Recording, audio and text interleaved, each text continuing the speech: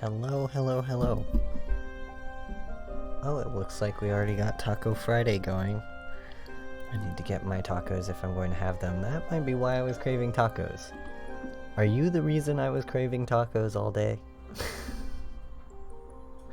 Literally, I was running errands a couple of minutes ago, which is why I'm a little late to stream. And while I'm running errands, I just have this like fleeting inside my brain moment that is just like, tacos, get tacos. And it just kept repeating. And I didn't stop to get tacos because I needed to take my friend home after errands, but that might be why my brain just decided that it was Taco Friday. Let me pull up everything here on the stream. Oh, there goes my coffee maker. So today I started making, this is the first day of making bulletproof coffee. Let me swap over so you can see me. There I am. And I'm still in my going to go get errands clothing. But today is the first day that I tried making bulletproof coffee, which is basically where you make coffee and then put butter in it. And I didn't really see the value in it originally. I just sort of like, okay, people put milk in coffee, that makes sense. I could see why this would be a thing. But apparently, moving my mic around a little bit, apparently bulletproof coffee is really popular in other countries, especially in warmer countries where milk curdles faster. So a lot of people put like ghee and butter and things in coffee. And I am an avid soy milk drinker. When I put my arm like this, it like throws off the white balance of the entire camera. I'm an avid soy milk drinker, so I don't usually put actual milk in my coffee anyway. But recently I've been just wanting something different with my coffee, so I decided I'll try soy milk. The soy milk that I buy, though, does not like heat. It curdles, it does weird things, it creates like a little film. And usually I buy a different brand of soy milk, but they haven't been carrying that. They've just been carrying like the Silk soy milk at my local grocer. So I've just been stuck out of luck for about a week now, and I finally decided to give bulletproof coffee a try. So that's what we're going to be trying today. We'll see what I think of it later when I go and get my first cup. But yeah, that's what's in my coffee maker. I did add some sugar and some other things to it to try to make it more appetizing for me. I don't know if it's gonna work, but I'm trying my best here to enjoy putting butter in my coffee. So I'm doing my best. But other than bulletproof coffee, updates on today, it's Fan Art Friday. Like every Friday before it, on Fan Art Friday, I focus on making fan art of a series that I'm either passionate about or that I feel like would be fun to draw for Fan Art Friday. This Friday, I am determined to finish that Castlevania painting that I've been working on for the entirety of the past couple of weeks. I've been doing it on the stream. I've done it multiple times on the stream. It's time for this thing to be done. I was going to finish it off stream, but I had other work to do, and I had a bunch of stuff and errands today, so of course that's, you know how that feels. Life gets away from you, and you don't do the art projects that you were planning on doing. That's what happened to me. So I'm just going to be doing the Castlevania thing. I have some other stuff pulled up and planned if that does not take an entire stream. And also, fair warning, we might have some guests coming on to voice. They're not going to be video guests, but they are going to be voice guests. I have friends I have friends that do podcasting, and I am on their podcast. If you've been here on the stream a couple of times, you know how that goes. I put the podcast on essentially as a background to the screen. I turn the music down low, and you hear both their voices as well as my answers to them. I cannot guarantee the quality and I cannot guarantee the length of the podcast, but I can tell you that it is a fun time, and both of the podcast hosts that we hang out with are cool people that I vet, and they're cool. So they are two of my good friends from uni, so they're both also artists. One of them, actually, I'll let them introduce themselves when they come along. But the podcast itself is called Time for Podcast, and you can find it on, where is it? It's not Audacity, it's the other one. Starts with an A. Losing my brain. Well, either way, it's called Time for Podcast. You can find it on streaming sites, and it's hosted by my friend Indigo. So both of them will be on my two friends later. Whenever the podcast decides to start up, we'll be recording episodes. I don't know how many episodes we plan on recording tonight, so it might be the whole stream that we do podcast recordings, or it might be just a couple of minutes. Who knows? It just depends on how long it takes to film, record, do all that stuff, because I'm not sure how far we are on the backlog. It's been a while since we've recorded Time for Podcast, obviously, because I've been doing Friday streams with no interruptions for quite a bit. So the other update, whenever Time for Podcast happens, sometimes the stream is a little jumpy because I have to have my web browser open while I'm painting, while I'm streaming. So sometimes that screws with the stream a little bit, and if it starts getting too jittery, let me know in the chat, and I will do some sort of attempt to make it not. I will close some windows on my laptop. I will, do anything that I need to do to make this stream function, hopefully. All right. Without further ado, let's get back into what I have been doing. While I'm swapping the screens over, Chris says hi. Hi, Chris. I'm also going to swap over to check on Time for Podcasts and see where the guys are at.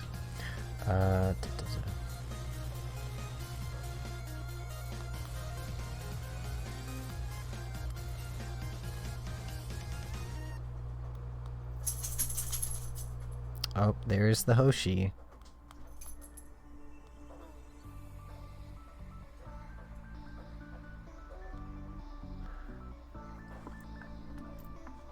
Alright, I have checked on the Time for Podcast lads. So, last I heard from one of them, they were near my house while I was not at my house. That's great. I love that. This is what always happens in my friend group. We have a collection of us who all live near each other, and then some of us who live like in a more outskirts of town way. And it's always the case that when I need to drive to the outskirts of town, the ones that live near the outskirts of town are driving like inwards, so they always end up like, we cross paths. They'll be like, I'm near your house, or I'm near, because I live near a grocery store. They'll be like, I'm near a grocery store, and then I'm like, cool, I'm near your house. Like, so that's the last update I've gotten from podcast friends. And the other podcast guest is living in California, I believe, in Northern California. So their time zone is different, so getting a hold of all of us is a really great time. Alright, let's get into this. So, since the last time we spoke, I have been working on this piece to try to get it, and that's my laundry. I don't know if you can hear that, but that is my laundry being done. But I was working on this piece to try to get it finished, to get pretty much everything done before today. That didn't happen, but I got a lot done.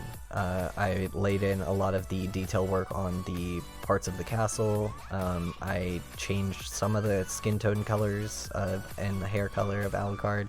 I separated out the sword in the middle here, so it's its own layer, so I can paint on just it specifically. And I am in the process of laying down some volumetrics in the hair, as well as some other things like that, because then I can lay down some highlights. And the reason I stopped and I decided to take a nice pause in doing this, other than having to go run errands, is I forgot what color Alucard's eyes were. So I had to go look that up, and then I realized, well, I have to run errands in about an hour, so I might as well just take a break. So I'm not as far on this as I thought I would be for today. I thought I would only have about an hour's left of work for this painting, but I think this might be a full 2 hours of trying to finish this. But I want it done, so I'm just gonna stream until it is, because I'm really tired of it not being done. I'm tired of having it in my queue to finish, especially because I have a lot of commissions coming up soon that need to be done, that I don't have the luxury time of taking breaks and stuff with. So I just want this to not be taking up time in my brain space anymore. It's almost, I don't know if this is gonna sound strange to people who are not artists, but I'm gonna say it anyway. It's almost like having a cluttered house, kind of, when I have a bunch of fan art or commissions that I need to finish, that are all like stacked in one, like stacked up in my hard drive.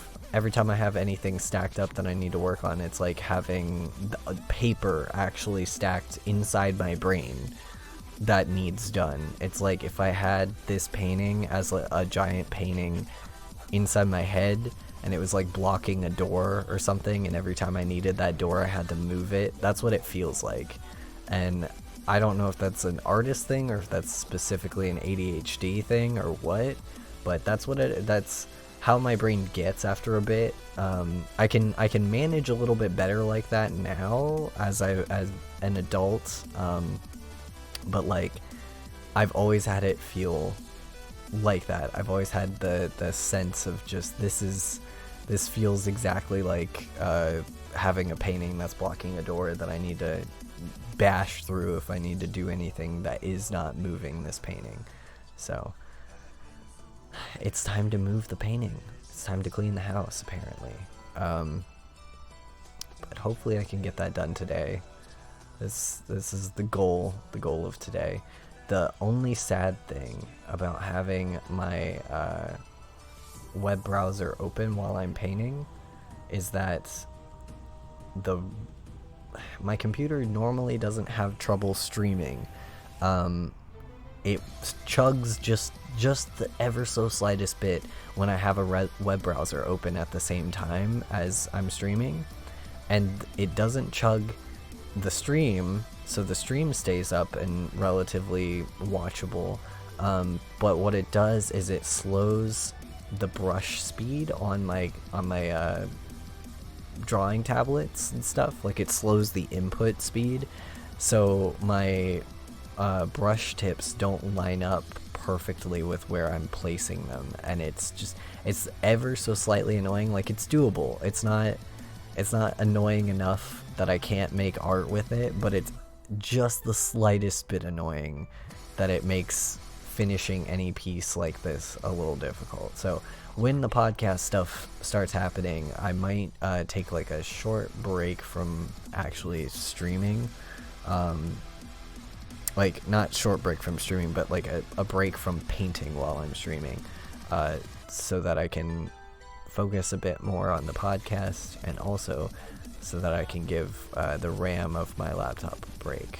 We're still gonna have a fun time though, because even if I'm not painting while I'm streaming, I'm gonna be doing something. I might be like doing something that has like less layers for my computer to render, because if you can see, all of these layers and folders over here on the side are not good for this. So it might be the case that I'll save this file and then open up something and do like some sketches. I've got some other stuff here actually. Don't save, close that, and close that window. There we go. That might help a little bit too. but just know that, like, while I fully intend to finish this piece today, while I'm doing the podcast, I might take a break from finishing this. Alright, that's a little bit more of that. So I'm just like adding brush strokes and stuff to the hair, adding some depth and like density to everything. When I do my sketches, I tend to add the density with these kind of scribbly soft lines anyway, so it's just a matter of selecting the line that's already there and just amplifying some of it. One fun thing that happened is as soon as I got home, my laptop wanted to update, and the last time I had a Windows update, it deleted most of my files. So I told it no. So we're gonna find out how long I can go without having a Windows update, because it didn't delete specifically like if it just deleted files that I didn't care about, or like dumped a bunch of my files into downloads or something, I'd be fine with it. I can retrieve that. But the last update that I don't have any backups or anything on my computer. The last update that I did, deleted, like, I would say probably 80% of my art folder, the folder labeled art in my stuff. That includes like file folders inside that folder and everything. So I was kind of like, I'm kind of shit out of luck for a lot of stuff that I had planned, because a lot of my stuff was just obliterated in one swoop, which is incidentally also the reason why nothing is up on the YouTube channel, because in that art folder there was a folder titled videos that were videos ready to be posted and edited and stuff. So we are behind on videos. Also in that art folder was a bunch of thumbnails for things that I needed to get back and redraw. So that's where I've been for the past couple of weeks, and I realized this about a week ago. I realized, oh, I'm missing a bunch of stuff.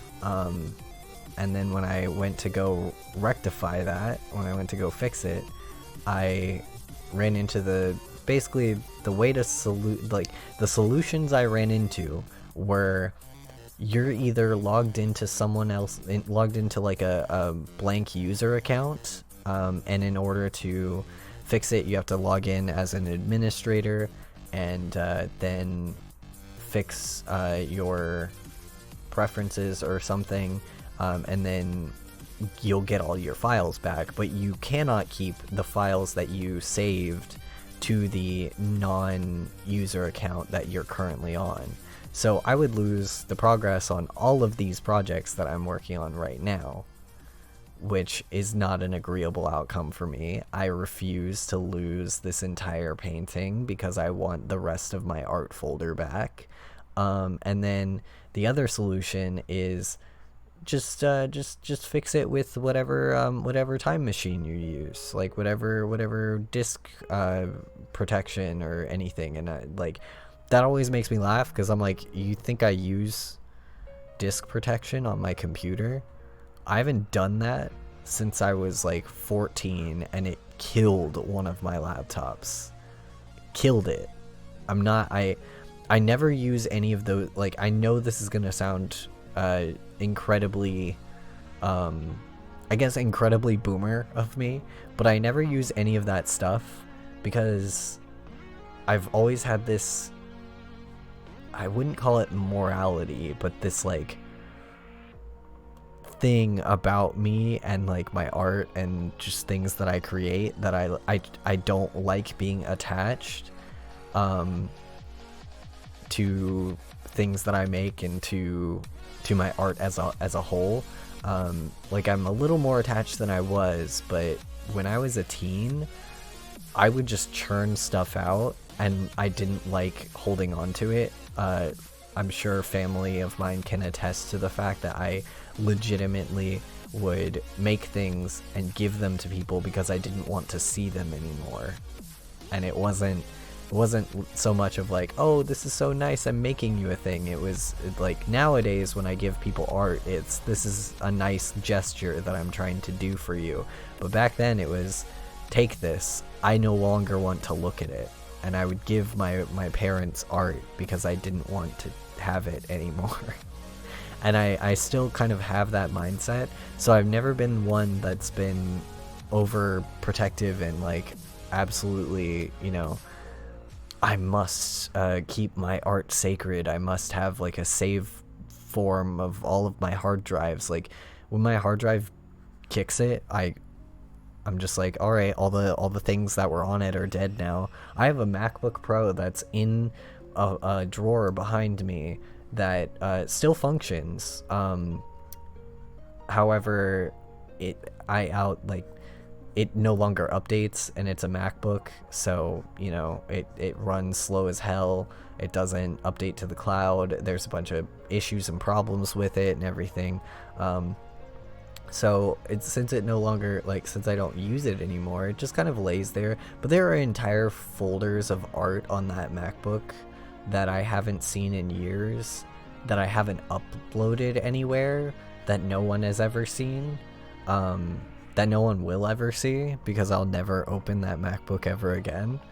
And that's just always been my philosophy when it comes to stuff like this, of just like, what, I don't know. I'm usually not a fate determines my life sort of person, but strangely with these things I am. When something like this happens and all of my folders get deleted, the only response that my brain can come up with is, and I don't know, maybe this is a trauma response or something, but my brain just goes, alright, that's meant to be, and just leaves it. Like, I won't fight to get any of that stuff back. And maybe I would if it was stuff that I was passionate about, but I've just always been more the type of just move forward, just keep going. Like, let's say if this piece that I'm working on currently right now got obliterated in some update file folder thing, and I didn't have any backups for it, and I didn't have any way to fix it, I would probably just make more Castlevania fan art, and it would take more time, and I would be mad about it, and I would complain, and I would whinge, and I would like sit here and moan, but I would make something else. And that's, I guess, always been my philosophy. Like, losing things has never been incredibly important to me, as far as like art and stuff like that goes. And I would also venture to say that maybe like the only time that losing things have ever been important to me is when I was a small child, and I would attach my identity to things. And to some extent I still do this, but less so now. But yeah, it's an odd little thing that happens. Like, I just got thinking about it because of the whole computer wanting to update and me being like, nah. And it's like, don't not update your computer. What if virus? What if blah? And I'm just like, meh. I also am not like usually the type to really worry about viruses and stuff on my computer, and I know that that's bad because computers are expensive. I do worry about like security, like net security, and most of that includes virus protection, so that's, you know, that. But I've always grown up with MacBooks, and Macs notoriously don't get viruses, or at least they didn't used to. They do now, but back in the day, the old formula of MacBook Pro, getting a virus was virtually unheard of. So I just never grew the necessity of worrying about antivirus software or anything like that. Never had to. Now that I have a PC, I have a Windows, I'm just like, what is Windows? Why is Windows like this? And also, like, I don't hate Windows, but this is the first computer I've ever had that has been, like, my MacBook was temperamental. Yes, it definitely had an attitude, and it would choose, you know, what things were okay, what things were not, what files I was allowed to open, like things like that, especially later in life, because computers, as they age, like, they get worse. But I've never had a computer like this one that just outwardly, like, at least when the MacBook was temperamental, its things made sense. What it did made sense. But this computer makes absolutely no sense. Every time something happens, I'm like, but why though? Like, I was looking in these forums of you know, the things going missing or whatever, and it's like, oh, your files might go missing, and then I'm sitting there like, but why? And there's no answer. An answer was not given. No one could tell me, because at least with a MacBook, someone could explain to me, oh, the Mac, while it's processing, thinks this and moves your files here or something. In all the forums for this glitch that I found, no one was able to tell me why Windows did this. And I'm like, why did an update, instead of moving my files or rearranging them or anything, just obliterate them? They're gone. There's like, and every person that I talk to, every like tech person that I talk to about it too, because I went on forums to talk to these people, they all told me that, like, yeah, you know, it shouldn't be that big of a deal. Your files should be somewhere on the computer still. And I'm like, okay, but if they're somewhere on there, why can't I not find them? Like, from what I understand from people telling me when I had a Mac and everyone was trying to get me to swap software, people would tell me that Windows was the better organization system and was easier to navigate, and that Mac was harder to navigate. And like, now looking back at it, you're all wrong. Windows 10 sucks, number one, and number two, Mac is way easier to navigate than Windows, and way easier to format and file yourself. Like, I don't know, I firmly stand behind the idea that Mac is the superior computer program, and I know that's gonna anger a lot of people that love Windows, but no. And even modern Mac is a shell of what it once was. Even modern Mac is better than current Windows. I'm not a fan of current Windows right now, if you could not tell by half of my art folder being gone and unrecoverable for no reason and no fault of my own. Thanks, Windows. And it was done on an update too. That's what gets me. The being done on an update and not anything that I personally did. If it was something that I personally did, like I downloaded something and it had a virus and blah blah blah blah blah, that would have been fine. I would have been like, all right, that's a me bad.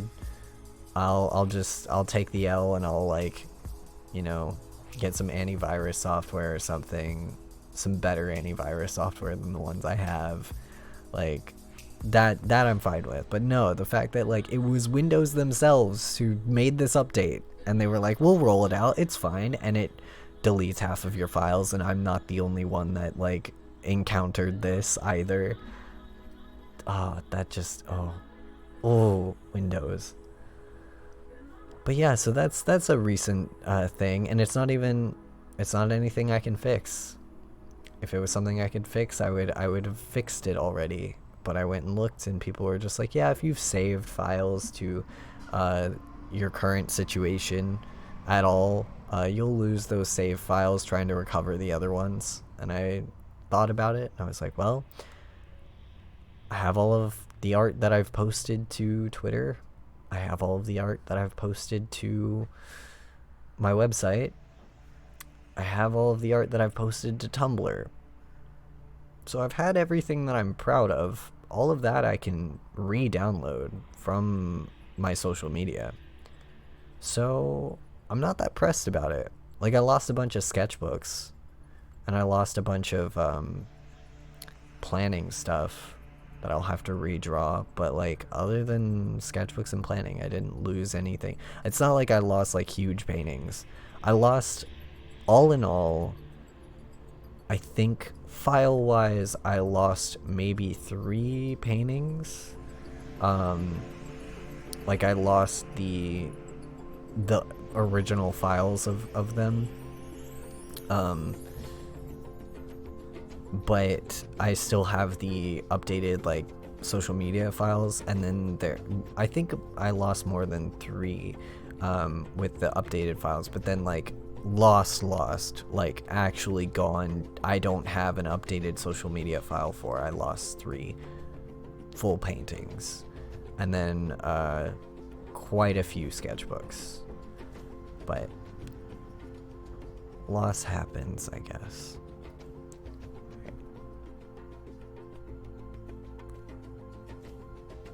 Trying to focus on the shape of the hair right now, because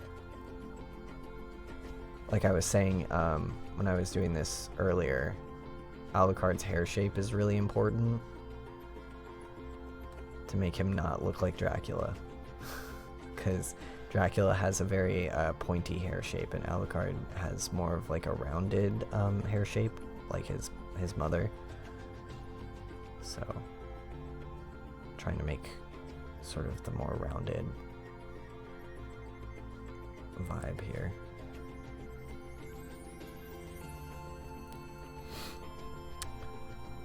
Yeah, that was my week of realizing that I have been painting endlessly on are we weird Legend of Zelda right now? What in the world? Okay.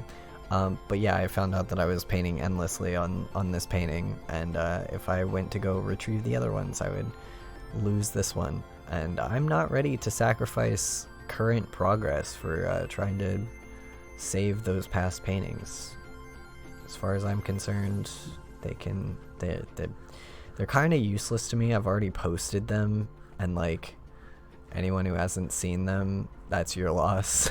Like, I know that seems odd to say, but if you haven't seen any, like, if there are paintings on my social media that you like, that you have not like saved to a folder, perhaps do so. Like, I don't know, maybe someday down the line that something like this will happen. I'll lose 100% of my work, and like you'll be the one to come to the rescue. I don't have very many fans, but like maybe I'll have one fan out there who like loves me enough to save all of my work, because I am a chaos gremlin who cannot be bothered to care. And like, I hate being like this, because really, okay, the way that I always talk about this is that I really should have been, I know that people say they should have been they were born in the wrong time period a lot, and this isn't that. It isn't the sentiment of I was born in the wrong time, because like, let's be real, I'm gay and disabled and trans. There is no way that if I was born in any other time period that I would still be alive right now. So no. But I feel like I wish I lived in a world that still had the sentiments of another time period, because I wholeheartedly believe that I belong in like Renaissance painting Italy, where I get adopted by some wealthy rich monarch to paint things, to paint whatever they tell me to, and they feed me and clothe me and take care of me because I paint really well, and then I get to do whatever I want, and then like someone else takes care of handling the paintings afterwards, and someone else takes care of putting them up somewhere, and they're not mine afterward. Like, I don't have to own them, I just hand them to somebody. I feel like that is my ideal outcome as an artist, and I know that like agents exist and all that stuff, but like agents are slightly different. They're like that feeling but slightly to the left, and I just want to be able to like never, like once I make something, I want to be able to never look at it again. Like, I know that sounds so wild, but that's literally, I don't know why that's how my brain works, but that's how my brain works. I make something and I'm just like, I don't want this anymore. You take it. And that's like half the reason I never post on social media. I'm trying to get better about it. I really am. But like, and it's not even, people would think that it's like a self-esteem thing. Like, oh, I hate my art, I don't want to look at it. It's not even that. Like, I'll look at pieces that I've made and be like, yeah, I'm pretty pretty happy with that. Proud of what I did. That's looking good. I'm doing well, you know? And then like, I still will have the feeling of I never want to see that again. Don't show it to me. And it's like, it looks great. It's like, yeah, it does. It looks awesome. I'm glad I did it. Never show it to me. I don't know why my brain does this. I wish I knew. I wish I had an explanation. I wish I had some reasoning behind it that I could realistically like call my brain out for, but there really isn't. There's nothing going on up here. There's nothing in my noggin. It just literally, like, I finish a piece and like while I'm working on a piece, I don't have the feeling of like I have it occasionally, but I usually don't get the feeling of, oh, this is terrible, this is bad, I should, you know, never paint again or whatever. Like I get that feeling sparingly, but it's not every painting. But almost every painting I get the, I never want to see this painting again. Do not show it to me once it's done. So I know it's not the self-esteem, like, oh, I feel like I did a bad job thing. It's coming from somewhere else. It almost feels similar to the feeling that I get when I see photos of myself that do not look like me. It's like that. It's that same kind of vibe where it's like, oh, don't show me that. I don't like that. That's wrong. It's like, and I don't know how to explain this because, like, if you have never experienced dysphoria, you will not understand this.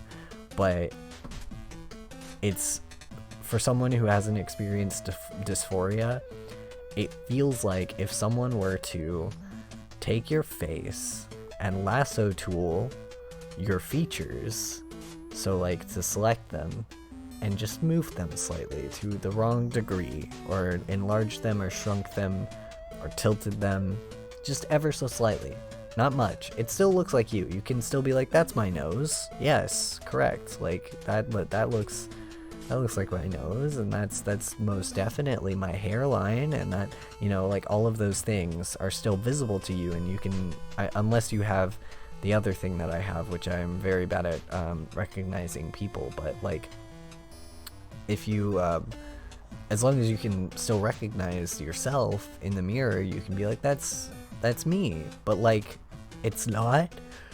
Like,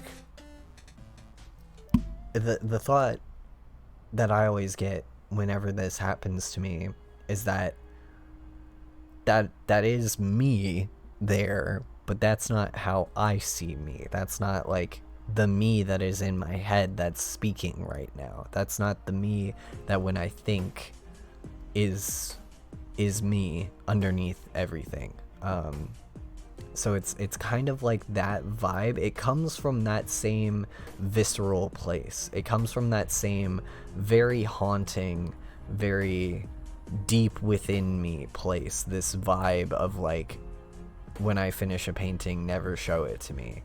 It's the same very deep lizard brain, and I hate using that term, but it's the only way that I can describe this. Because I don't like the idea of like the whole anti-Semitic lizard people thing, but it's the very deep like monkey brain, like set in my brain thing that controls the dysphoria and controls the social anxiety and controls, like, I wouldn't say that's where the autism sits, but that's where, like, that's the part of my brain that recognizes it. So it's the part of my brain that recognizes itself, I guess. It's the sentient part of my brain, the sapient and sentient part that's like I am me. I am thinking. I am the being that is thinking. Like, it's that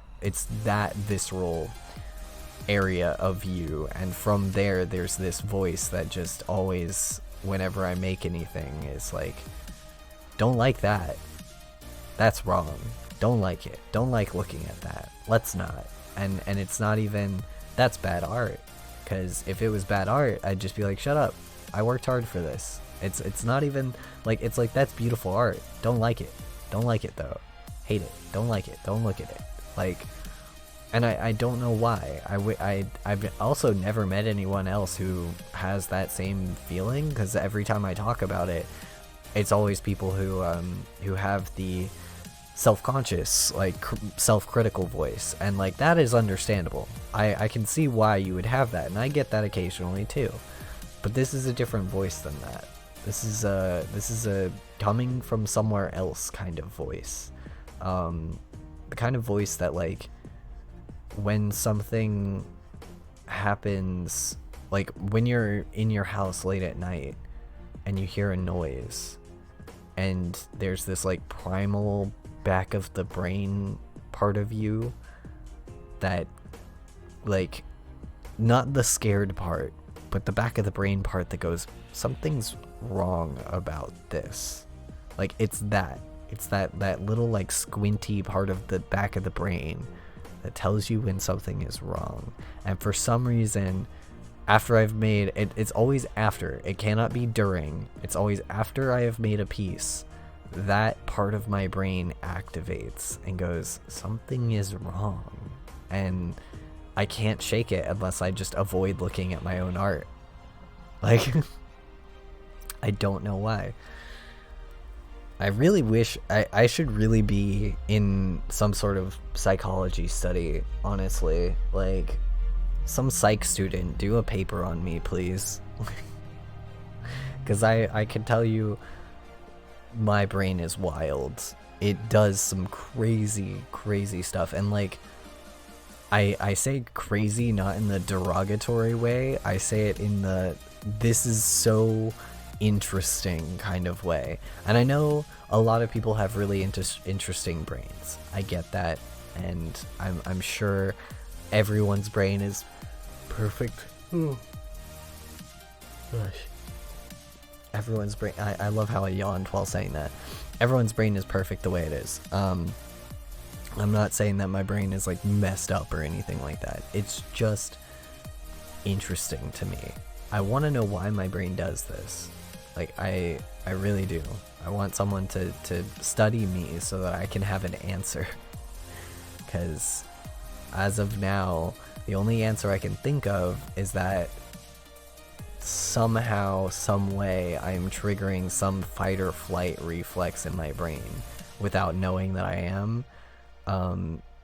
By, like, viewing my own creations, I'm in some way sending a fight or flight message to my brain without knowing that I'm triggering that fight or flight. But, like, I wouldn't know how you would do that without knowing that that's what without your brain recognizing that that's what you're feeling, you know? And it doesn't at all feel like fight or flight to me. Because if it was fight or flight, I would recognize that's a trauma response. Because I've been through therapy, and I've kind of gotten to a point now where I'm pretty okay with figuring out when I've hit a trauma response, and sort of like acknowledging that and trying to unpack a lot of it now, because I'm not in as many traumatic instances anymore. So I can kind of take a step back whenever I have a trauma response and go, okay, why are we having a trauma response to being in the grocery store at 9 a.m? Take a break, you know, kind of math it out for myself of why I react that way to things. But this doesn't have that same... I'm yawning so much, I haven't had my afternoon coffee.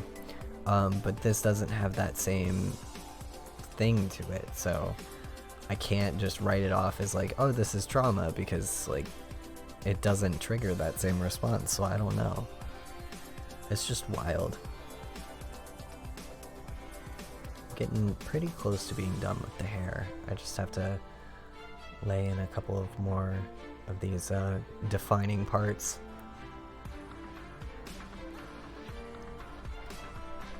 What I'm really excited for is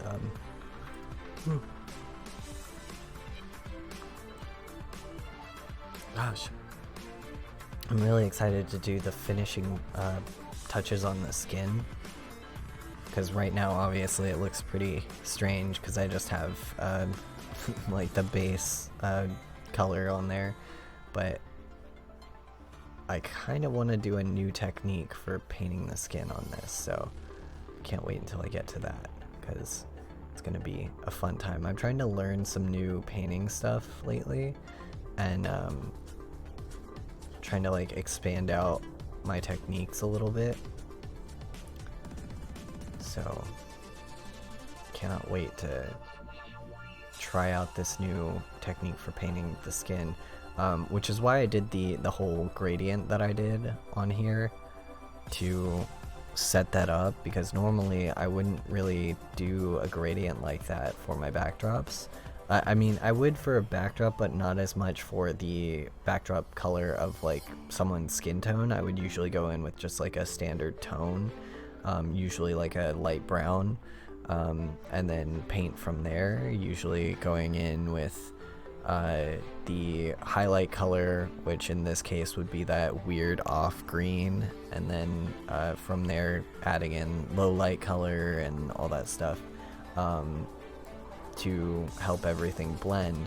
So this will be the first time that I'm actually adding in this gradient on the skin before I paint, which was a technique that I picked up from Acid Pixel on YouTube. But you can see like up here near the face, near this part of the face, it's very orangey because of that, and then down here there's like elements of that green. God, so tired. Oh my god, might have to break here and get a coffee here in a bit. We're almost an hour in. I'll go the next 8 minutes and then I'll go grab a coffee.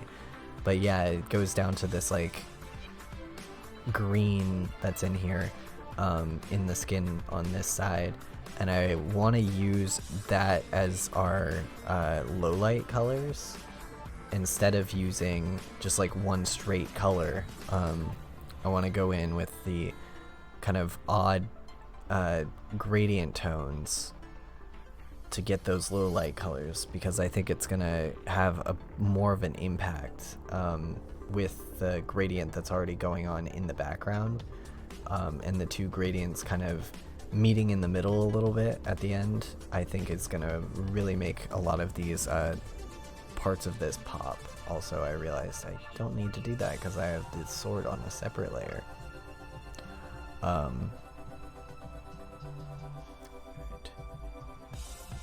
Add in some, that's great, that's not what I wanted.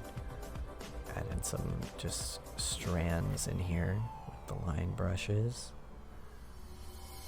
Also, I'm not really adding in a lot of like shading or anything because I haven't added in highlights or lowlights much yet either, so it's just gonna be, it's gonna more depend on those than anything else. So I'm just trying to add in chunks of color and brush strokes for right now, and then I'll add shading later with like multiply layers and different alteration layers and things like that.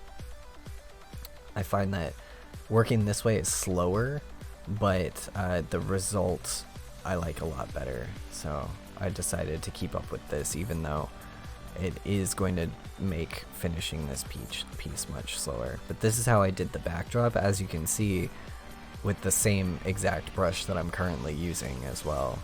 And I also plan to go in through there and blend a bit better with that brush, just because kind of haphazardly threw in the tones instead of blending them. So that's another step that makes this a little bit slower, because this painting style is very it's very like lay in a blob of paint and then blend a lot. It's kind of like painting oil paints instead of my usual style, which is a little more sketchy and a little more focused on like a bunch of overlay layers and things like that. I wanted to sort of experiment with trying something that wasn't a bunch of overlay layers and instead was more of like oil paints and a bunch of like layering, but like layering thick layers of paint instead of layering these like thin little washes and like texture elements. Like I can add those texture elements later if I want them, but I kind of want to mess with these like really thick globs of paint, you know, and just throw them on. Kind of feels like doing concept art in a way, which is really fun to me because whenever I do concept art I have a lot of fun. I kind of miss doing concepting. That's part of the reason why I opened commissions for D&D stuff recently, because I really like doing concept art, and D&D stuff is like a good happy medium where I get to do concept art but I don't have to work on model for anybody, because that's the only thing that I hate about concept art. I hate working on model, and I hate working on model for studios, because studio models are usually, in my opinion, kind of ugly, and I really don't like a lot of big studio styles right now, so I'm just happy to be able to do character design stuff without having to work for a bigger studio. I like character design a lot, I just hate working for a larger studio doing it.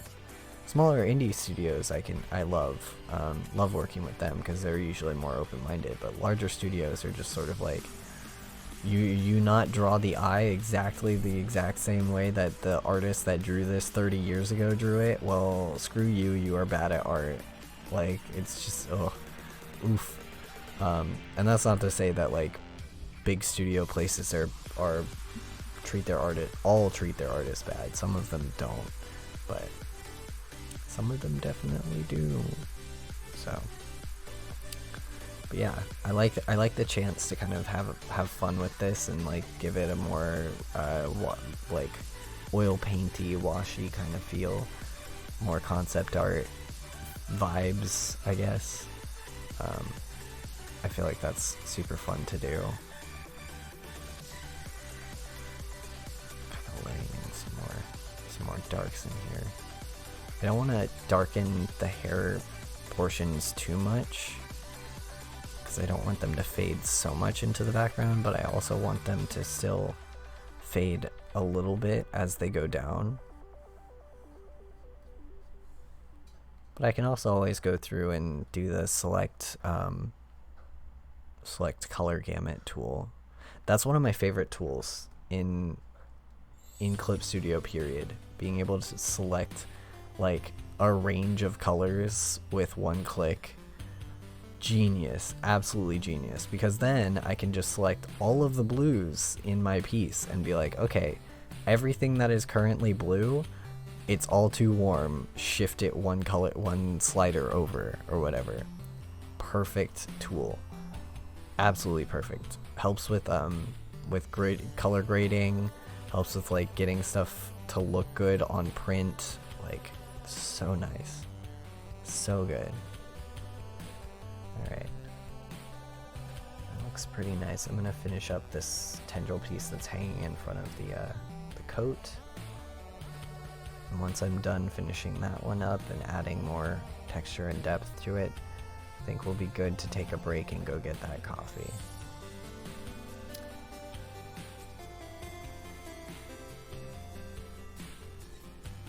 I just really want all of this stuff to be added in before I get up from the chair, because I'll 100% forget if I don't. I'll be like, oh, I'm done with that, and then move on to something else, and then later when I come in here to add actual shading and rendering, I will realize that I am not in fact done with that, and I am a big stupid, and I have tricked myself once again. I'm gonna check on podcast lads again. Alright. Podcast lads are nowhere to be found, so we are good.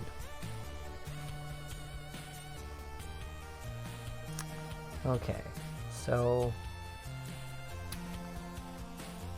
zoom into this front hanging piece here. I'm just gonna, I don't want to really paint over the lines, but I do want to add some more just areas where those like little sketchy bits are.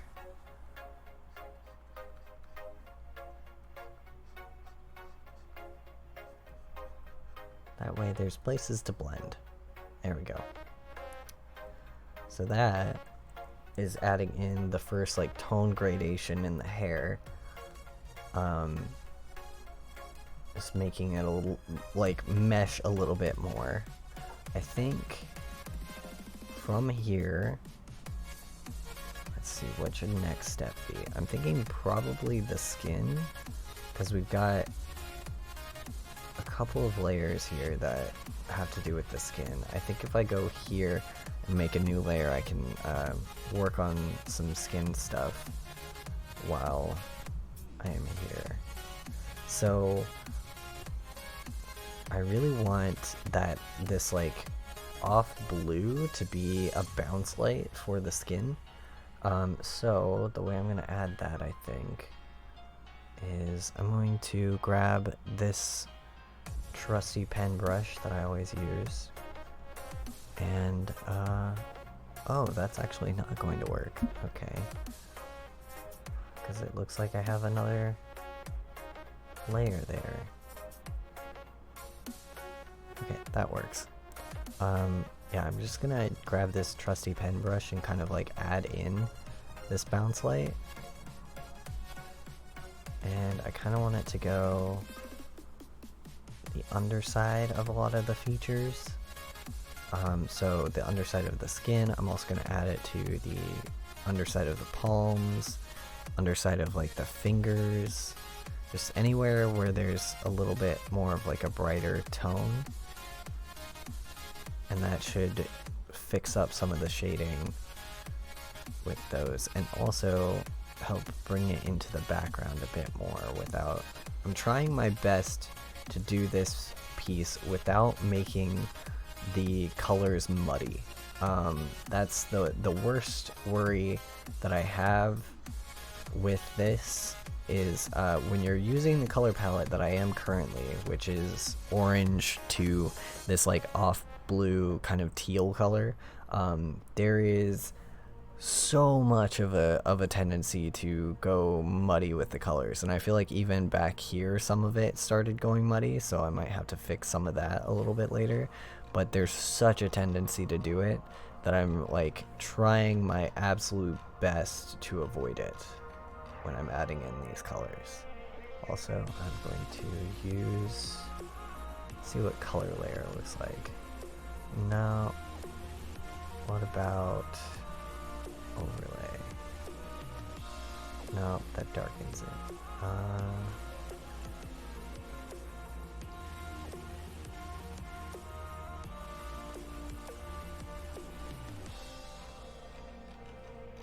Waiting for Clip Studio to load again.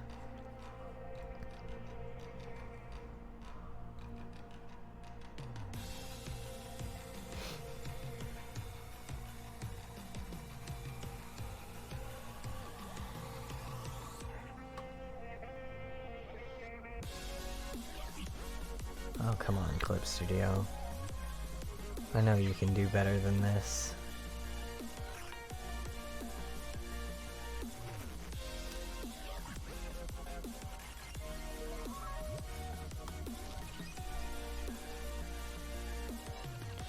We're still loading.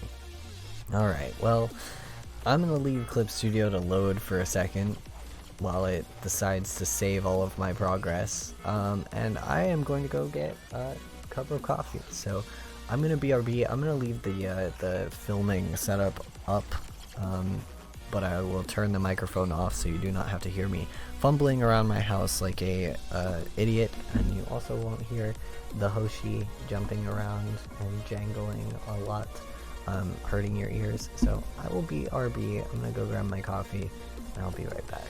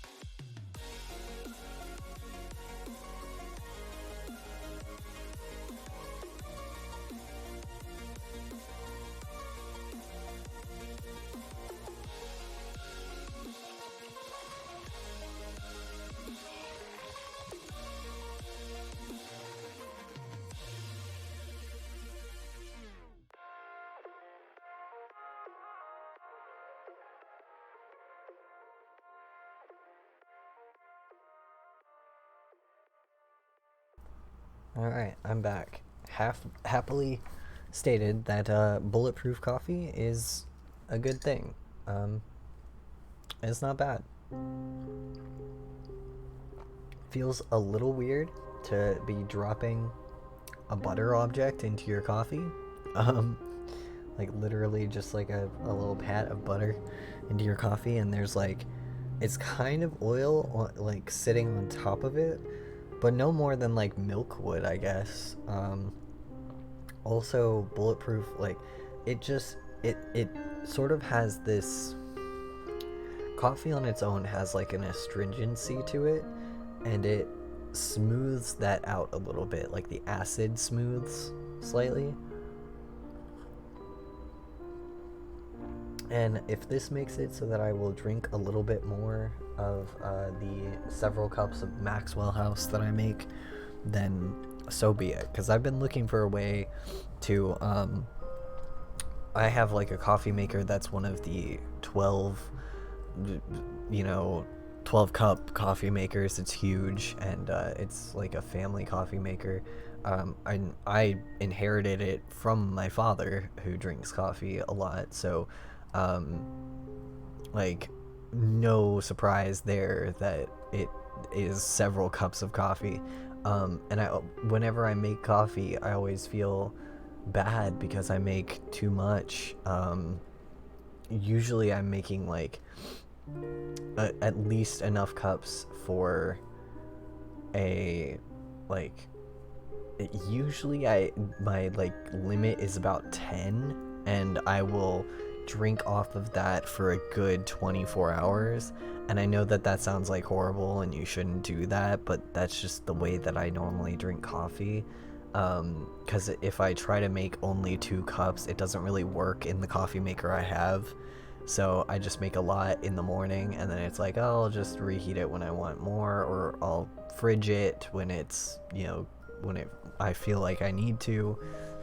So if bulletproof coffee is a way that I can drink coffee without having that like annoying, naggingness of it, of just being like, oh, gotta drink the terrible bitter, has been sitting on the burner for an hour kind of coffee, then if this fixes that, then yeah, I'm all for it. All right. Trying to figure out what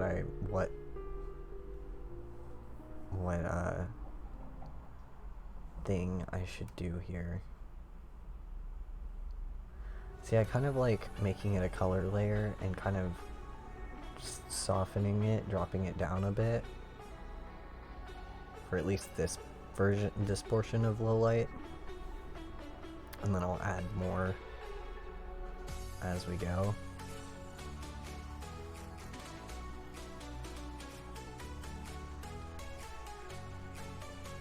Something like that. And what is our down here?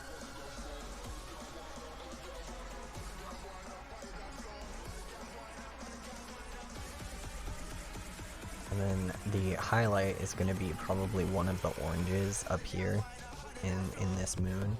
So it's probably going to be sitting on top of the folds of the hair and near the tops of like any of the high points of the face, which is why I'm not so worried about like the skin tone looking super orange right now, because I know that like eventually that orange tone is going to be the highlight color.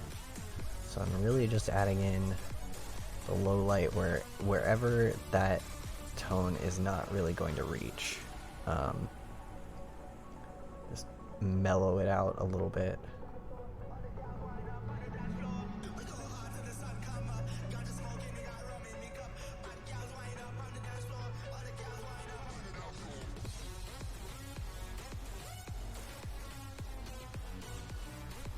Also, gonna try my best to fix up places where I've like added paint and it's kind of obscured a bit of the definition.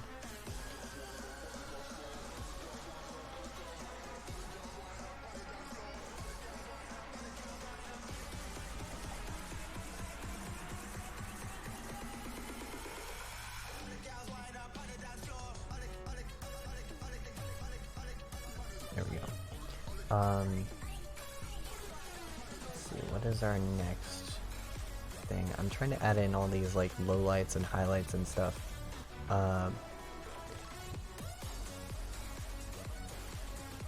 So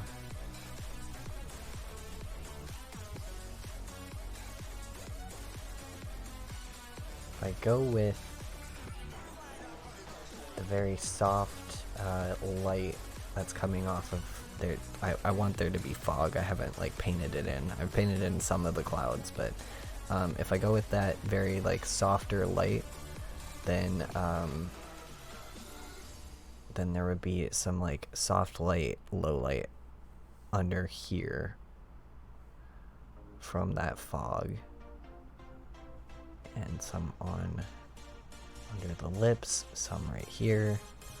A lot of this is just like figuring out where your light sources would be, and since this is like a very strangely lit painting, it's gonna have some very odd light sources, so I kind of have to go with multiple light sources.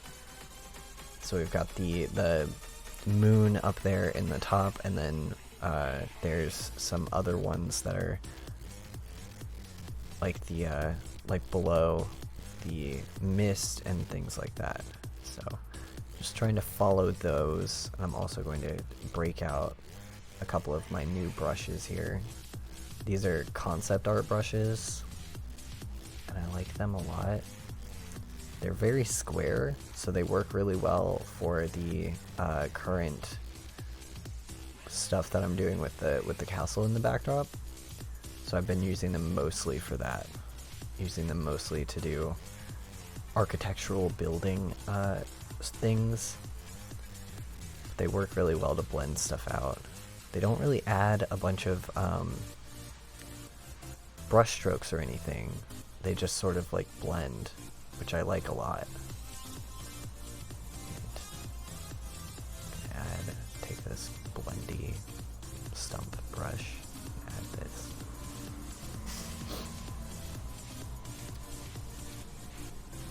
Oh, I've been wondering why I've been sniffing all day. I totally forgot to take my allergy meds. That's what I was forgetting all day long. That makes so much more sense.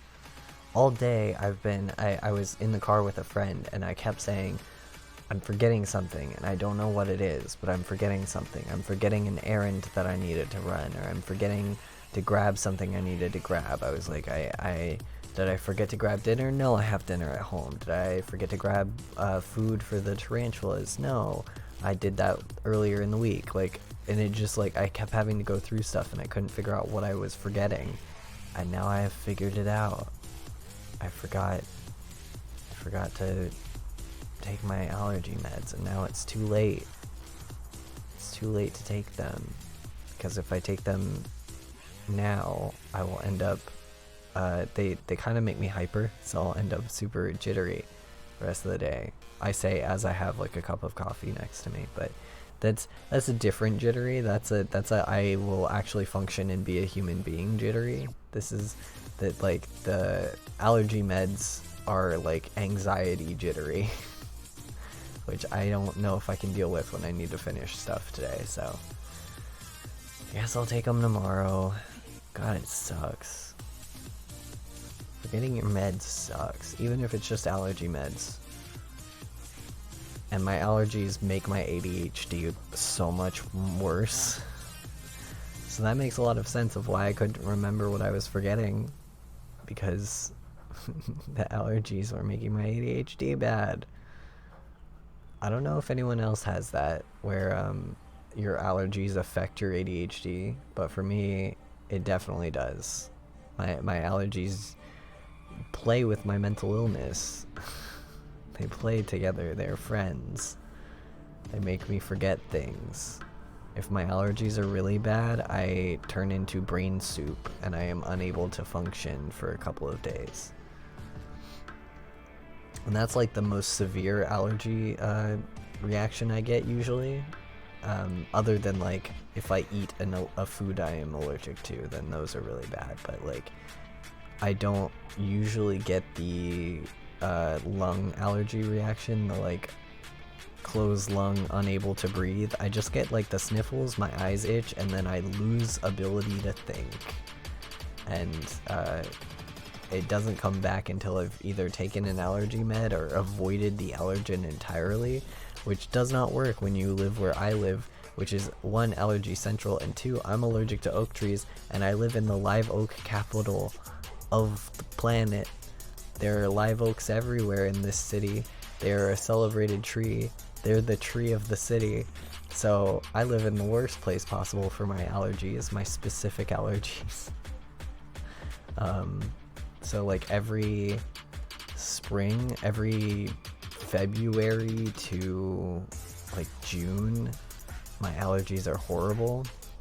This year it's running a little late actually, and it might have been just the colder weather and the fact that like pollination was a little later, but it is running kind of late.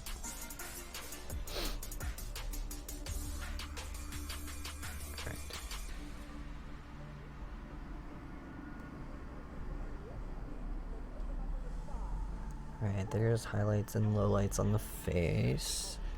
I think next I'm going to add in a bit more color variation in the face too. So I'm thinking this might come off like super odd, but I kind of want to just make the entire face slightly different color and then paint from there. So I'm just gonna go in and just lay in color like this, and then use it as a color layer and see what that does. Okay, that goes really, really bright pink, so I can probably tone this down. I do want to warm up, or actually cool down areas of this, because it is very orange. So if I cool those bits down a bit, I can sort of add density to this. And then I want to add in some yellows up here. Not too many, because I don't want to like get super confused with the hair. And then I want to add in, if I just go in with like a beige color, and get us a better brush tool for the beige. I think bigger, larger, yeah. Something like this, and I'm just gonna cover the entire face with this and see if toning this down like this makes it better. I'm thinking it will, because it's just a little bit too orange right now. Because the thing is, that would work if Alucard was not a vampire, literally a vampire. But he is, so it needs to be paler. Yeah, I'm just gonna go in with this and sort of pale down some areas. But by putting it in as like a color layer like that, I can make it paler without compromising too much of the tone gradation that I just did.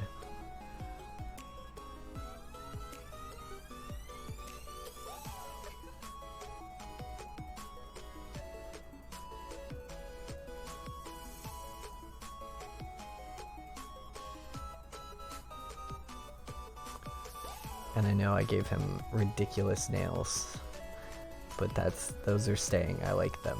I like them on him. I feel like of all of the characters, I feel like Alucard is the character that would get a manicure, and that's including Sypha. I don't feel like Sypha would. Okay,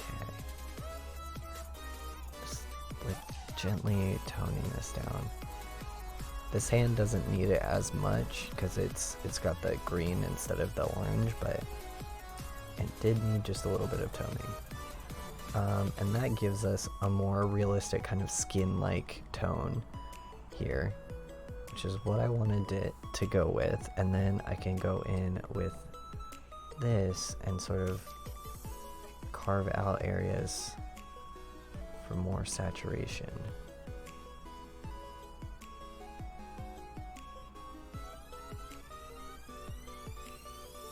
Go back over it and make it blend. This is just going to be a mountain of back and forth, I think. Okay.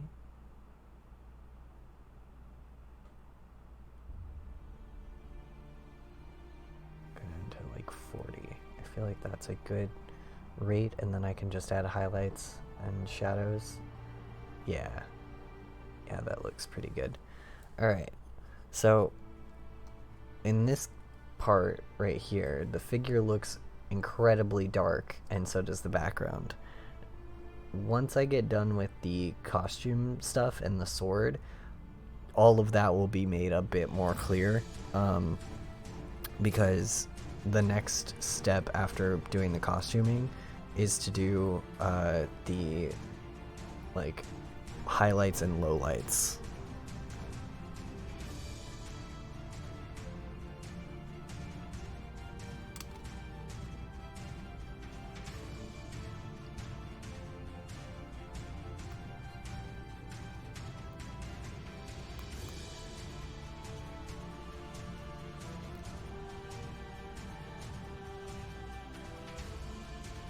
Sorry, I had an update from friend talking about cats. I will always answer messages about cats. So, not the musical Cats, but about cats that live in the town where I live. There's a library, or like a bookstore / library. You can go in and read books, but it's a bookstore. And they have like bookstore cats that live in the bookstore there and stay there. So whenever we're downtown, we always talk about the bookstore cats. They're very good children. Their names are Skimbleshanks, Bartleby, and Elliot. And yes, they are named after famous authors, and yes, they are adorable. My favorite is Bartleby, because Barty is they're all either part Maine Coon or part Norwegian forest cat. I think one of them is a mix of both, and then the other two are just Maine Coons. But they're all huge, they're all large, and they're so lovey, and like they have their own personalities, obviously, but my favorite is Barty, because Barty is the grumpiest old man and is the one that at least I bonded with the most, because he's just like, I've mentioned this on the stream before, but I am not a fan of animals that love you unconditionally, and I don't know why this is. I don't know why I have this brain thing. This is another thing that my brain does. But my favorite type of animal is an animal that you have to like work for it to like you, essentially. Like you have to earn its respect. Like currently my current household dog is Hoshi, a Shiba Inu, which is like having a cat. It's like having dog hardware running cat software, essentially. Like, she looks like a dog and she has some dog mannerisms, but the rest of her is cat, so she's very aloof. Like, currently I am streaming and I'm sitting here talking in the middle of my apartment, and she is asleep on a couch far away from me as she can get, because she cannot stand to be next to me when I'm streaming or when I'm speaking or when I'm doing anything. She's like, me near you? No. Ew. Disgusting. And she also cannot stand, like, I've tried before to get her to hang out with me on the stream, like to sit in my lap while I'm drawing, which she'll do occasionally if I sit where she's sitting and then pull her into my lap. So I tried that with the stream, and she immediately rejected it and ran away. And she's like that about everything. Her entire personality is rude. Uh, so, like, that specific type of animal is my baseline of like if I will like an animal or not. Like, if their personality is rude, I will like them. So Bartleby is my favorite because Bartleby is the one that does not like people, avoids people at all costs, lays in the window for most of the day, avoids all responsibility, avoids the people trying to take care of him, and then will occasionally pick one person to sit next to, and I happened to be that person that day. It was very, very good. So I don't know, I'm like I'm not a cat person, strangely enough, even though this is like my preference. But there are like a handful of cats that I bond with, and all of them have that in common. My old roommate's cat, I bonded with her, and she used to pee on my bed, specifically my bed. But for some reason, I was like, this is my favorite cat in the entire universe. Like, any animal that has the balls to not only disobey you, but to like be rude about it and like does not care is just my favorite thing. Like, I don't know why I bond to animals that are like that, but I just do. They're the cutest things. And I also really like clever animals. I like ones that are clever enough to sort of outwit me, which is not a problem with the Shiba Inu because, oh my god, is Hoshi smart. I used to joke all the time that she uses her intelligence for the dumbest reasons, because she'll use her smarts against me, but she'll use them to do really stupid things. Like, she used her smarts once to get out of a place where I was trying to like hold her back, because she wanted to eat a thumbtack. She was fine, by the way. I panicked for an entire day, and she passed it without a problem. She jumped from the floor onto the wall where the thumbtack was and ate it whole.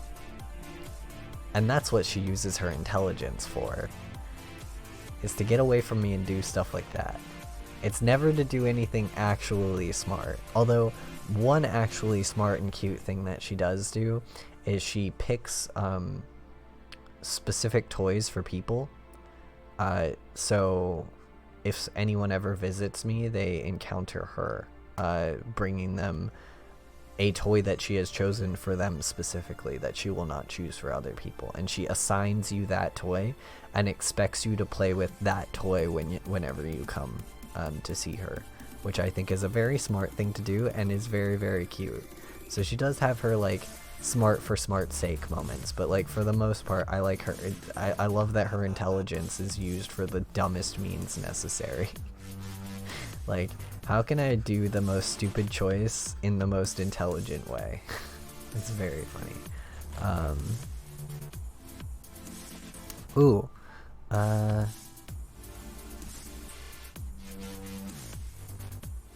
It looks like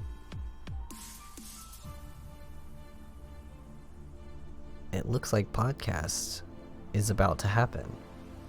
It looks like it might be time for podcast.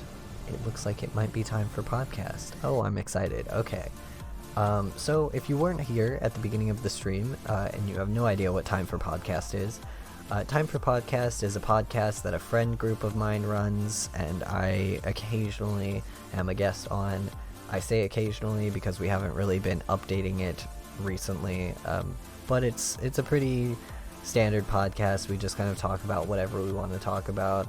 Our topics kind of move from time to time, and we haven't really recorded in many months, but this is one of our first months back.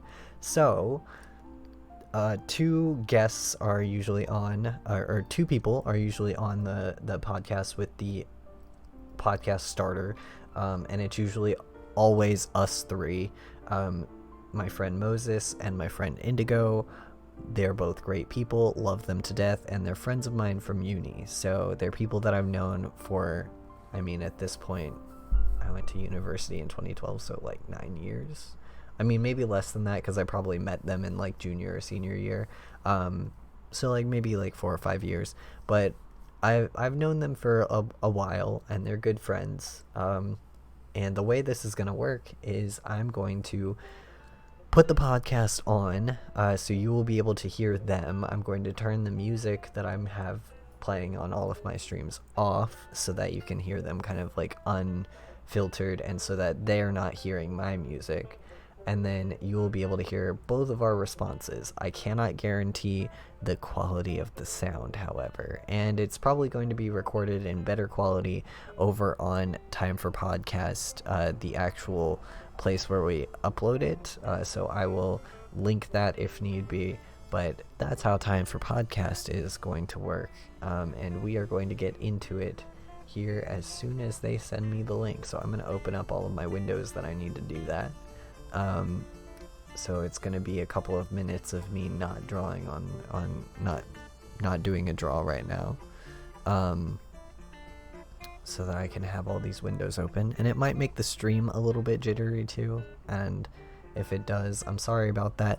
Let me know if there's too much jitteriness in the stream, and I will try to fix it as best as I can. Got my things open here.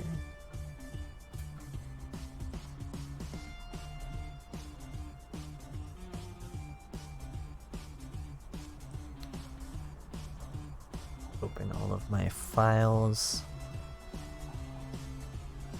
Also, just like a little preface warning about Time for Podcast. All three of us are incredible nerds. So if you think listening to me ramble on about Castlevania for 2.5 hours was a lie, oh buddy, you know nothing. You know absolutely nothing. But it is worth listening to. I feel like we have some good takes, even though we have some bad takes as well. But I feel like we have some good takes.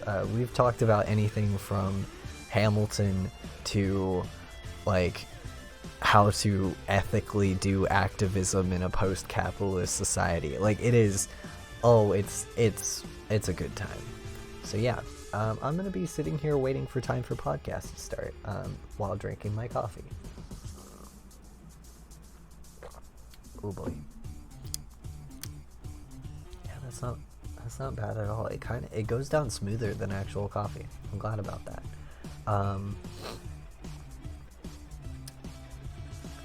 The cats, yes, the cats. I am just now seeing your updates. My stream is a little jittery because of the impending podcast time, and me having a couple windows open. But yes, they are good cats. All three of those cats are good cats. They're very, very good. I love them dearly. I need to go visit them again, but I have no reason to go buy tea. That's what I'm upset about. If I had more money to go buy tea, I would go buy tea. But I usually, if I need to go buy like a tea object, I go and get a loose leaf at the tea exchange instead, because it's a little bit cheaper and I get like a whole bag instead of at eShavers. I only really go there when I need a book specifically, like if I've ordered a book from them, if I'm reading a series or something and they have the next one, I'll go in. And then I usually end up buying a tea on my way out, because, I mean, if you're at a place that has an adjacent tea shop, why would you not buy tea? But if I only crave tea, I just kind of go directly into Spice and Tea Exchange, because it's like, I know the people, I know Spice and Tea Exchange better. I know Sandy and Andy better than I know, see, you know that I know them better because I remember their names. Miss, I think her name is Miss Daphne. Oh, I'm gonna be so upset if I get that wrong. But yeah, the lady that runs the E-Shavers tea room like, I know her. I just know Sandy and Andy of Spice and Tea Exchange better. It's funny, I'm saying all of this as if anybody who is watching this has been to Savannah other than one person in the chat. But if you've been to the city that I've been to, there's like a very small likelihood that you've been to the shops that I'm talking about. Both of them are tea shops, and one of them is a book shop, the one that has the cats in it. So, to explain that a little bit.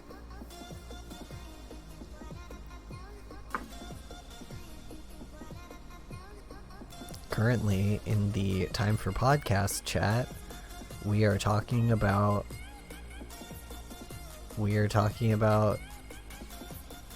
David Bowie musicals and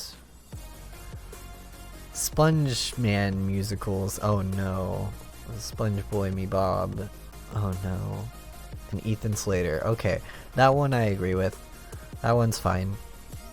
Ethan Slater is a good topic. So yeah, while I'm waiting for this, like, just be prepared for a lot of talk about musicals, because that's something we discuss frequently. I don't know why that's something we discuss so frequently as we do, but that is a thing that we talk about a lot. Musicals. And like, I love musicals. I do. It's just, it's odd for that to be a topic in our podcast so frequently. We don't really plan out our topics. We used to, and then it kind of turned into not needing to as much, because we just sort of started talking to each other. So it became this sort of like being able to hang out instead of doing the podcast. And we kind of treat it like a hangout session, but I feel like that's the best times. That's the best times for podcasts. No, I feel like that's when you like strike onto something good with your property or media that you're doing, is when you can kind of get out of your head and out of your like professionalism and stuff and start just making things. I feel like that's where the creativity shines best. So I honestly, I feel like the best episodes are the ones we don't really plan out and we just kind of like sit down in front of a bunch of microphones and go. So I'm laying in some color while I have time. Now the chat has photos of my friend's cat. The topic of the night is music, SpongeBob the musical, and cats. Oh, the musicals. Alright. Adding in these different belts.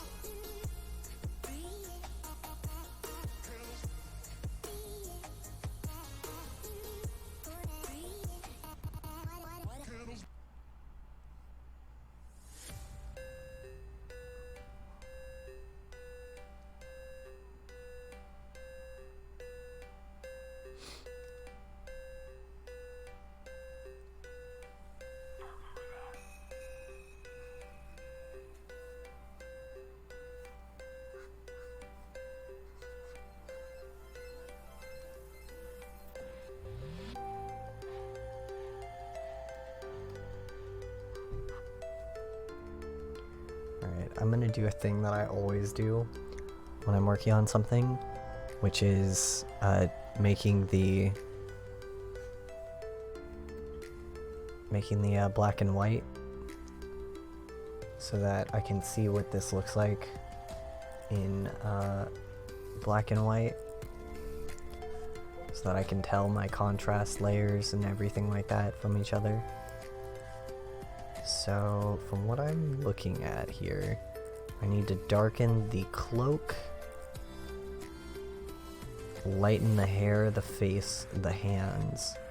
Looks like the sword is doing pretty okay. I need to lighten some elements on it to really make it shine. And then, strangely, this area right here is getting really dark, and I don't know why that is. So I might lay in like a lighter color wash on top of that to make that stop that. Maybe like a ring of red, like a halo of red from where the moon is, to sort of like cut that depth there. I think I just painted a little heavy. Yeah, I came in here and I took some of this like really dark color, and I think I painted over in some of these places just a little heavy with it.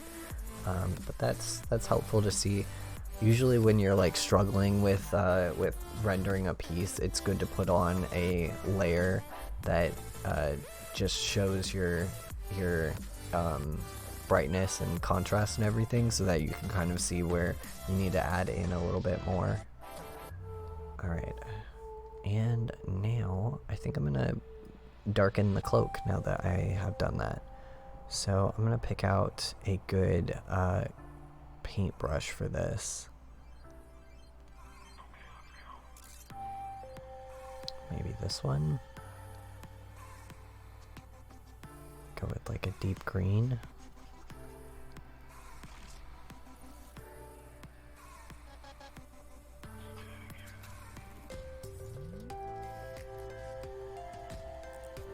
Yeah, I think using the green as the shadow on what is currently like a almost brown colored cloak is going to really help that. I'm also going to drop this down to below that sword layer if I can. No, I cannot. Alright. I'll just deselect the sword layer when I get to it. This is the only bad thing about the way that I'm working right now, because again, like, it does take so much longer because I'm not being really careful. I should have been more careful about my layering right there, where I can lay this down underneath that sword layer, but I just wasn't careful. So now I kind of have to be careful where I lay this. I'll have to use the eraser tool to fix it later. But I'm just gonna lay down a really rough dark wash on top of the entire cloak. In the show, he does wear a white shirt. I haven't decided if I want to give him a white shirt or not. I think I might. I think I might make this center piece white just because I feel like it'll help the help read a bit better with this.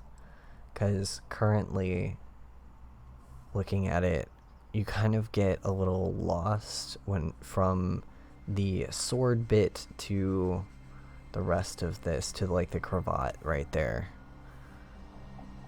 And I feel like I kind of want to make the cravat gold, so I feel like having the gold here and then the white shirt is a good contrast to help draw the eye to the center of this bit.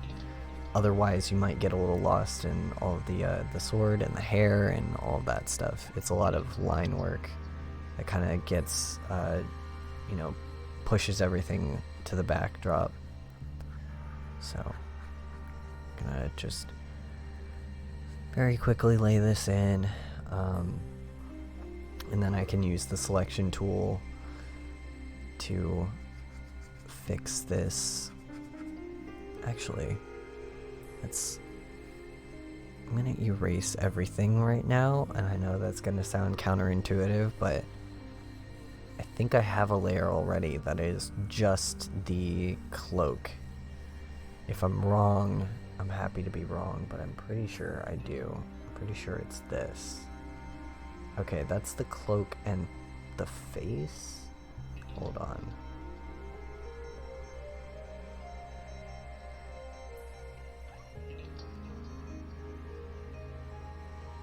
Yeah, cloak, parts of the face, parts of the sword.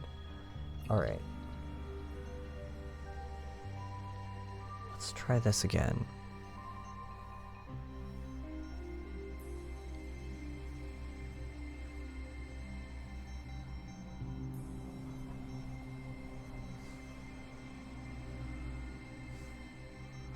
This is less for me to clean up, so I'm down with this. I still have to clean up the areas that are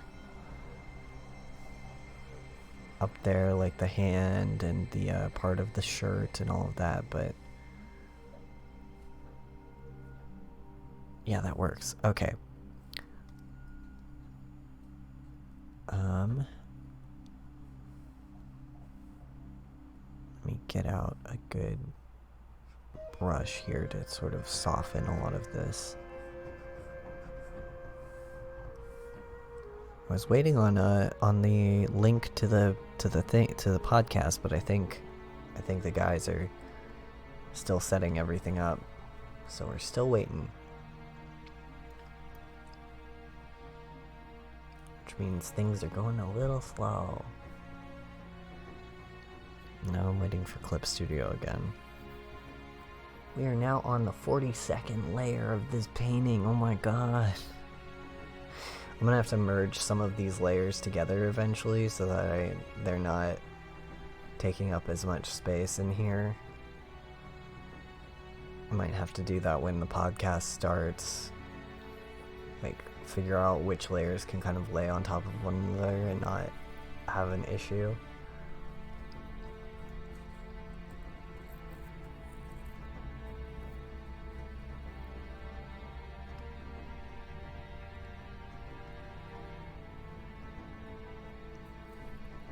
So hungry. I kind of want to get tacos, but I don't want to spend the money to get tacos. Sad times. Okay, we got that. It's rendering finally. Please render faster. There we go.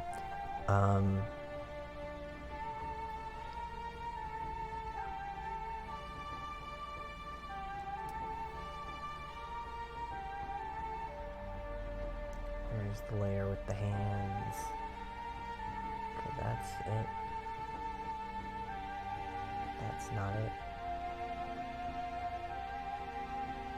That's the line art. Oh, that's really cool when you take away the line art. That's not it. Okay, it's gotta be this one.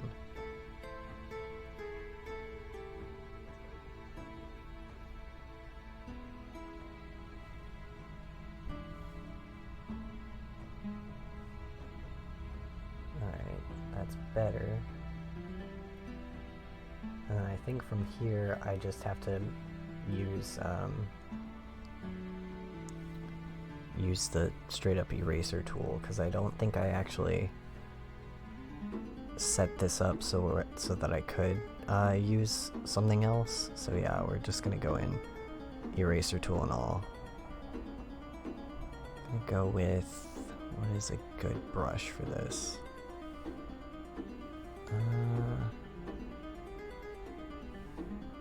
This one? Guess that works. Painting brush. Sure, good enough.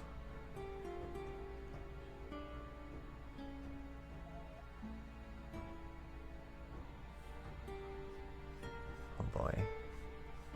Erasing out the part where the sword is gonna be the worst. Where's the, there's the sword layer. Let's make a selection and just do this not by hand.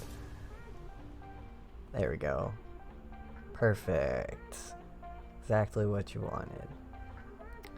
Alright, and for this hand, see, the other problem with this is I did not line art this, so I did flat it, but I didn't add a lot of line art, so I can't just like select the line art and like erase inside of it and just be like, oh, you know, only the hands or only this part, don't color in the rest of this. But at least once I do this layer, I'll have a layer that is just the coat, which is what I need to do something like this, so that I can add in the highlights and darkness and everything on this coat, because that's really what's missing here. Alright, and then I'm going to get rid of the bits of the coat here that are going to be white because of the undershirt.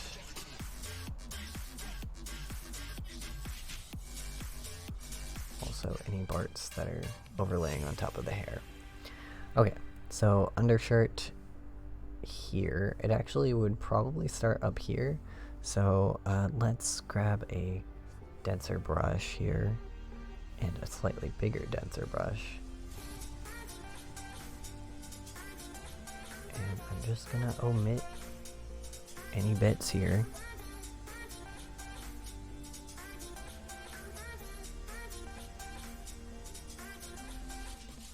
It looks like sending the link is having some issues. That's why podcast has not started yet.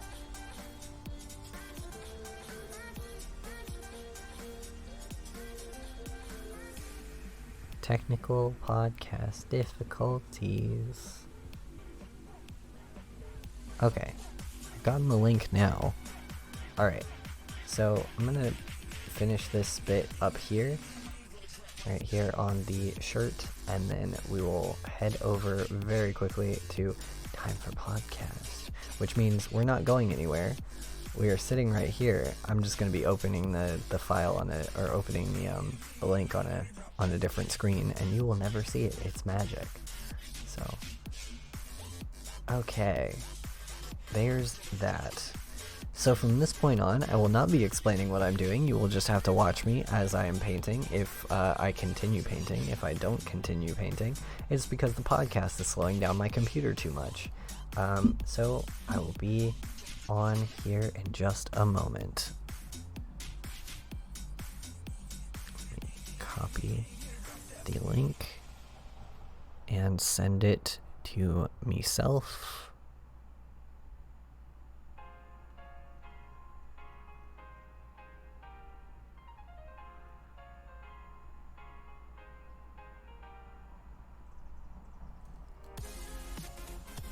And close my music player.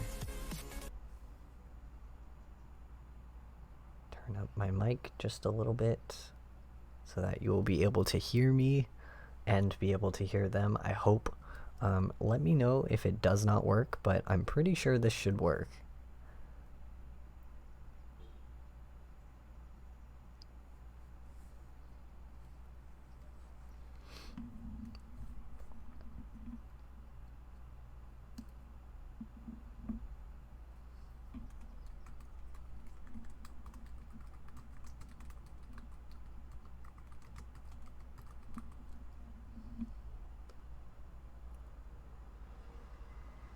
Minutes. Yes. Hello, welcome, stolen tarantula bones. Oh no! that sounds like another Tumblr drama story. It's actually not. It is a Halloween story. Oh, okay. Excellent. I was gonna say that takes a lot of gumption to find and then steal tarantula bones. Yes. It's basically, you know how in Michael's they have those little plastic like scary. Oh right, yeah. Yeah, and the spider ones have bones, but spiders don't have bones. Yeah, exactly. Yeah. Like, I was gonna say, it's very impressive to steal tarantula bones, given that they don't have them. Mm-hmm. Well, they don't have them anymore now that craft store has poached their bones. Yep. This is why tarantulas don't have bones. It's all the fault of Michael's. Yeah. Bones poaching. Michael's crafts and occasionally Target. Yes, correct. Oh man, yeah. Fun stuff. How are you doing? I'm good. I'm actually also streaming right now, and it's running okay on my computer, and I'm shocked. Excellent. You are double recording. Yeah, we are double recorded. Multi-drift recording. It's almost like a real podcast.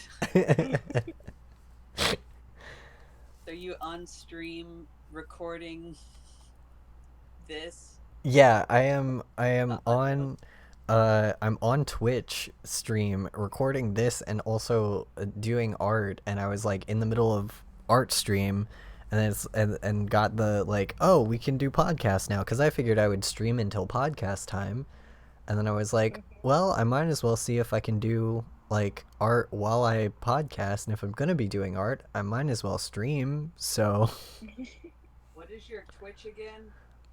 it should be, hold on. I have to actually go find it. I never forget what I name these things. Oh, it's just Apollo's Hymn. All one word. Let me see if I can watch you Twitch stream while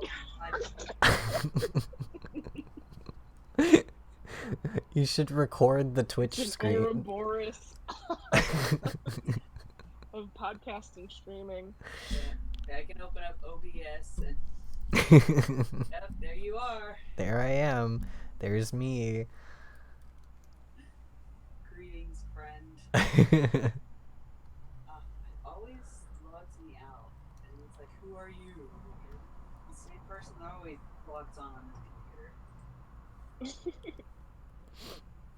You've never touched Twitch before? Once in my youth. I love how my computer does that every time I log into anything I haven't touched in a while. Oh, it did that for me for Twitter. I was not on Twitter for a week, and it decided it forgot who I was. That's enough? Yeah. Gosh. Oh, I can I can hear us through the Twitch stream. Good. Well, at least it's working. Yeah. We're crossing all the streams. Just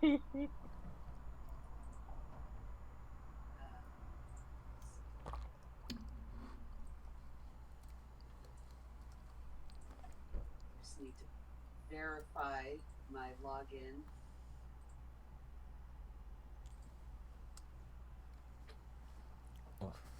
Riveting. Wonderful content. Yes. Excellent content. I mean, to be fair, it's better content than most of my Twitch streams, so. That's lies. If only it were. Stop doing lies.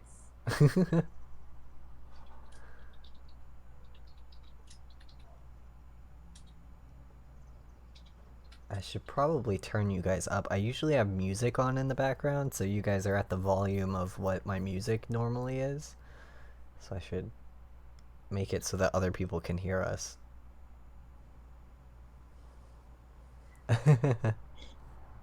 Yes, welcome to podcast. It is podcast time.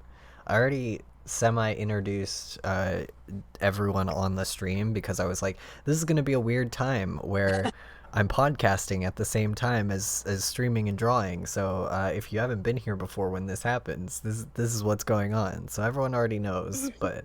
Huzzah! Hello. It's ultimate multitasking. Yes. Oh, maybe we can get your Twitch chat to interact with the podcast. I mean, That'd it be depends fun. on who's in here. I think right now we only have one viewer. That's me. No, it's one viewer other than you, Oh, okay. because it's listing 3 for me. So that means that you plus my computer that's watching this plus someone else. Greetings, stranger. Yeah. Welcome to a weird time. Yeah. A weird time for podcast. A wild time for podcast has appeared. Yes. Oh, it has been a minute. Let's see. Well, I was planning to talk about a different musical. Actually, I think I probably already talked about Be More Chill, but now I've read the book. Yeah. Oh, nice. I wanted to The very strange. like, don't want to speak ill of the dead, but Ned Vizzini wrote a very weird book. Yeah. He may have been sponsored by Mountain Dew. Yeah. Uh, the funny thing is, like, they don't specify the Mountain Dew as hard as they do in the musical. They're just like, you need to take it with a soda. You can pick which one you want, but you should use Mountain Dew. And like, Mm-hmm. I still want that side story about someone who uses like Mountain Thunder from the dollar store, and they just get like a shitty half awakened brain computer. They use like a Mana Soul or a Manzanita. Yeah. That like great value soda. Yes, exactly. The one you get from Family Dollar. Yeah. But surprisingly comes in 3-liter bottles, because apparently that's legal in the United States. Yes. Those things are huge. They're hard to carry. Like, what? Like a 2-liter bottle you're kind of used to because you see them all the time, but then you see a 3-liter bottle and then you're like, no, Yeah. that can't be right. This is incorrect. It's kind of the feeling that I got. I recently had to take a friend out to an appointment, and we stopped at Taco Bell, and I haven't had Taco Bell in a while, but this person ordered a like the largest size you can Baja Blast, and I hadn't seen one in so long. Those things are huge. Who could drink all of that? Oh, it's Baja Blast. I've never had one. I don't know what they taste like. I mean, it's sugar first. It's kind of berry flavored, I would say. It's been a while since I've had one too, but it tastes like a human soul. That's not the one where it's like the fruit icy is mixed in with a cream based one. No. No, that's No, it's just a really specific Taco Bell soda that they own. Yeah, that one. I think it's a Mountain Dew actually, but no, that was okay. not. Mountain Dew did have a Baja Blast like speak. No, yeah, Baja Blast is a Mountain Dew. Yeah. That is teal in color. Its flavor is a tropical lime type of dew flavor. Okay, so it's Mountain Dew. It has 4.7 stars on Google. Oh, I've already told this story, but I heard for a while there had something called Mountain Dew Spiked, and I forget what was in it, but I really wanted to try it. But I got so excited that I forgot the name. I just knew it was like Mountain Dew and then a verb that seemed somewhat inappropriate for like a drive-through soda. And I just drew a blank. I drove up and they're like, brr, brr, brr, brr. I'm like, hi, do you have Mountain Dew fuck? Like, you know what? Sure, why not? That's what it's called. It's one of those moments where it's like, sir, this is a Taco Bell. Yeah. Like, no, it's the verb. Like, do you mean the spike? Like, yes, can I have one of those, please? No, you can't. Leave. Okay, I'm now on the Mountain Dew website. Oh no. Oh no. You know, Mountain Dew has like a wiki? Why would you need a wiki for Mountain Dew? There's a website already. I guess for like historical, yeah, it's fan made. That's like for historical, like documentation, because it writes down when there were like limited release flavors. Interesting. Yeah. I just can't imagine caring that much about Mountain Dew. Yeah, the curatory dedication. Well, they did. I think their demographic is Justin McElroy. He did buy. Yeah, buy the shirt. There was a Mountain Dew spiked. In parentheses, it's lemonade. That's what it was. Yeah. Mm-hmm. It's like, oh, Mountain Dew fucked. Like, we're all fucked, sir. There's a Okay, so there was a flavor called Sangrita Blast, which was available at Taco Bell. Um, can is it still? Oh my God, this wiki is exactly what you think it looks like. Stop naming your things alcohol. How else are they going to get the nerd bros to drink it? I know.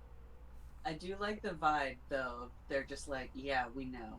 You're There's at Taco Bell. You need a drink. Yeah. You are about to make some poor life choices. a lot of discontinued flavored or diet flavors.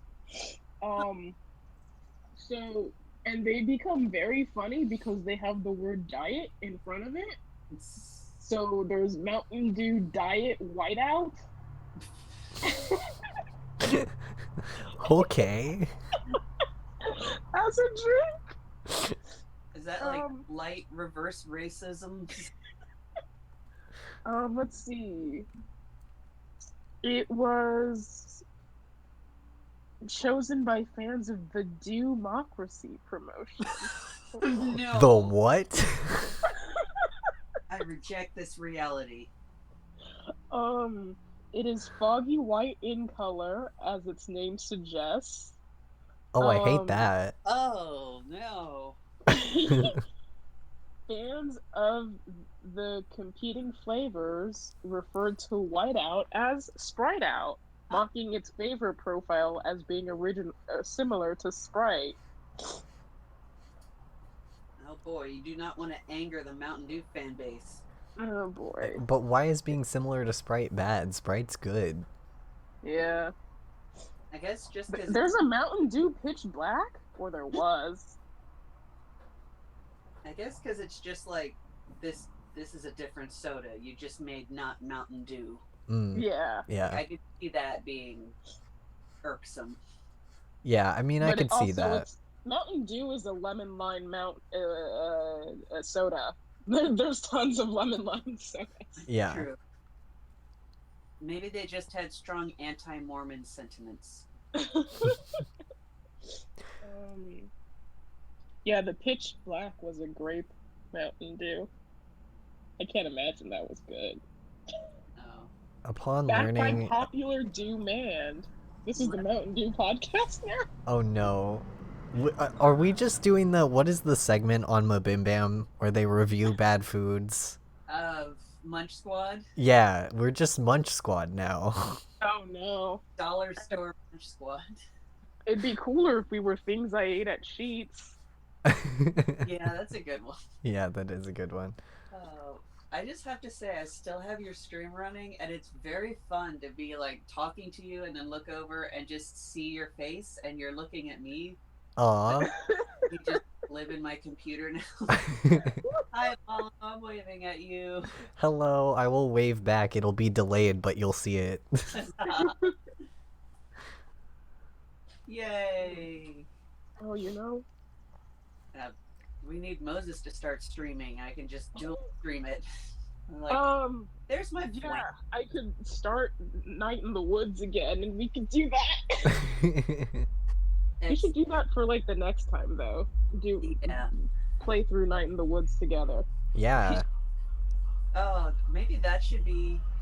I definitely want to do the Night in the Woods playthrough together, but also maybe we could try like just switching off which one of us is streaming something while we podcast.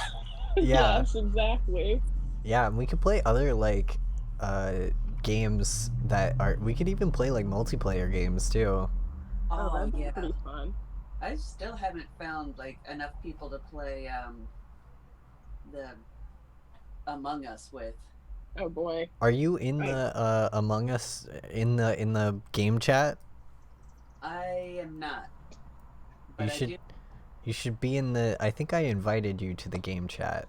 Oh yes, I think you did, and then I think I let the link expire. Okay, I'll send you another link. Hold on. Aw, thank you. because it is basically, I sent everyone I know a link to this game chat because I was told by one of my friends, quote, add all of your gay little friends. And you will receive good luck. Yeah, and that was all I was told. And it is just a chat full of other gays where we play games, and there are like at least 30 of us, and we just like ping the chat just random times. Just you'll get like a little scheduling ping, and someone will be like, I'm playing Among Us tonight, who wants to play? And then we play. Oh, this... Actually, I might have gotten into this one. I know there was like a gaming Discord. Let's see here. That... Are you in this one? Where's Indigo? Where is Indigo? Is Indigo here? Wait. I don't see you in the game chat, so I'm gonna add you to it. Thank you. Cause yeah, I got the game and I was super excited, and then they had that hack, and they were like, by the way, don't play public games for a while. And I was like, cool, I know 2 other people with this game. Yeah. That would make for. And also, you don't really want to be playing public games on Among Us. People are weird. Mm-hmm. Yeah. That's why, as fun as it looked when it came out, I will never play Overwatch because I don't want to be shot by a 12-year-old neo-Nazi. Mm-hmm. Sorry. Also, Overwatch is just has some questionable story direction, and I'm like, it's a first-person shooter game first, but like, yeah, there's some questionable lore that they've got, like character decisions that they've got going on. Uh-oh. Is this about the Save Tracer's Butt campaign? Oh yeah, oh my god. No, I had not heard of that, but yeah, they did like a promotional image of Tracer where she's doing the like boob butt pose from movie posters, and people were like, oh, that's a little unclassy, and they're like, you know what, you're right, let's change it. And then they just minimized her butt. I think they just like changed the promo image. They redrew the entire pose from what I remember. They like completely changed the promo pose. Yeah, like they didn't even change the model or anything. But there were petitions. The Game Bros did not take it well. Mm-hmm. Yeah. Like, Harold, she's a lesbian. Yeah. The thing that I was thinking of was they gave May cornrows at some point in the previous time. And then I think they finally made a playable black female character. Ooh. But she's like genetically engineered. And her name's like Sojourn. I'm not. It sounds like I'm unsure how to say the word, but I'm trying to say Sigourney Weaver, but that's not correct. I think the name is Sojourn. Sigourney Weaver, the newest black female character. Overwatch. Yeah. Sojourn. Is she the hacker one? Do you mean? That was a different S name. Yeah, Symmetra maybe. Yeah. No, Sombra, the purple one, right? I was like, I don't remember her being like black, like she was a brown lady, but no, Sombra's like a Latina woman. Yeah. Mm-hmm. Sojourn is a genetically engineered black woman with blue eyes and white hair. Oh. Yeah. We can only have representation if we have our idealized version of it. I hate it. Wow, thanks. Ugh. I mean, like, Let's get this picture in our group chat where other podcasters can't see it. They can't steal our wisdom.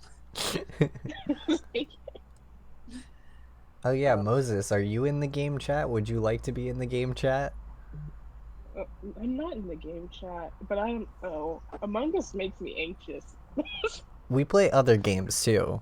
We Okay. play it's literally every game. Like Oh, okay. yeah. It's the entire premise of the game chat was my one gay friend was just like, Yeah. I want games with other gays where I feel safe, and just told me to add all the gays. So Mm-hmm. When designing Sojourn, the developers looked back at Overwatch and considered what archetypes were missing. They concluded that a railgun type hero was missing. And not like with a black woman. Yeah. We need a railgunner. Oh, and someone with blue eyes and light colored hair. Yeah. Okay. Okay, it doesn't say about her. What? Doomfist, yada yada yada.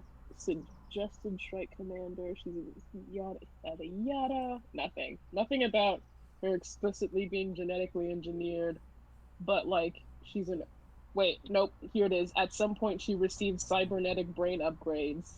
Okay, so she was like experimented on, not like Not like engineered as a test tube baby. Yeah, I was gonna say that seems pretty not great. What No. the America's track record of doing that? Of medical racism. Yeah, and yeah, just the ongoing like never went away medical racism. I mean, that's kind of like the deal with Reaper, I think. Oh yeah, he's a Latino guy who's nano ghosts. Yeah. Like I don't pay that much attention to Overwatch because it's a game for bros. And I don't have to respect it. Yeah. Bros and occasional lesbians, maybe. Yes, maybe. They do have the one gay character. Yeah, one. Let's see. Oh God, he has so much going on for his story. Yeah. Due to experiments carried out by Dr. Moira, Reaper cells simultaneously decay and regenerate at a hyper-accelerated rate. Oh, so he's just Deadpool. Yeah. Because I thought. Whoops, sorry. You described living in the condition as a form of constant agony. Though that's fun. Yeah. I think this guy would simply like to expire. Yada. That's why he's a cranky boy. Yeah, I mean, you'd be mad too. Yeah. I mean, like the whole point of Overwatch is that they like did some super soldier training to fight robots. Yeah. In a, I'm sure was a horribly handled robot racism. Yeah. I do like Bastion, the character. Yes. That's right. That's the other reason I would never play Overwatch, because I know Bastion is supposed to be like overpowered or whatever, and people get mad about that. Yeah. But I'm so bad at video games that like it wouldn't even be a like playing field leveler. Like I would still do a bad job. And also I just want to play the cute robot with PTSD and like a little service animal friend. At least that's what his commercial showed. Yes. And I'm just like, I just like robots. But I don't think that would be an acceptable reason among Brover watches. Yeah. You just gotta, I guess, play with your friends, but then you got to get your friends to buy a $60 game. Yeah, I think before that I would buy Phasmophobia. Oh yeah. I already know. Phasmophobia. Oh right, that one is okay for now. Yeah. No, I heard some stuff about a creator being a groomer. Mm. But not in Phasmophobia, in a different game that started with a P. Uh, So that's it's Was off it the so hook bad. for now. Mm-hmm. was it a horror game? It's called Pathologic, so I don't know Oh. what the game. Oh, whoa. Seriously? I just heard like murmurs about it. I didn't since I don't know, since I wasn't like really into the game, I didn't like look too deeply into it, but I like decided that that was something I was going to keep in mind. Yeah, Yeah. definitely. Like I've heard a lot of good things about that game. Yeah, Yes, like I've heard a lot of good things about like I know there's a big pathologic uh fandom that like because it makes my way onto my Twitter feed, and then yeah. things on that made my way onto my Twitter feed was that the one of the developers was a groomer, Oh, I that guess. fucking sucks. That happened with Night in the Woods too, or not Um, group, but like allegedly one of them was just a straight up bad guy, yeah. Yeah. and I didn't really follow up with it because most of the discourse was just gamer bros being mad that Hmm. because I think it was the same woman that like Gamergate was designed to. Anita Sarkeesian.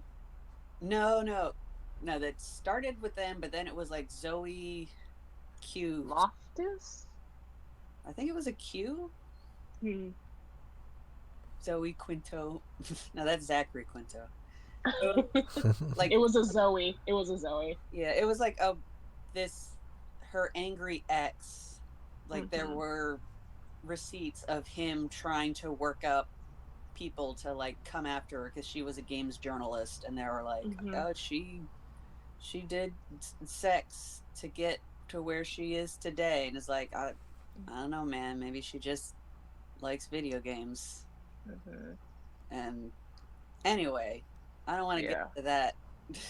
Right. But it's just like it seems like every time there's like a game that people really like, the person behind it is a complete shithead, right? Yeah. Yeah, and Like but Friday Night Funkin' got really popular, and then it turns out he's like a massive racist. wait, And Friday night what?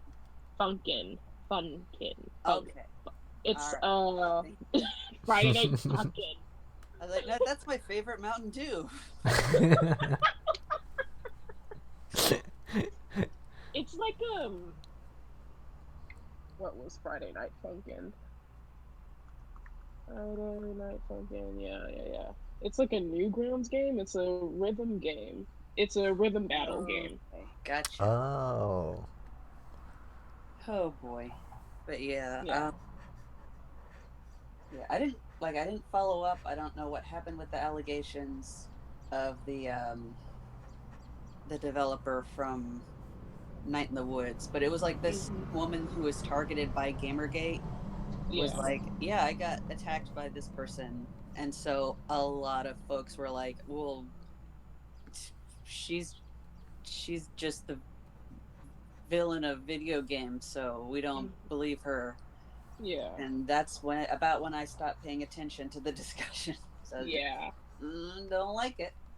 I'm gonna. Hmm. I wish to continue enjoying this game that means a lot to me. Though I'm sad that like one of the people involved was not good. Yeah. Yeah. Um, Sometimes you just gotta do that. Sometimes you gotta like shut everything else out and be like, I like this thing and I'm gonna like it quietly over here in my own little corner. yeah. Right. Exactly. Oh, that is a nice castle that you Think. drawn. Yeah, Very. I am on Castlevania Season 4 hell right now, and that Nice. has consumed my life, so. They were looking for character designers. Yeah, I saw the update on that, and they were looking for other animators as well, and I thought about applying, but I'm not an animator. That, Yeah. but you are a fast draws person. I Yeah. am, yes. I You thought could about take applying. chances. I thought about applying for character design stuff. You If should. if I have more portfolio stuff, I might. You should Hmm. just send them an email with like a picture of yourself and be like, "Listen, I deserve this. You're Wait, welcome. but I I start am Monday." Alucard. it's gotta be me wearing my Dracula sweatshirt. Yeah. Yes. And the entire email is just, "I deserve this. You're welcome. I start Monday." Yeah. Yeah. Oh my god. Oh, That Oh would like, be boy. really fun. I don't know how I feel about like working for Netflix technically, but like working mm, on that show is the dream job. yeah.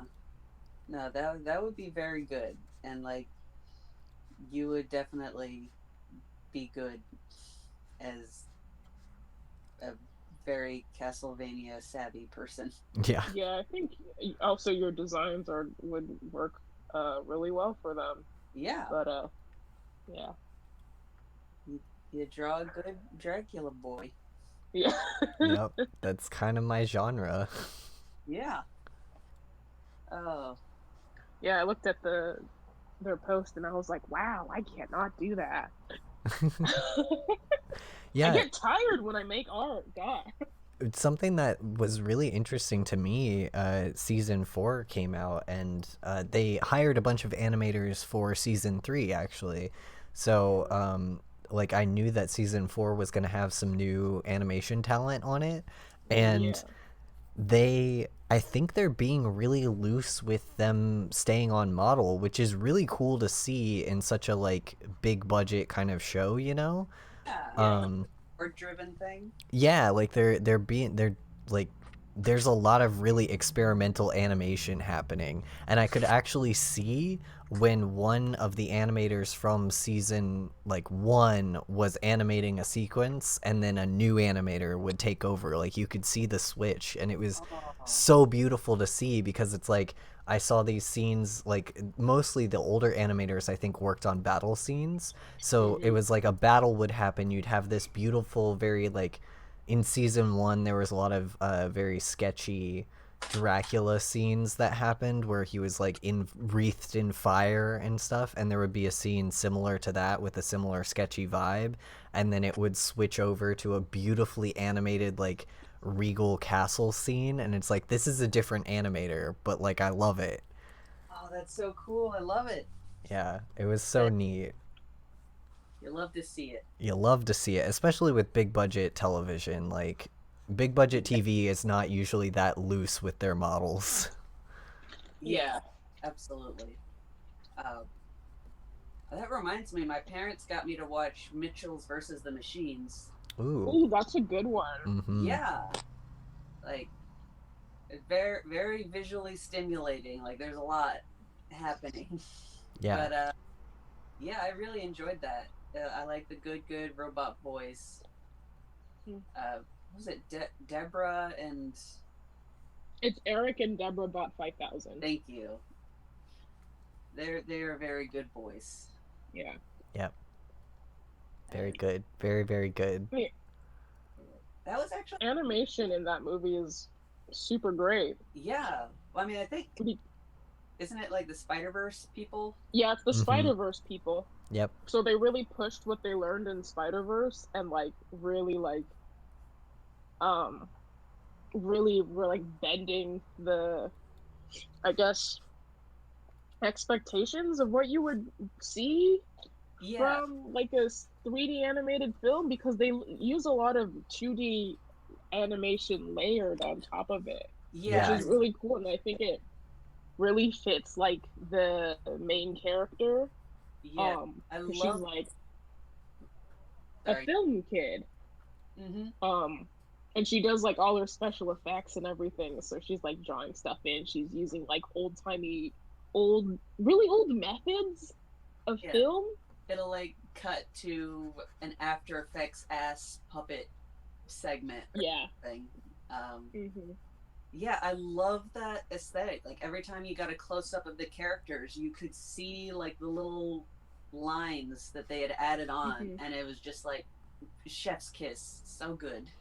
It literally like looks like a painting. Like that was their goal for the movie, is that it would look like exactly like concept art would. Yeah, it reminded me a lot of painterly it reminded me of when Loving Vincent came out.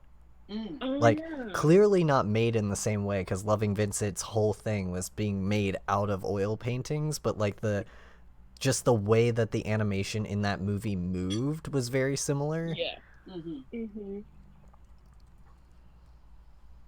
Yeah. God, every time I see concept art, I just remember being told that I could never go into concept art if I couldn't model things in 3D. God, right? Yeah, me too. Yeah. Every time I see like some artist being like, here's the concept art, and it's just a straight up drawing, I'm just like, they lied. Yeah. But this animation is so... It's really a connections based industry. Yeah. So you gotta, if you don't have the connections, you gotta come up with the skills. And getting those skills costs money. Yep. Usually getting those skills costs by the software. Yeah.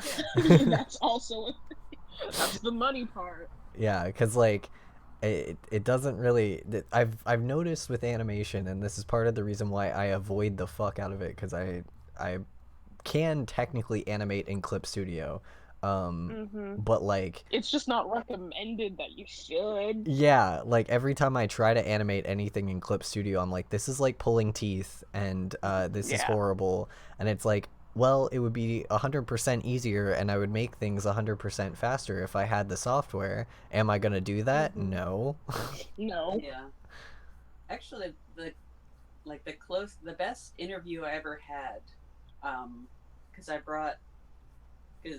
don't know, I did an interview with Floyd Studios, and I think it was just the lady was tired and wanted to go home, because I was like the last person of the day, and she just looked at my portfolio and was like, this looks like kids cartoons. I'm like, yeah, I mean, I can draw other stuff. I just was, like we were told that it had to have a super consistent look to your portfolio. I was like, I mean, yeah. And she's like, no, this is for babies. Go, leave me. And then I took a storyboarding and previs class, and I came back and I had some if I can say so, I feel fairly decent storyboards added to my portfolio. So I went up to a studio and I was like, hey, here's my storyboards. And they're like, yeah, we like these, but you didn't draw them in whatever, like Storyboard Pro, I think. They have a drawing tool.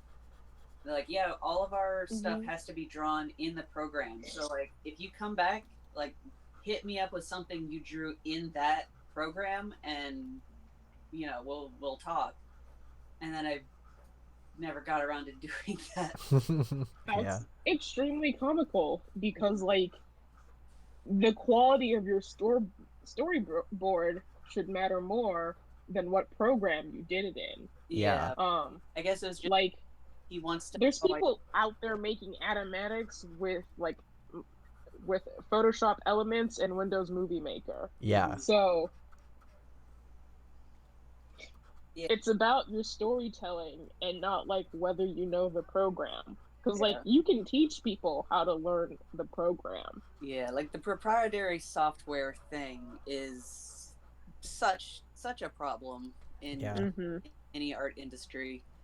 But like I could kind of see where he was coming from, because he was just like, we just want to know that you can do the same thing, replicating how we do it. But again, it was like, have this software. Yeah. But also reminds me of the time I was talking to a career counselor, and I mentioned Clip Studio because that's what all of the like sequential art students talked about. Yeah, that's what we own. Yeah, and that's what I would see everybody using. I'm like, okay, so that's like the comic standard one. And I mentioned that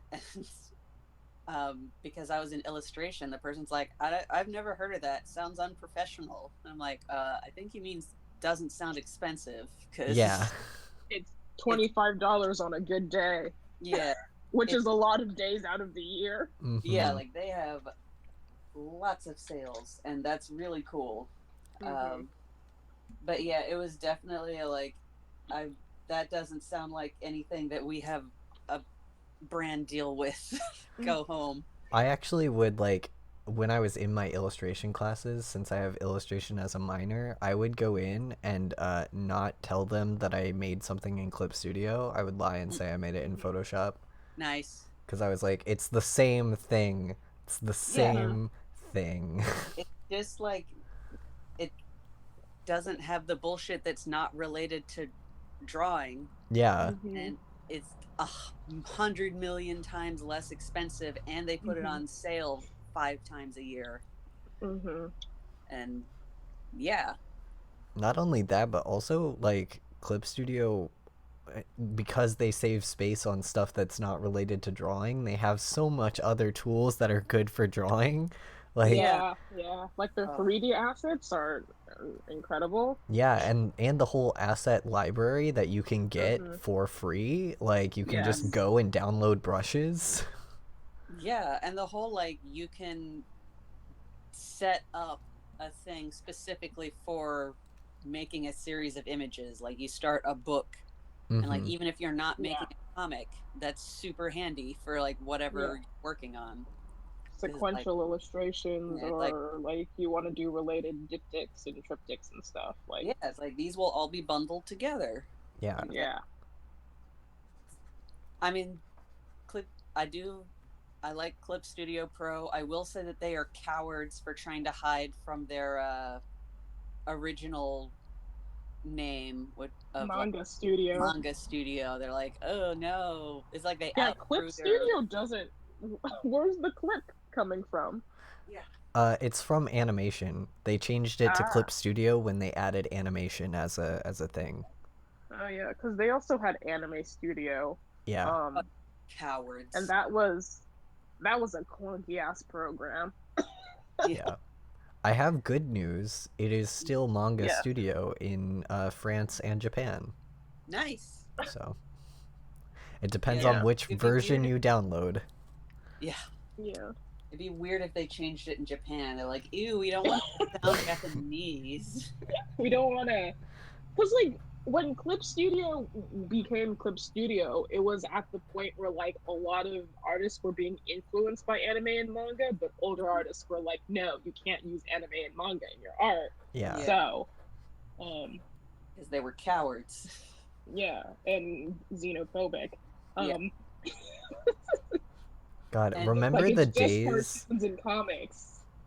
Remember the days when Clip Studio was like the new, like, scrappy young platform that like only teens used? Yeah. God. Yeah, I had Manga Studio 4 and 5, and they were not cheap at the time either.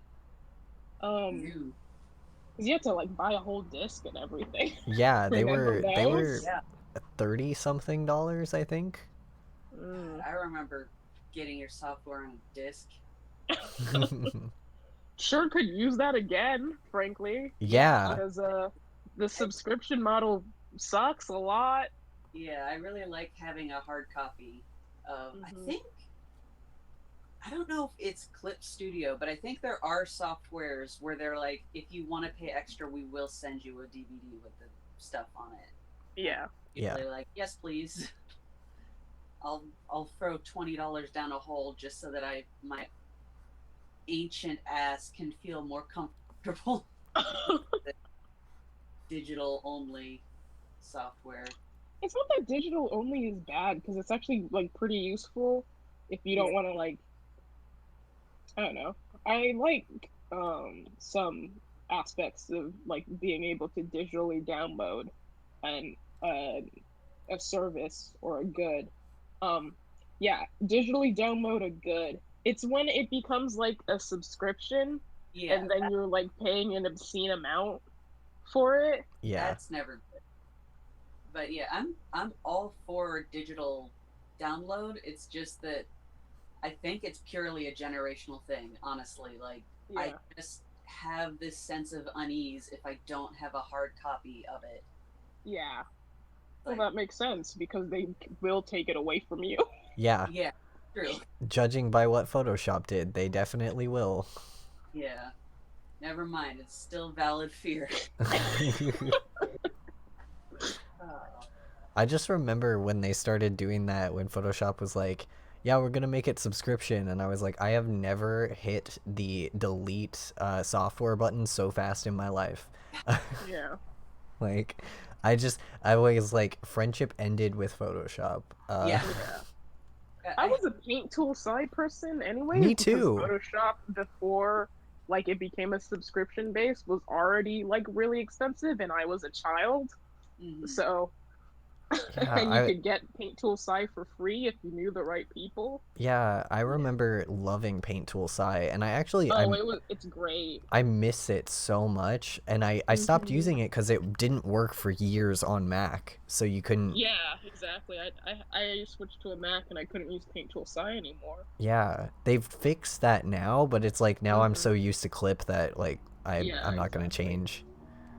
I'm trying to learn Procreate and like get Oh yeah. comfortable with that. It did when I first got Procreate, there was a pretty big learning curve that I like for years I didn't touch it because I was like, this isn't like Paint Tool Sci, so I don't know how to use it. Mm. Yeah.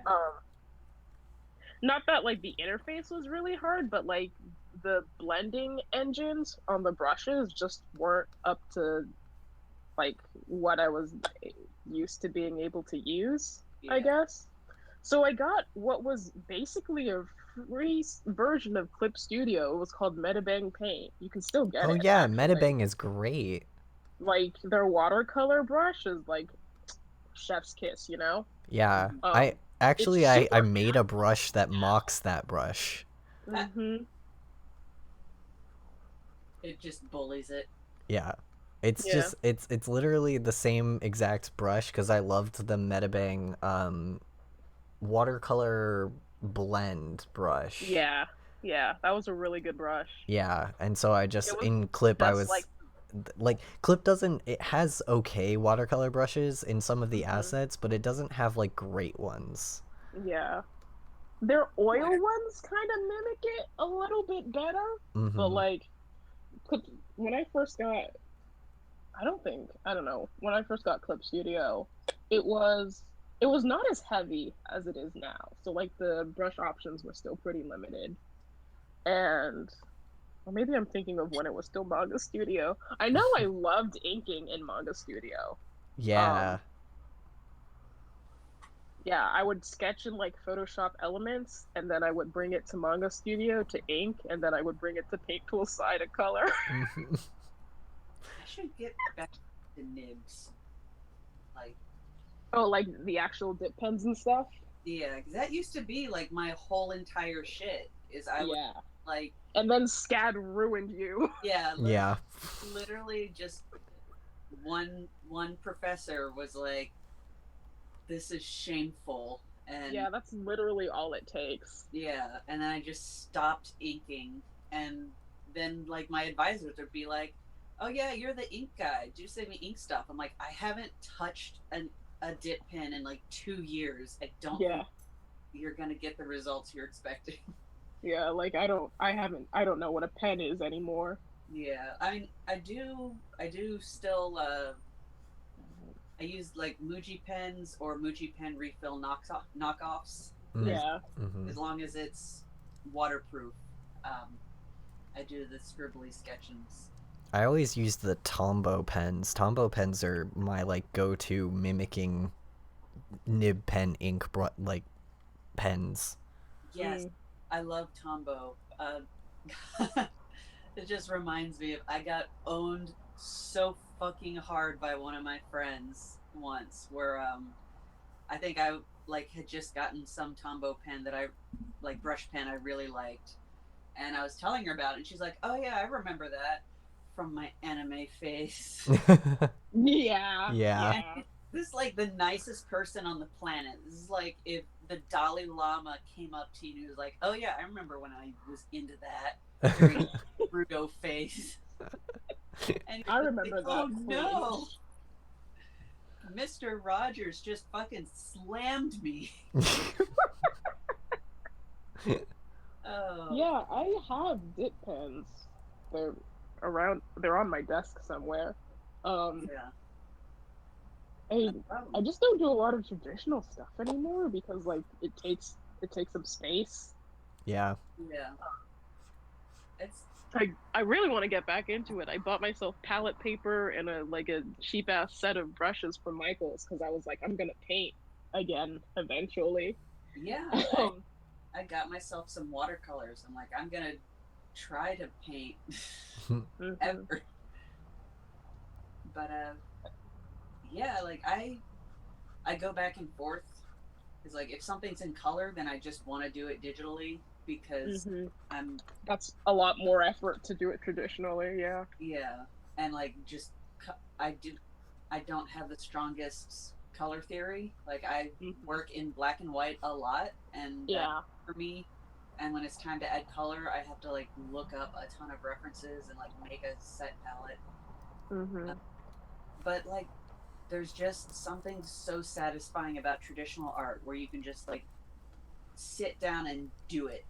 Yeah, I really love working with brush pens that have like the fiber brushes. I really don't like working with the felt tip type of brush pens because they end up always fraying anyways. Yeah. And then yeah. I got whoops, sorry. You go. No, because it's like it's very funny because like I learned about brush pens in like high school or so. And I didn't know about like microns. So like everything I inked with was always a brush pen. So, that really helps you get a steady hand for when you're inking. Yeah. Yeah. Oh man, see, I did the opposite where like the only inking pen I knew was like a micron or some other fine liner, and I hated it. Yeah. I would just be really like, didn't like working with microns when I learned about them because it's just like yeah. I can't. There's no personality. Yeah. No, like I would be manufacturing like variants and line width, and it was just I thought I hated inking, and then I started trying out dip pens, and I'm like, oh, actually this owns. Yeah. Yeah. And then best art advice I ever got was from one of my friends who actually is teaching at SCAD now, so they have at least two good teachers. Well, that's cool. Yeah, like I'm not a SCAD fan, but I'm happy for her. Yeah. And like all of her students are lucky because she is just extremely talented and super nice. Is this Kirsten Pointer? No, it's Letha Carico, I want to say. Oh yeah. Good old. I always tried to get her to start using lethal Letha, but she never went for it. But yeah, she showed up and was like, "Hi, I'm here to learn how to make my paintings less photorealistic."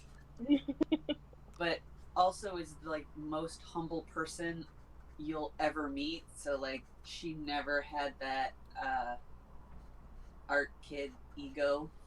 And yeah. I think being a whole ass adult probably had something to do with that, but yeah. Obviously. I don't know, because you hear about the grad students from CEQA. Yeah. As or just the professors. Yeah. But no, yeah. Like she never made anyone feel inferior because they couldn't just like sneeze and make a perfect painting the way she could. Yeah. And but yeah, the best advice I ever got was we were in the same class, and this was back when like I felt like everything I did had to be like perfect and super clean if it was going to be a finished work. And then one day, and like, so I was just drawing the flattest, most dead line art ever, because I would just be like painstakingly going over it again. And then one day, and this was like when I was really into just like sketching jumping spiders. So like sit down and just pop out like some little ink wash drawings, and then I would go and do something like horrendous. Yeah. And eventually she just turned to me one day and was like, you know, your finished pieces never look anything like your sketches. I was like, oh yeah, I try to like clean it up. And she's like, yeah, but your sketches are good.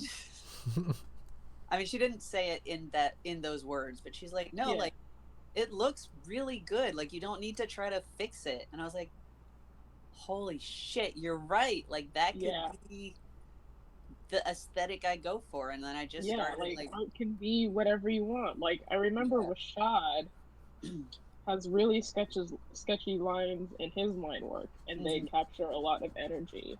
Yeah. Yeah, and like, because I would also have stuff where like I just wouldn't be able to finish assignments because like I would be tired or have low blood pressure or blood sugar, not blood pressure, high blood pressure. Yeah. And like, you know, my hands would be shaking, and I'd be like, oh, I can't ink right now. And then once I decided like, no, that's going to be my thing, I started getting some really great results, to the point where someone actually asked me what brush I was using. And I was like, this is the basic hard round brush. I just like waggle my hand around while I'm using it. Yeah. And he's like, seriously? I was like, yeah, I just, it's a basic B brush. I just get wiggly with it. Getting down tonight. I remember one quarter at SCAD, I had an assignment where I was doing a horror comic, and I needed wiggly lines, and I downed 10 cups of coffee one night. Oh my god. Do it. Yeah, I was like, I need shaky hand, but I am too stable. It was the rare time at SCAD where I was not anxious and I had plenty of time to finish the inking. It was the worst. I was like, I need shaky lines. How do I fix this? 10 cups of coffee. It did the trick. Yeah, I bet. That just reminds me of when I used to live up in New England, and I would get Dunkin' Donuts because that's what you do. Yeah. And I would get like their iced coffee, like frappes or whatever they call them. And I would ask them to put a shot of espresso in, because you could get like, I forget, there was like a certain amount of like extra shots you could get before it started to cost more. And I remember one time I just like got a really big iced coffee and had the maximum amount of espresso added to it. And I would just call it uncomfortably awake. Like I was in misery. Like I just had to keep walking circles. I was at work. I just had to keep like walking laps around the store because like I could literally feel my heart just going too hard. And I was just like, I can't, I've done a bad thing. Like it wasn't even like, oh, I'm like, I've gotten caffeine jitters. This was not that. This was my body crying out for someone to help. I've only had that happen to me once, and it scared. I was going to a doctor's appointment, and it scared my doctors half to death because it was like around the time where everyone was freaking out about COVID. And I had to go to get blood drawn, and then I had to stay it was in a different city, so I drove to another city, got blood drawn, and had to stay there for 6-something hours for them to analyze the blood and then go to my appointment. So it was like blood draw in the morning and then appointment in the evening. And I show up to this appointment after them taking like vials of my blood and me going directly from that blood draw to the coffee shop and downing a double shot chai, like 2 shots of espresso chai and a cup of coffee, both large. And then I show up there and they were like, okay, we'll just like take your vitals. They took my blood pressure and they were afraid for me. They told me to lay down and they were like, have you eaten anything today? And I was like, no, I didn't really have lunch. I just had coffee. And they were like, oh no. These poor med students, they were. I think I was there for an hour and they were just like sitting next to me and I could tell the med students were scared and the doctor was just standing there like shaking his head at me, but the entire time I just felt like cuz they gave me IV fluids and I was like sitting there with a thing in my arm and like it felt like I could feel every particle of air. Yeah. Yeah. Like, you just feel too many. Yeah. Exactly. Everything happens all at once. Yeah. Yes. I had not the same experience, but the first time I ever tried yerba mate was in school, because one of my friends I rode the bus with had like the gourd and the cool straw with the strainer on the end. Mm-hmm. Yeah. And they were telling me all about it, and I'm like, oh cool. They're like, do you want to try some? I was like, yeah, I do.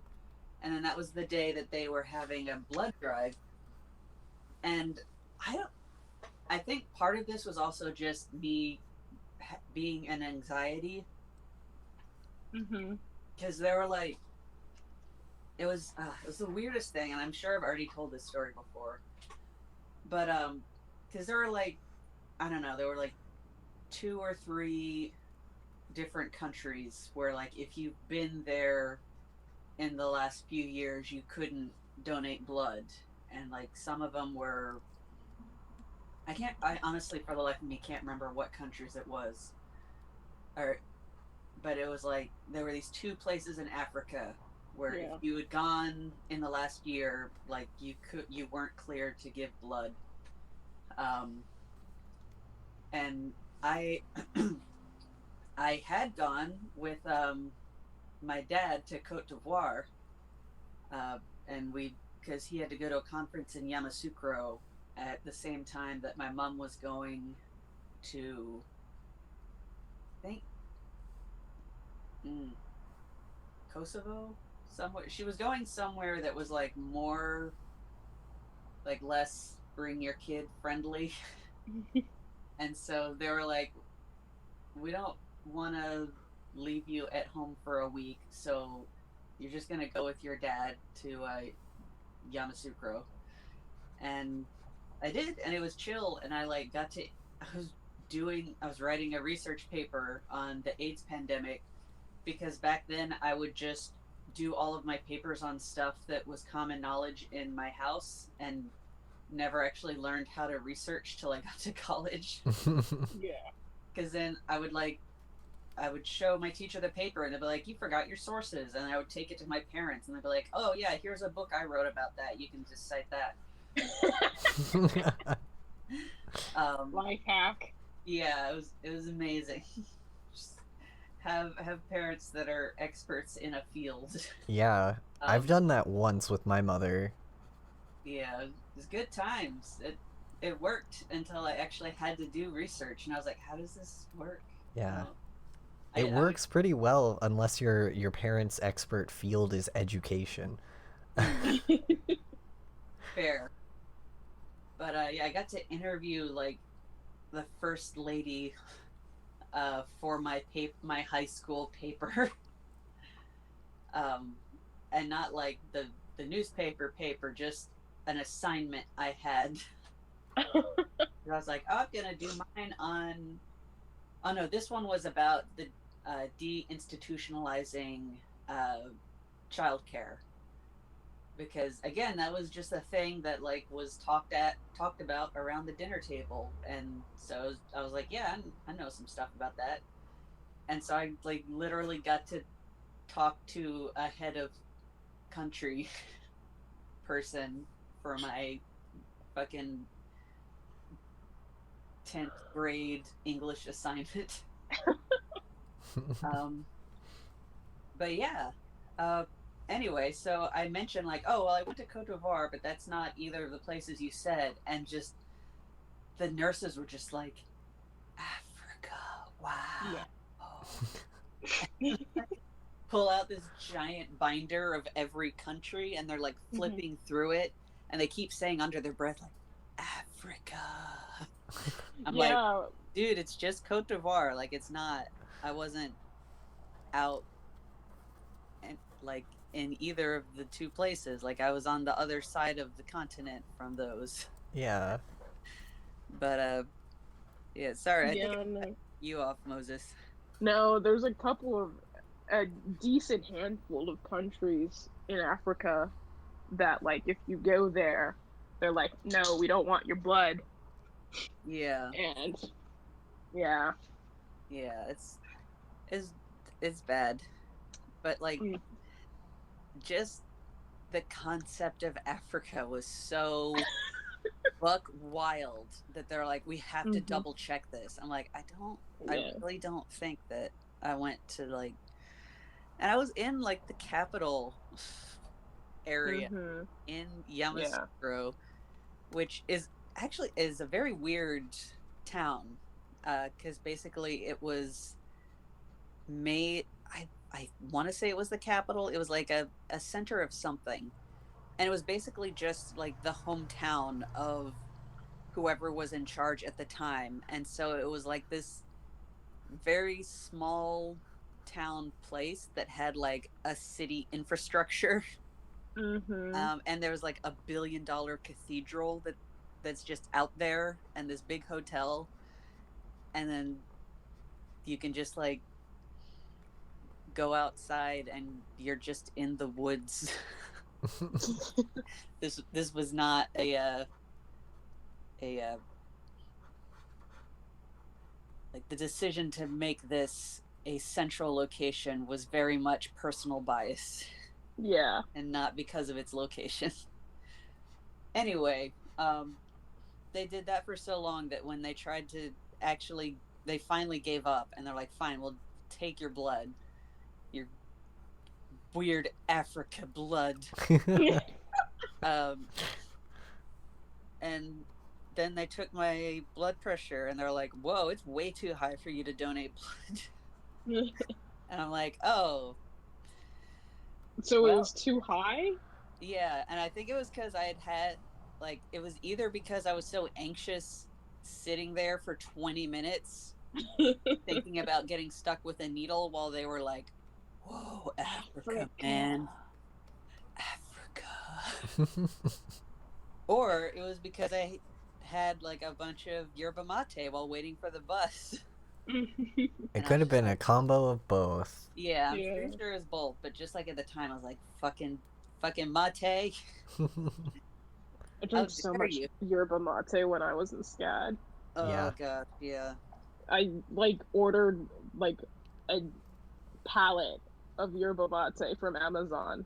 I think during the semester when I was taking 4 classes, not a semester, a quarter. Right. Yeah. Like, that's the only way you can survive 4 classes. Yeah. I mean, it was like 3 studios and a lecture, and like 3 of them were all in one day, and like back to back too.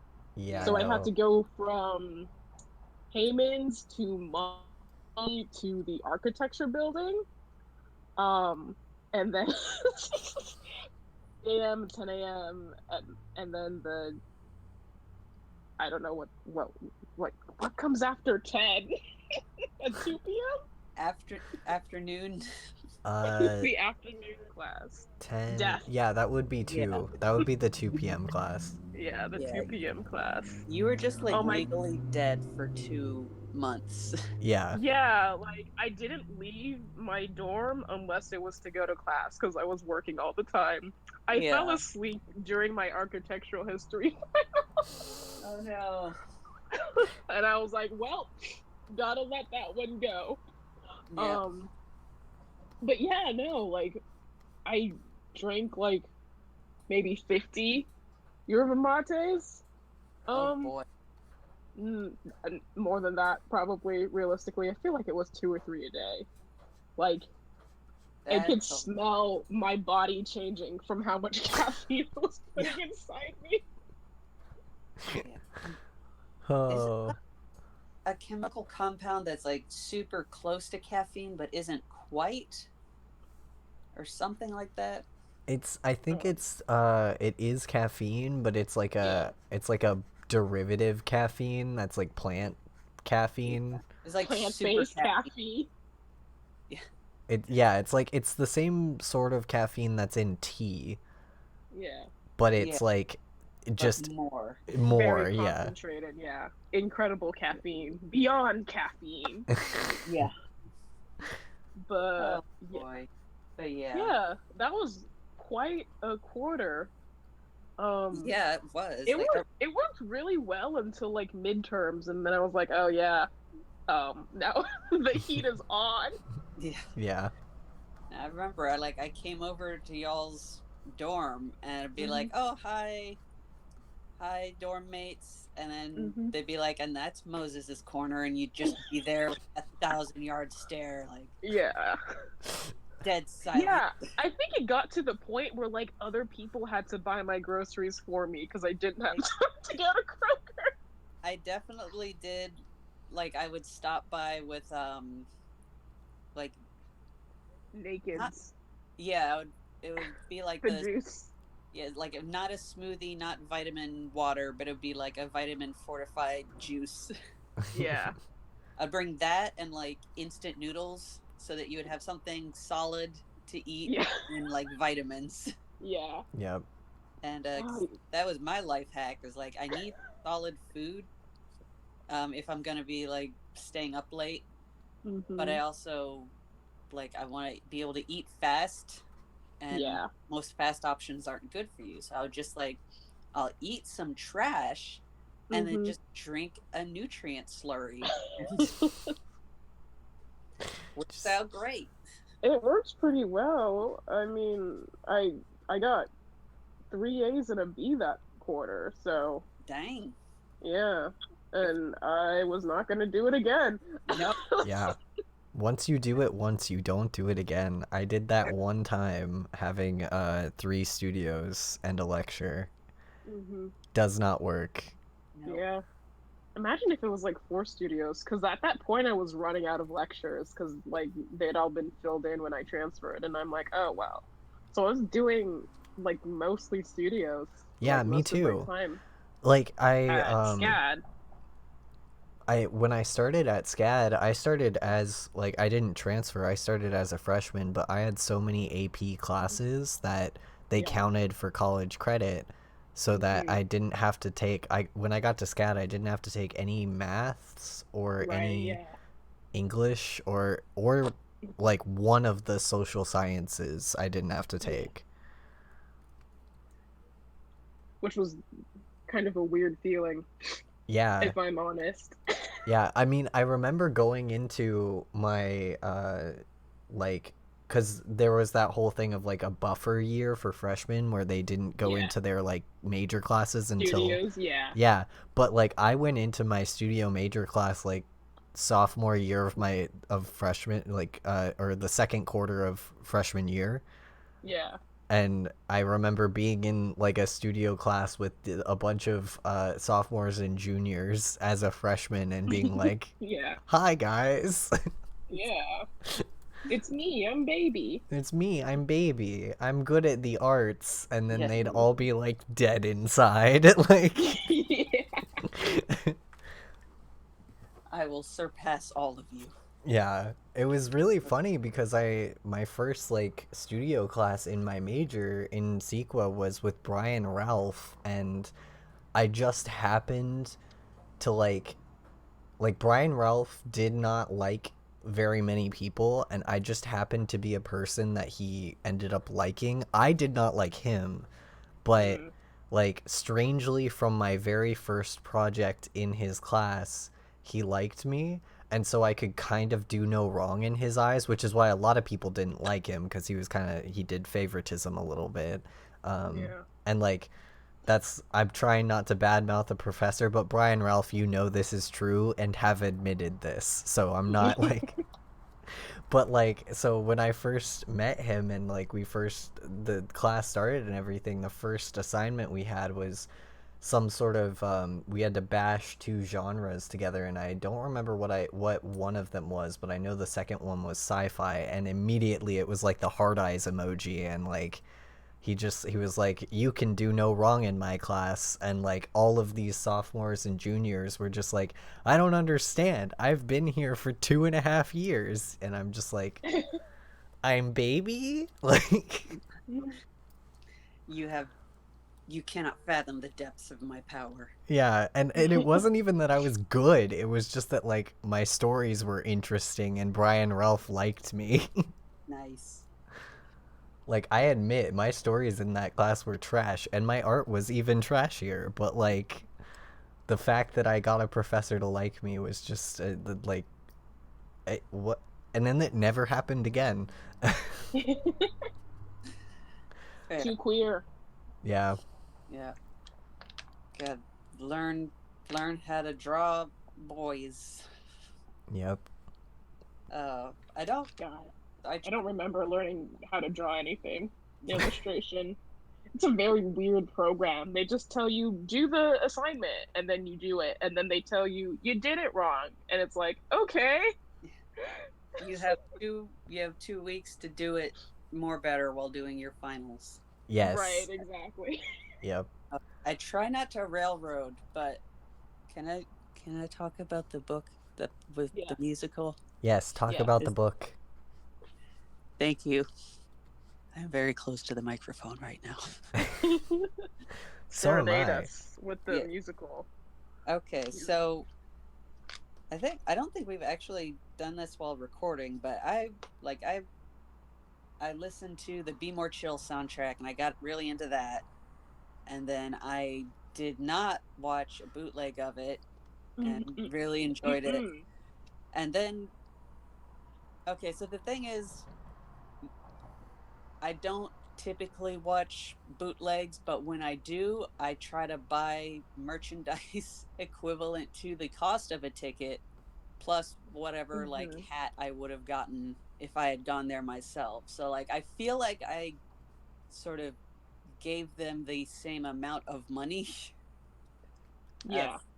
Plus they, shut down their shows for the time being. But I mean, anyway. What do you mean? You definitely did not watch a bootleg. Yeah, I did not watch a bootleg. But anyway, so like it's a good musical. I like it. It's very weird. It's a lot of fun. It is about what if you could vor a pickup artist. Alternately, it's about a teen boy who gets so horny he turns his school's drama club into a hive mind. And that's Be More Chill. Amazing. Yeah. But yeah, so it's love the musical, love the people they cast for it. And like that's one of the really interesting things about it, because it started off Broadway and was like critically panned, and then they put out their album, they got super popular online, and eventually were able to move to Broadway. And then but they like would keep most of the same cast each time. So like I think they changed out the Squip actor because it's a different guy on the album. And like I like both of their performances. Jason Tam's is a bit polarizing, but anyway, basically just the show changes a lot, or has changed a lot. Like even in, most shows will kind of adjust things as they go, but like there would be entire lines or scenes that were different by the time it closed on Broadway from when it opened on Broadway. And just that, I find that very fascinating.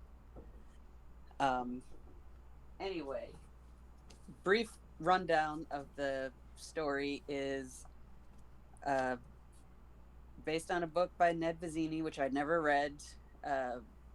Anxious teen boy with like dysfunctional parents. I know his parents are split up, and his dad basically won't wear pants. Yeah, won't wear pants. And this, like, it confused me because he would make a lot of references to the army in the show, and it's like, is he supposed to be a veteran? Is he PTSD'd? And according to the book, no. Like, he just says stuff about being in the army, and people are like, "You've never been in the army."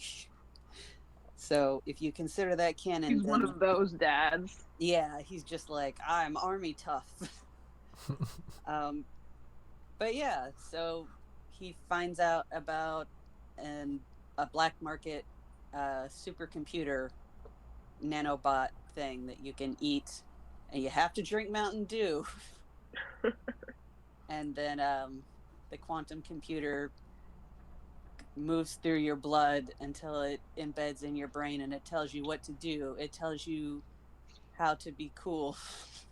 I'm trying to like slip into the lyrics of the Squip song. It's from Japan. um, so yeah, he and his best friend, who is in the text or in the show ambiguously gay, but the way he is played by George Salazar, I think he was very determined to just have the best friend character be gay.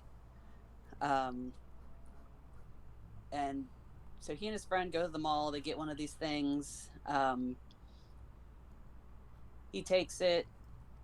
Keanu Reeves pops up in his brain, and he's like, "Hi, I'm a computer. I'm gonna." Oh, I forgot about that part. Yeah, it does it like it definitely dates itself.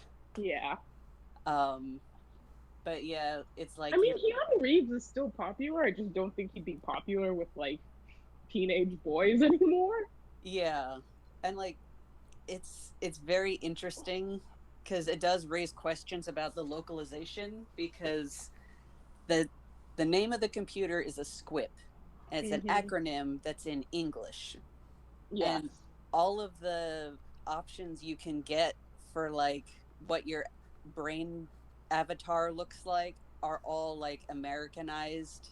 Like, it was Keanu Reeves, Jack Nicholson, or Sean Connery, or like anime cat girl. And those were your four choices. Really pulled them out of a hat, huh? Yeah, yeah. You know how all the kids love Sean Connery. Yeah, Indiana Jones's dad. Love that dude. Yeah. So it was like definitely supposed to be like who all the cool guy actors were at the time. Mm-hmm. So yeah, it gets the computer. It starts giving him creepy pickup artist advice on how Mm-hmm. to like manipulate people into liking him, and it's like Go buy an it M&M shirt. yeah, buys an Eminem shirt. Um, Basically, like, it alienates his best friend, and then he sings the best song in the musical about being sad and gay in a bathroom. Um, it's like hands down, I think, the best. If you ask most people, like Michael in the bathroom, and they're like, "Oh God, that song, so good." Um, and one thing I love about the musical is like it's very teen boy coming of age high school story. So there's like there's the main character, white boy, and he's obsessed with some girl.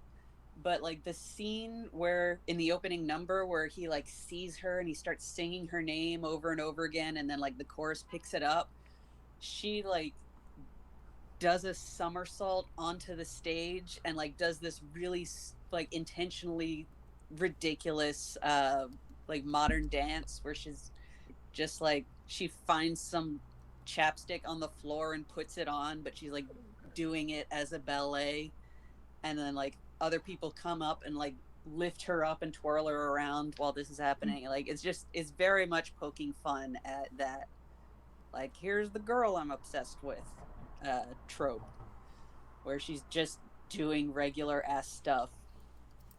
And he like they actually get along really well. It's very weird. Like, I mean, I guess it's just supposed to be that he's nervous or anxious and doesn't think he can ask her out, because like every time they talk to each other they usually get along really well. um but yeah, anyway, I did like that she's her character is just like an equally awkward teenager. Like it's not the creepy Hollywood thing where like everyone's a 20-year-old and the love interest is like just this adult ass woman.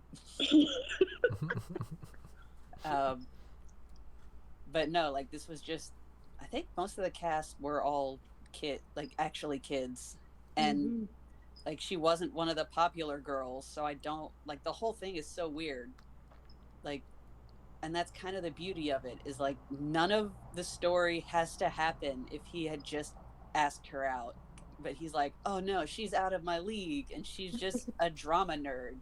She's like, hi, can I talk to you about how much I love being in the drama club? Cool. Let's be friends. So anyway, because of this, his brain computer decides that like he just has to become the most popular person ever because it can't figure out how to like manipulate her into liking him because she's just a fucking person. And like it is kind of, I don't know, they did a good job of fleshing it out for the musical because they like actually have human reasons why he manages to get another girl to like him. But anyway, things escalate. It turns out having a computer in your brain that can see into other dimensions controlling your life doesn't actually make your life that much better. And you know, then end conclusion, I won't spoil it, it's a good show. Go see it when it comes back. Their tickets actually aren't that bad, like I did look up the You costs of learned that tickets. true Squip was Michael all along. Yeah. No, Michael is good. But yeah, like I think the tickets, at least for the US showing, started at like $50 and then went up to like 170 or something. Oh, well, for Broadway, that's not so bad. Yeah, Yeah. like that's extremely reasonable. Yeah, that's actually pretty cheap for Broadway. Yeah. Yeah, and like even though there was no way I could have gone, like even if the show was in session, like I don't have time to travel to somewhere to see it. Yeah. But you can also just you can just watch like high school productions of it. Will post video of it online. Like that's actually the first one I saw, and I really like the changes they made too. So like it's fun how it evolves. Anyway, it's a good show. I like it. It's almost like the show itself is run by nanomachines. Yeah. Promotional media for the Squip. Yes. Coming soon to a Payless near you. Yeah. Yeah, he buys it at a Payless shoe store. So also extremely dated itself. Yeah. It's all about GSW warehouses now. So I got curious about the original book because it's based on, it's weird. If you look up the book or if you look up the show, you'll see it'll say like it's based on the novel by Ned Vizzini and also the novel by the exact same name by the playwright. So apparently he like published his adaptation at one point, and I super want to read that because like I want to see what he changed. But I was like, okay, I like this story. I want to read the book and see what that's like. And I fortunately saw a Goodreads article from someone who had already walked that path, and they were like, it's bad, guys. But I was like, no, I'm still going to do it. So I got it at a thrift store because it didn't sound like a book I wanted to spend a ton of money on. And they have some really cool covers for it. I got the like word collage one, which is kind of fun if you just like read it. Yeah, it's a fun little tag yourself meme. Yeah. I still like stinky money. Let's see. Pimpin' snotty comment. Girls' parties, sex cars, rap/hip hop, public denial of formally agreed upon opinion, chump cute girls, weird hot cool, uncool dork. So yeah, it's just the cover I got is just like a bunch of words surrounding an illustration of really the it really captures the main character because he looks like he's about to murder someone. Yeah. Because and here's where again I'm biased because the show, again, the cast is very like there's like 8 characters in total, and they still manage to have like a really nice range of people. Like the guy who plays his best friend is, I believe, Filipino, or he's just an Asian guy with the Philippine flag stitched onto his jacket for some reason. But yeah, I believe he's supposed to be Filipino. The love interest is Asian. I don't know her. I can't remember her actual name. I think it's Stephanie. No. Christine. Yeah, well, in the book, it's Christine Canigula, which sounds like some kind of demon. But she's Asian. The Broadway version of the Squip was, I don't know, I'm not going to guess people's nationalities, but his name is Jason Tam. So, like, good. Like it, and especially like watching this in 2021, it was really nice to see a show that was like, yay, Asian Americans, let's not be mean to them. Yeah. Yeah. And yeah, and then the main character, Jeremy here, they like have a couple of lines that establish he's Jewish because the way he gets the money to buy the Squip is he says he spent all of his bar mitzvah money to get it. And so that's fun. So you've got like this Jewish kid and his Asian friends, and originally one of the main popular guys was black, which makes it very confusing when in other versions it's a white guy, because there's like a whole joke where he dresses up as Prince or the singer, and like that made sense when it was a black guy doing the role, but then like when what this like the high school version I saw, it's just like this white kid in a purple coat and like an afro wig. I'm like, what the fuck is that supposed to be? It's like when Avenue Q has a white person playing Gary Coleman. Yeah, no. Which is like, why did you even bother? Yeah, why did you think that would work? Or like, oh man, there was this one high school that was a majority white population that wanted to put on hairspray. Oh no. They decided all their souls were black. Oof. We're black on the inside or something. I think they were trying to change it so the discriminatory basis was like against eye color or something. Oh my god. Or like that was one of the solutions that was proposed because like, blackface is illegal. Yeah. I'm ostracized for my beautiful blue eyes and blonde hair. But yeah, so basically, oh yeah, and Jenna Rollins is also black in the whole show. I think it's the same actress both off and on Broadway. So like, and this is a cast of 8 people. So like it's a pretty decent spread of like different ethnicities going around. And I can't blame the book for that because the book came first. Yeah. But this was definitely like a white guy writing this book. So like most of the characters are established to be white at some point. And I was just mad. I was like, no, Michael's George Salazar. What are you talking about? But the true irony is that instead of being played by an Asian American, his best friend Michael, who is like pretty much agreed upon gay in the show, is a straight white boy with a fetish for Asian women. Oh no. And yeah, it's bad and gross. I'm like, no, this, like, he was supposed to be the best character. um yeah, and then Jeremy here, the main character, is a little serial killer.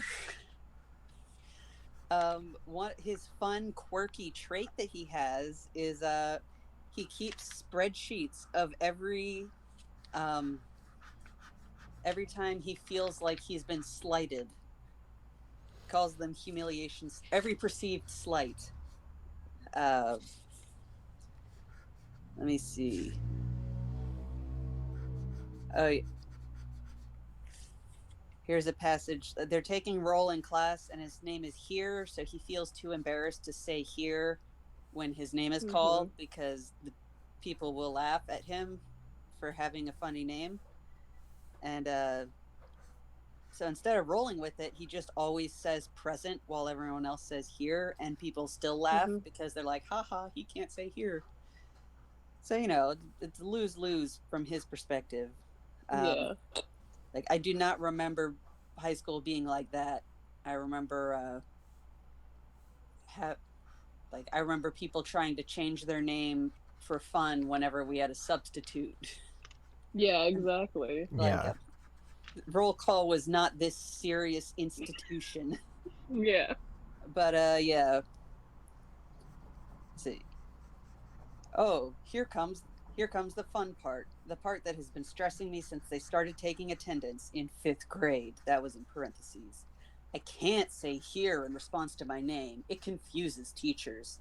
I raise my hand quietly and say, present. Somebody snickers up in the front of the room. Are they snickering at me? Are they? Can never be too sure. I pull out one of my pre-printed humiliation sheets, write the date up top, and put a tally mark next to the snicker category. I cover the page lightly so Jenna can't see.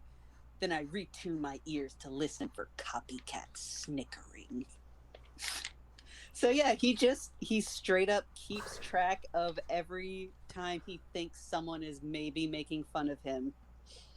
Or sorry. I hope that wasn't too loud. I am astonished. Yeah. Like that was my like emotional response reading this book. And like The audacity of white men. Like it's even described in the blurb, but it's like it's You didn't posed think it was going to be as bad as that. Yeah, it's posed as like this quirky thing where like, oh, he has this thing where he's this wacky kid and he keeps track of things that he's embarrassed by, and like that only makes him more nerdy and whatever. Anyway, the humiliation sheets have been developed a lot over the years with a host of different categories, but the current model has snicker, laugh, snotty comment, refusal to return a head nod, in parentheses, the standard form of greeting at Middleborough High. Buddy, I don't think that's just your school. Yeah. But it's just like, calm down, dude. It's okay. No, refusal to return a verbal greeting, refusal to touch hands, public denial of formally agreed upon opinion, refusal to repeat a joke, and mortification event. I use the humiliation sheets to keep track of my social status in a concrete, quantitative way. They are my secret, totally. And like 2 pages later, people are laughing at him for writing on these sheets.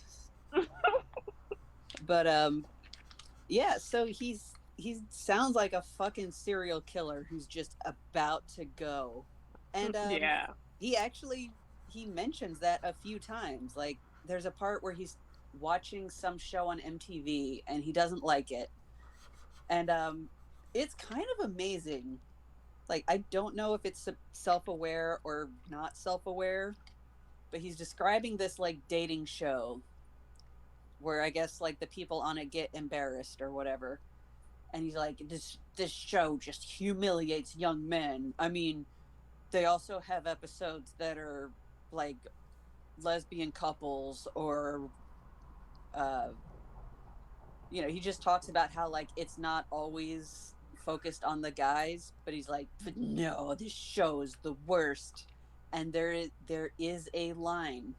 Someone wrote this in the year of what the fuck?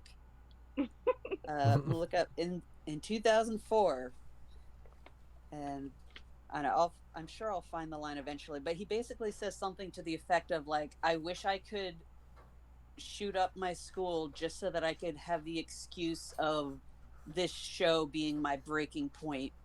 And it's like, Hello? whoa, fucking chill. Maybe watch something else. And also maybe don't have your main character make jokes about wanting to be a school shooter. Just a casual thought. Yeah, like Really even if you Stones to are... Abigail vibes there. Yeah.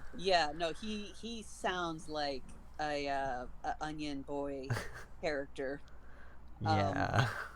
And like there's a part towards the end too where like he has this whole monologue because like events happen. I'll get to it, but it's this whole monologue about like how frustrating life is when you're a straight white boy in high school, and he's not even Jewish in the book. Like they couldn't even stick to that. Which, come on, like just give me something. But anyway, but he has this whole thing about like, I think he's like pouring his heart out to his best friend that he's been, pushing away and alienating, and he's like, I don't know what to do. And anyway, part of it is like, I don't know what to do about girls. I don't know if I like them or want to kill them. And I'm like, I also do not remember that being a part of my high school experience. Like, Yeah. I mean, I know I'm not straight, but like, I've never had that reaction of like, sometimes I just want to fucking murder someone that I like. It's like, no.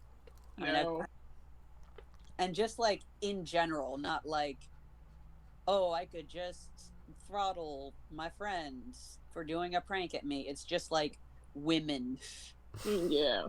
As a concept. She's like, I don't know if I want to do my penis at them or kill them all. And I mean, it's not, I'm exaggerating a bit, but like, yeah, I get the vibe that you're trying to establish. It's just that like his romantic frustrations lead him instinctively to violence, and it's like, hey, that's concerning. Yeah, like go to therapy. Yeah. Oh my god, the therapy part. I'll get to that. Oh no.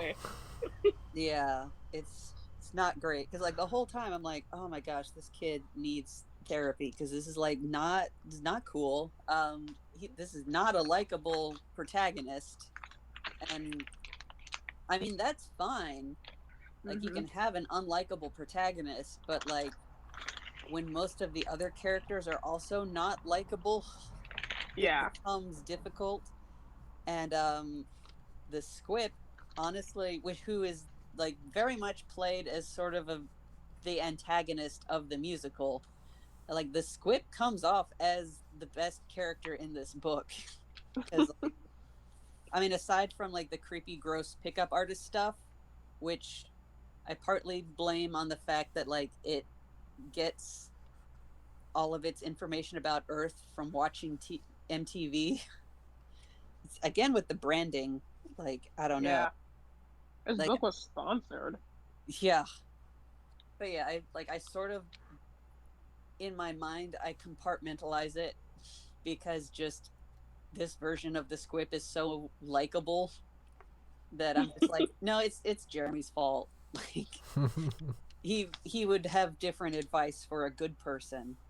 But I've already showed you this passage, but I do want to read it. This is chapter 1, the first page of the book. Oh boy. They're in class. It's before the attendance taking fiasco where someone snickered, and he had to get out his murder sheets.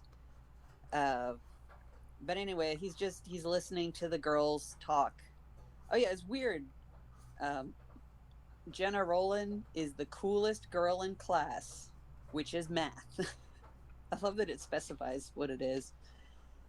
In the show, Jenna Rowland's whole thing is that she like desperately wants to be part of any group. Like she wants,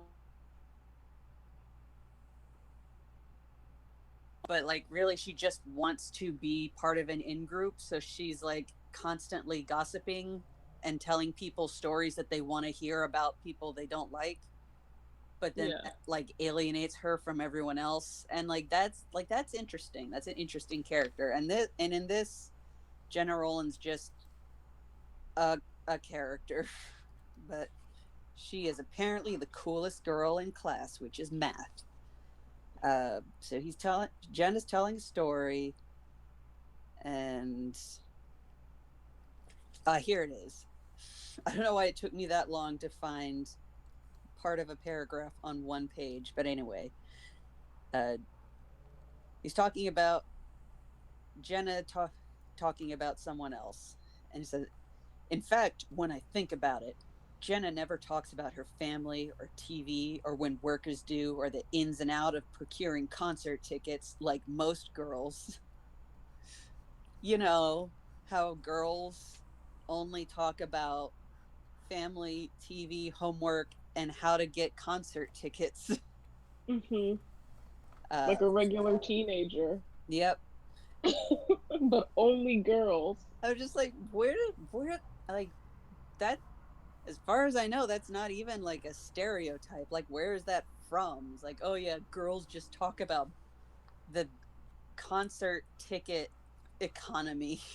I think it's like a dig at like girls' interest in boy bands, but I, it's so unspecific that like guys also go to concerts. yeah, like it is a it is a plot point that he buys an Eminem t-shirt. Yeah. Um, but yeah, so like that like right off the bat, that's what we're working with. You're like, okay, so this is a straight adult man writing a straight teenage character, and neither of them understand women. Yeah. um Neither of them have met a woman before. Hmm. Never in my life. um so yeah, anyway. Oh, the other weird thing, second weird thing, and again, just like Jeremy's just a asshole in the book. um which is fine, whatever. But because in the show it's played like he kind of has anxiety, maybe because he's just like, oh, I'm always nervous and I can't make decisions, and like I get paralyzed trying to decide whether or not I should take the bus every single day. I'm like, that sounds like you have an anxiety disorder. Yeah. Yes. And like relatable. I don't know if that's what they were going for though, because by the end he just doesn't, or he just decides that anxiety is better than the events that he sets in motion. I mean, I think that would be a fair conclusion. Yeah, like I kind of wish it. Like all that happens and he's like, "Okay, I'm not doing that again." Yeah, like I do kind of wish that they had circled back to the anxiety thing specifically in the end. I mean, the last song is he's still talking about how like I have voices in my head, but now they're the normal kind, and Hmm. like that's nice, but you really set up a very anxiety disorder situation. And I mean, I guess just learning to live with it is a resolution, but Hmm. anywho, uh, that's just other issues I have with like stories where they want to bring up disorders. Hmm. But I don't even know if that's what they were trying to do. Anyway, so yeah, in the show he comes off as having anxiety. In the book, he just like comes off as being real close to doing a mass murder. Um, in the show, he has like the the layabout dad who's just like been so depressed since the mom left that he doesn't really bother paying attention to his son, and like his Jeremy's super resentful, and that's like part of his motivation. He's is like, I don't want to grow up and be that kind of person, uh, which I guess would just be anxious and depressed. Yeah. I don't want to be diagnosed by two disorders.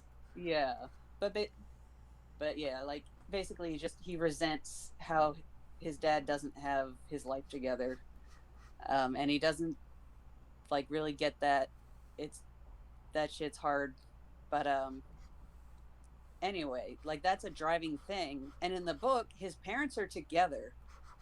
He just like his dad's just weird. And it's not just pants. Like his dad just walks around the house naked, and it's very uncomfortable. Like there's a scene where he is in the bathroom, like brushing his teeth or whatever, and the dad just walks in naked and starts peeing, and he has to like get his mom to make his dad stop. He's like, I super don't want you to do this. Like I was in the bathroom. You shouldn't just come in with with your stuff out. But yeah, the conflict there is just that his dad's kind of shitty, but also I guess the mom hates that the dad is overweight. So she's also kind of shitty because she's just like constantly trying to get him to lose weight, and he's just like constantly pointedly ignoring her attempts to do that. And it's very weird.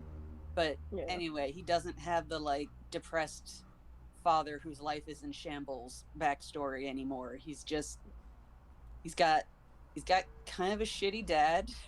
But his parents are mostly fine. Yeah.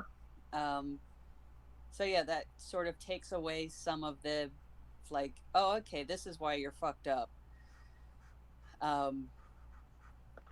Yeah, like forget where I started, where I'm going. We got about 5 minutes left on this recording. Oh no. If it's all right with you, I might continue. Start another one? Yeah. Yeah. Yeah. But yeah, before we get banished. But yeah, so Spanish. But yeah, so his dad just like walks around naked, which is like being a nudist is one thing, but it's not portrayed as that. It's just like, my shitty dad keeps showing me his dick and this is uncomfortable. And yeah. Like, yeah, fair. For once, that's fair. But anyway, so like the pants thing is weird in the show, but it's so much weirder in the book. And oh yes, now I remember. The way he finds out about the squip at first is that his friend Michael tells him about it because Michael's older brother got one. And Michael kind of intentionally gets the name wrong. Like at first you think he just doesn't quite remember it, but then later he's like, no, this is exactly why I didn't tell you the actual name of the product. Yeah.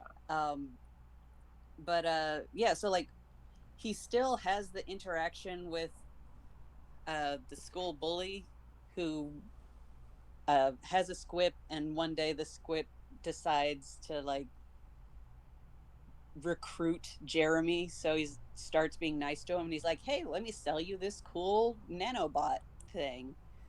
And he's like, this sounds weird, let me ask my best friend for advice. And then they have like a very sweet song and moment where they're like, oh, we're always going to be best friends, nothing will come between us, we definitely won't have a falling out at any point in the next hour and a half. It's like a full 2-hour show. But yeah, in the book, Michael is the one who introduces the squip. Not how to get it, because Michael doesn't want him to get one, because he's like seen what it did to his brother. But like Michael knows about these things. Then he talks to the school bully Rich, who's like, "Hey, I will sell you a computer. It's from Japan. Uh, it's a small oblong pill, quantum nanotechnology CPU. Uh,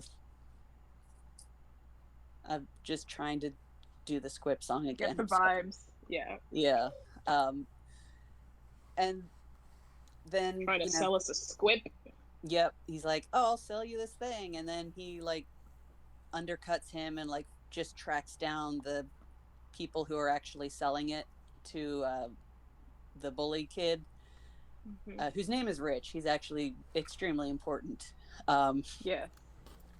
But like he even wants Michael to help him because like he has to go to this bowling alley.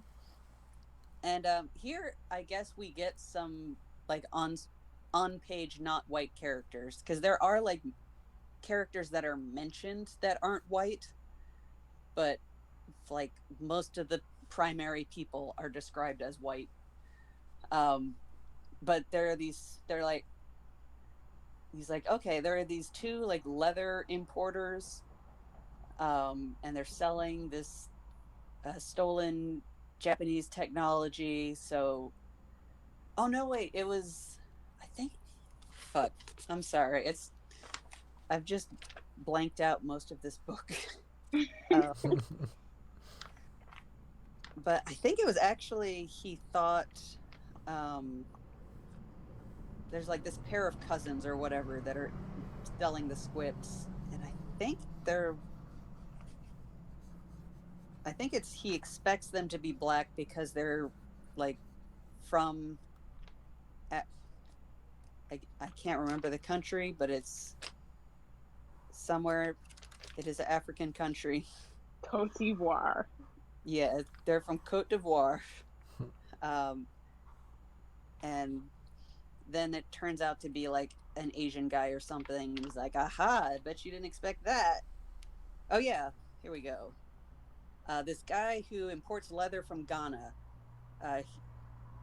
he'd probably be a black guy, but would he? Asks the only other character at the bar, an Asian man opposite me. So yeah, then he gets his perceptions mildly challenged by the fact that this Asian man does business in Ghana. Yeah. So he gets Michael to go with him as support, and also just because he can't drive. That's a lot clearer in the book. Like in the show, it's just sort of a weird thing. I need you, bestie.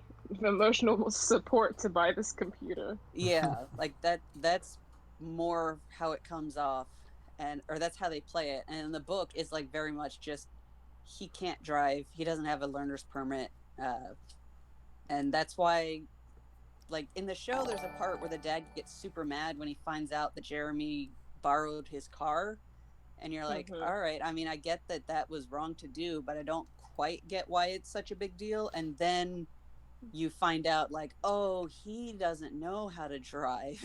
That's why it's bad. But yeah, so like he gets Michael to take him to track down this like squip merchant, and he comes up with a cover story because he doesn't want Michael to get a squip. You know, his best friend who told him about him, and also the person that he's making drive to this business transaction. Yeah, like he basically just sort of ditches him there. Like Michael's like, "Why are we at the bowling alley?" He's like, "Shut up! I have to go find someone." And like just leaves Michael, and then he's like, "Okay, now I need you to drive me to Payless." Because the guy's like, "Oh yeah, you want to talk to my cousin who works at Payless?" And yeah, so like he does all of this and is just like, I can't have Michael getting any more cool and stealing all of the women from me, even though it is like clearly established that Michael has a creepy Asian fetish and he is infatuated with a white girl, but he's just like pre-jealous, or not jealous, pre-envious. Possessive. Yeah, he's like, Michael already like knows how to talk to girls. I can't have him getting any cooler. It's like, cool, way to appreciate your friend. Michael will psychologically, or uh, uh, Michael will psychically steal my girl, just Yeah. without even speaking to her once. Yep. It's like it's just like a magnet. She'll just be like bloop, stuck to him. But yeah, so like their squips will link up and then they'll go make out. Yes. Yes. Yeah, so that again, that's just more of Jeremy being shitty and weird for no reason. He's like, your friend knows about these.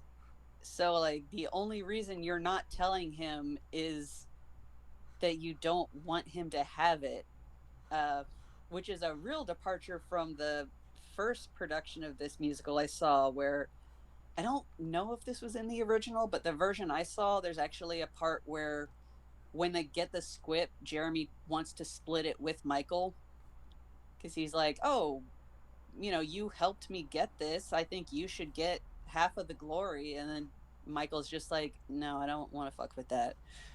And he's like, all right, more for me. Give me a Mountain Dew. But yeah, no, in this version, he's just like, no, fuck you. You talked to a girl without crying. Like, no squip for you. No squip for you. You don't need it.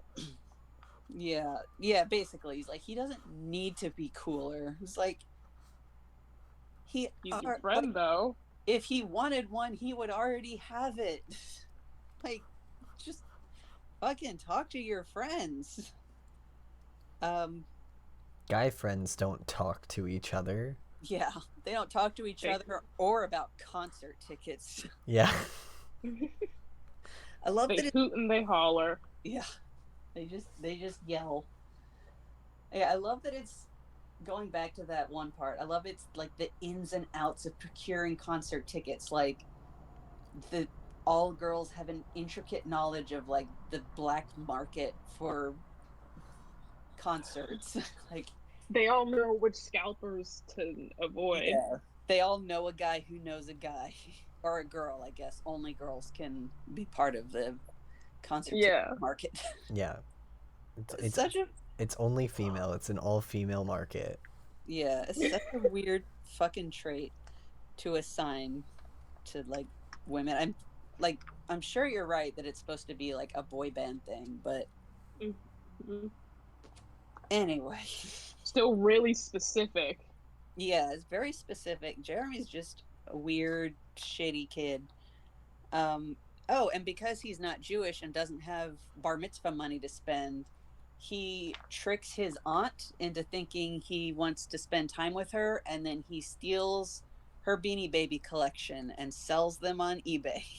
Jesus Christ. So again, like more and more branding, but yeah, remember when everyone lost their shit over Beanie Babies?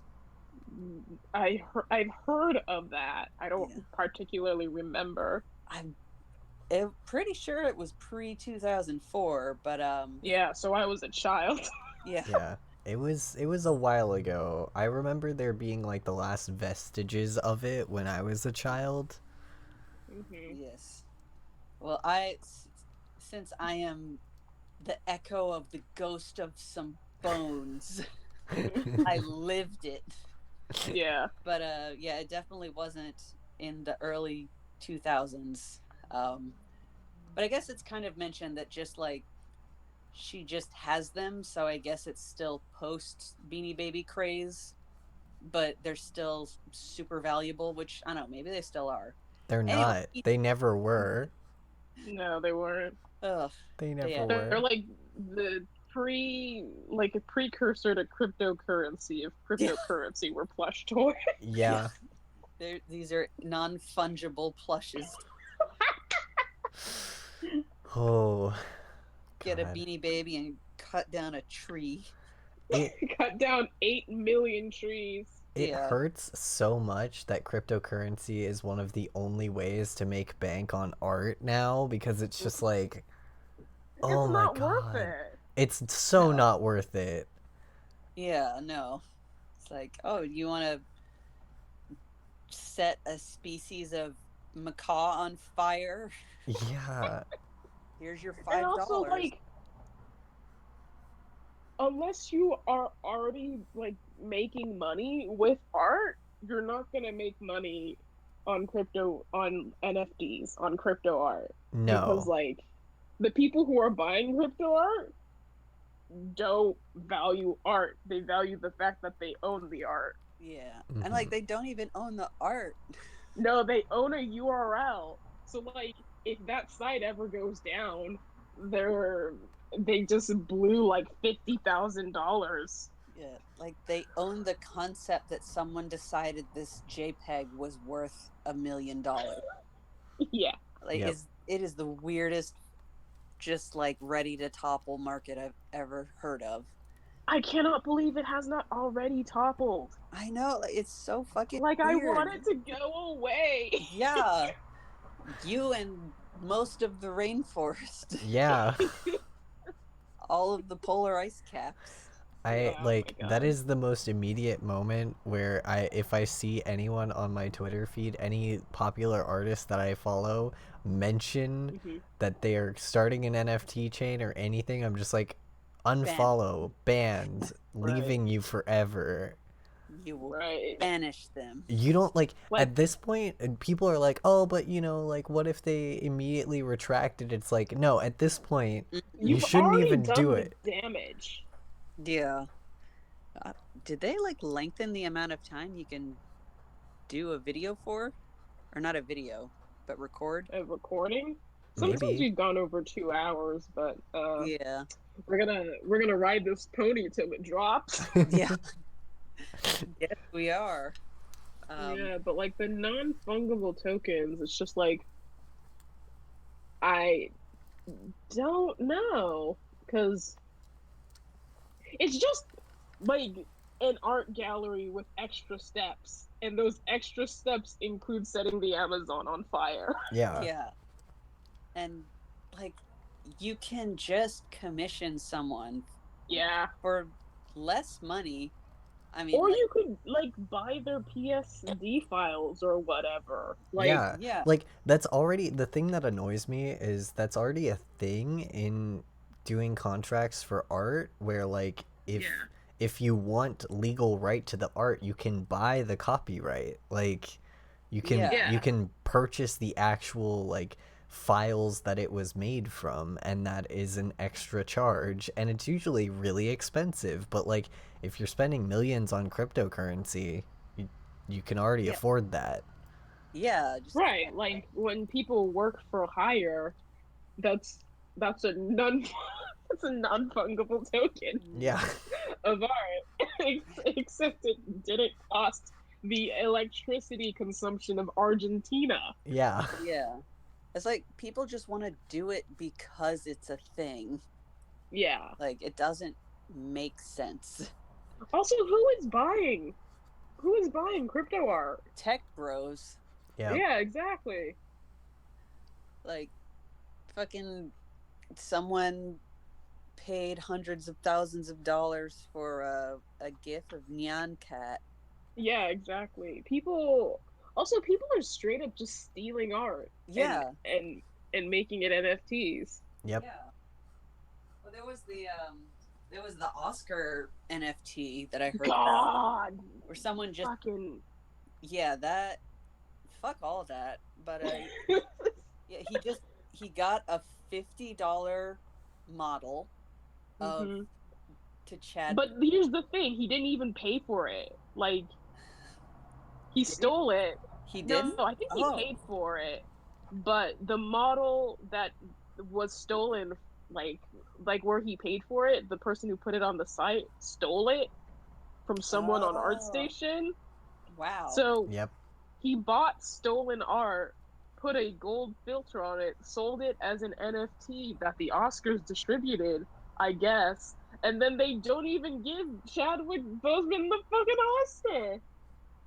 Oh, this. Ugh. I like honestly, I feel like D'Angelo Wallace's take on this was my favorite, which is just these are just trading cards. Yeah. Like that's literally all this is. Like please go back to just purchasing trading cards, please. Yeah, and like it's so telling that like I've seen people explain it that way too. It's like if you know what it is, why are you doing this ridiculous thing? But yeah, I also liked D'Angelo Wallace's take. And also just like the fact that their big NFT was like the head of Chadwick Boseman. Yeah. Just in gold. Yeah, that I guess they didn't sell it, but the idea was like, oh, this is an object of great value. And just like that's a fucked man's up. Head. Yeah. A dead man's head. Yeah. A dead black man's head. Yeah, I was gonna say like a dead black man. And you're just gonna distribute this as a sign of wealth. As like a token for attendees of this party that is mostly white people. Yeah. It's by and for the whites. We're just we're back to the you shouldn't own a black person's bones conversation again.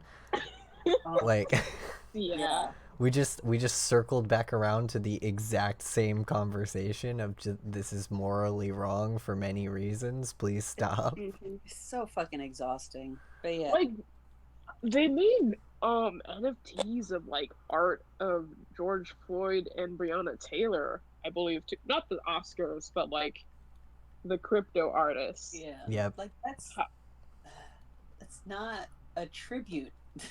Like that's a thing you're using to get money. Right, exactly. And a lot of I've seen people try to defend that sort of stuff because they're like, well, we could use the money for like charities for their organizations, and it's like, or you could just give the money to you could just give them the money. Just devastating loss. Like I'll give you I'll print out a picture of this person if you donate that money instead. Yeah. You can just have that. You can sell art in a regular way. Yeah.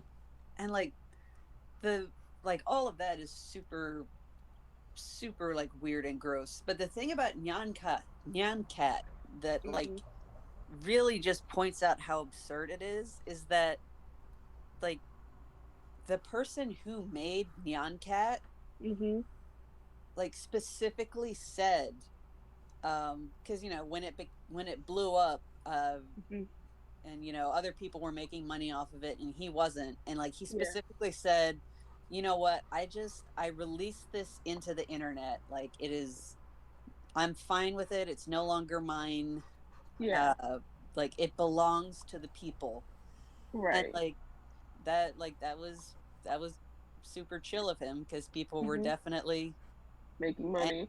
Making money off of this thing that he came up with. And now that was sold for like hundreds of like now someone paid hundreds of thousands of dollars to pretend they own it. Yep. And it's like, no, you don't. There was also that one auction that was like, we're gonna sell an NFT of Basquiat's work, and if you buy it, you get to decide whether you choose to destroy the original thing. And it was like, are you fucking insane? Yeah. The answer is yes, absolutely. Yeah. Right. The answer is they've been at Insane Station for a while now, and boy, it's bad. And now they're making an NFT out of one of Stan Lee's work. Yep. Like, yeah. What other dead people can we exhume and There's one other black dude. Of course there is. I'm trying to remember. No, it was Chadwick Boseman and Basquiat, and I was like, what's the third black person that they're gonna make an NFT out of? Mm-hmm. And it's like some guesses were really good, like Prince. Yeah, Yeah. I I could see could that. I could believe that someone would try to make an NFT out of Prince. Mm-hmm. It's so funny the gorillas are doing NFTs. Yep. Yeah, it's super messed up. Yeah, they Plastic Beach. the Ooms. the whole like I just love that all of Twitter went into an uproar to yell at them because like you can't release an entire album about being ecologically conscious and then do NFTs. Yeah. And like it was the same thing with some artist whose his whole deal at one point is like, I am going to reduce my carbon footprint by like this much every year. Mm-hmm. I mean, we all watched the D'Angelo Wallace video, you know, the guy I'm talking about. Yeah. Mm-hmm. And then he's like, I'm going to get into NFTs. And someone was like, you just undid the last however many years of energy reduction you've been trying to do. Yeah. By I think like 100-fold. Yeah, but I think that guy came out with like an article and said, "Yeah, don't do these because Yeah. they're fucked." Yeah, no, he definitely like he did learn his lesson, but it was just Yeah. he was this activist who dedicated so much of his time to being like, you know, this is how you lower your impact on the environment, and then he does one NFT. Yeah, and it just consumed like all the electricity he had like been trying to save up for like 10 years. Yeah. What was it? It was like a year's worth of energy for his studio. Yep. I think it was 2 years, but yeah, like it's also because like obviously crypto art is not being upfront about like how it functions. Mm-hmm. Yeah, because like so many people don't know why it costs all that energy, so they don't believe that it does, and it's like it costs that energy because of like in the most simple way to explain it, it costs that much to keep the servers alive while you mine for the code in order to get the information you need to make an NFT. Yeah. And it's like I know there was a video that went around Twitter that was really good where it was just like one of those server sheds. Yeah. And they were just like recording how many servers were in there and like show like you could hear all of like the fans going overtime and you could see like all the cords coming out. They're like, this is what cryptocurrency is. Like this is what you need in order to use it, to do it. Yeah. to like have it as a concept. Like it takes up a shitload of energy consumption. Time for more podcasts. Yeah, like you're just using a computer that is the size of a Walmart. Yeah. All the time. Forever. 24/7. And yeah. And it's just like and like NFTs aren't even the only cryptocurrency that uses energy like this. By far they're the worst one, but like for sure. Bitcoin and Dogecoin, you guys aren't safe. Like fucking Dogecoin. Like what the fuck? You're trying to fucking make yourself a currency out of a meme? They did. It's so annoying. Yeah. It is. They did, and it is. And people are taking it seriously. Yeah. Like I don't know if they expected people to, but like it's a thing now. They're definitely making money off of people doing it and taking them seriously. Yeah. And like just the fact that NFTs have to have this proprietary cryptocurrency is so fucking shady. Because, like, that's probably less secure than the usual amount of not secure. Yeah. This purely digital currency has. Like most NFT platforms use Ethereum. Yeah. Which is already annoying. Yeah. Just the name of it's like, oh, fuck you. Yeah, like that is some high end just full of yourself shit. You're not a fucking Dungeons and Dragons game. Yeah. Like That's what you get for letting Elon Musk name shit. Yeah, honestly. Oh, it's his fault? I think so. I'm not sure if he's the one who named it, but if it's not him, it's one of his cronies. Yeah. He'll take credit for it. Oh yeah, definitely. I heard the funniest thing today. I was listening to a creator who I'm not going to name because I don't want to like say anything bad about this creator, who is a good person, just very uninformed. But I was like watching their videos, and they mentioned in one of their past videos that they considered themselves fairly liberal, and then recently came out as a leftist. And I was like, clap, good for you. Two for you, Glenn Coco. Like, you know. So I was listening to their newer stuff, to sort of figure out what in the world, you know, they were on about. And they were talking about Elon Musk being on Saturday Night Live, and their response to this was basically that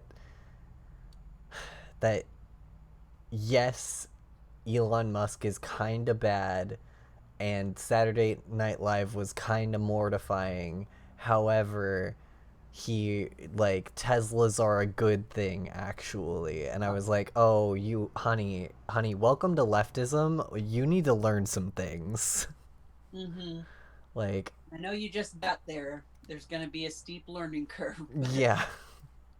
Like, I'm glad you're fresh off the train, but like, here, take this pamphlet and Yeah.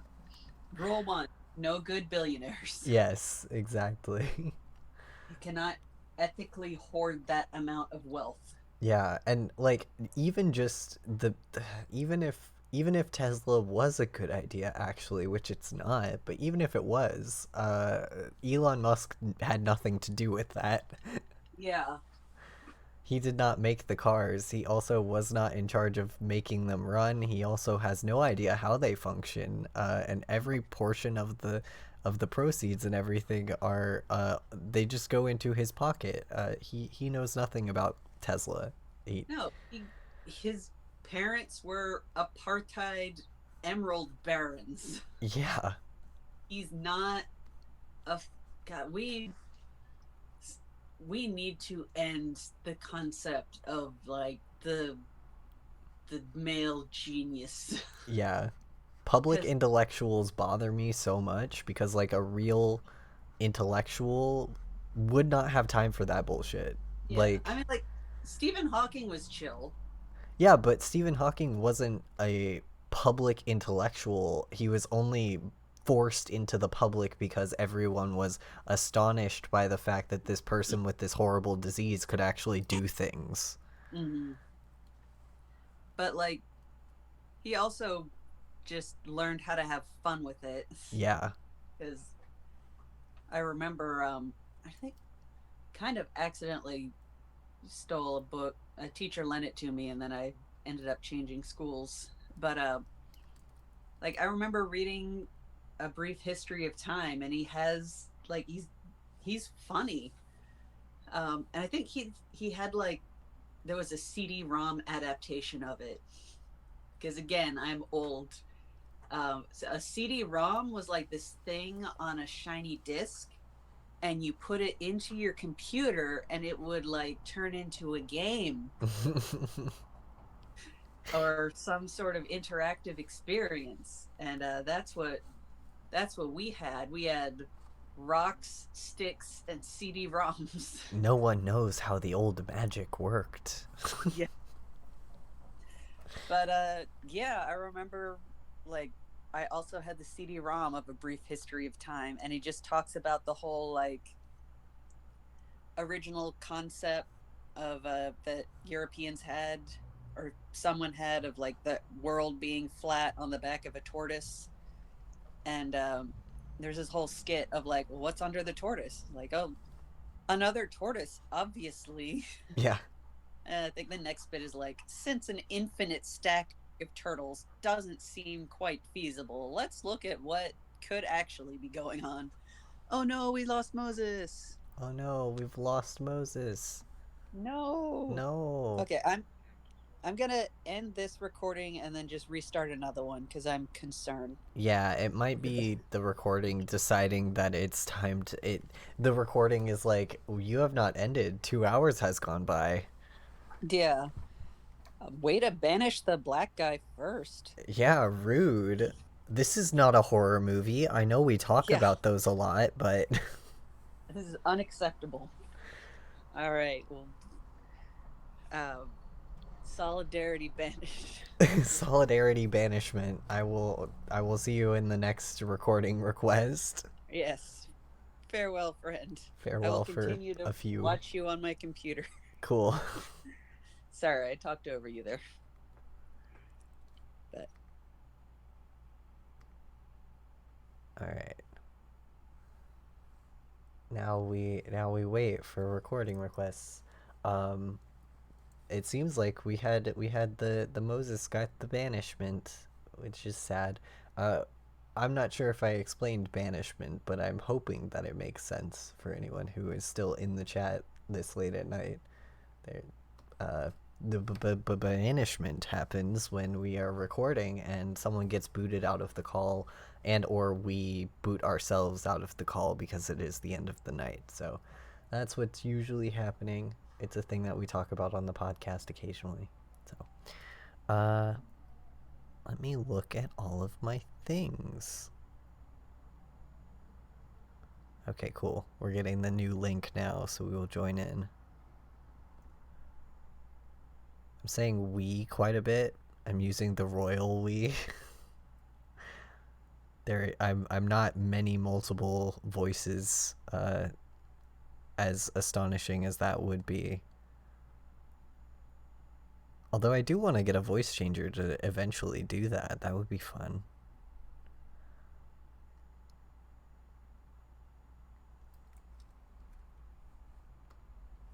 I was just given instructions by a friend to kiss my dog, and I can't because she's all the way over there.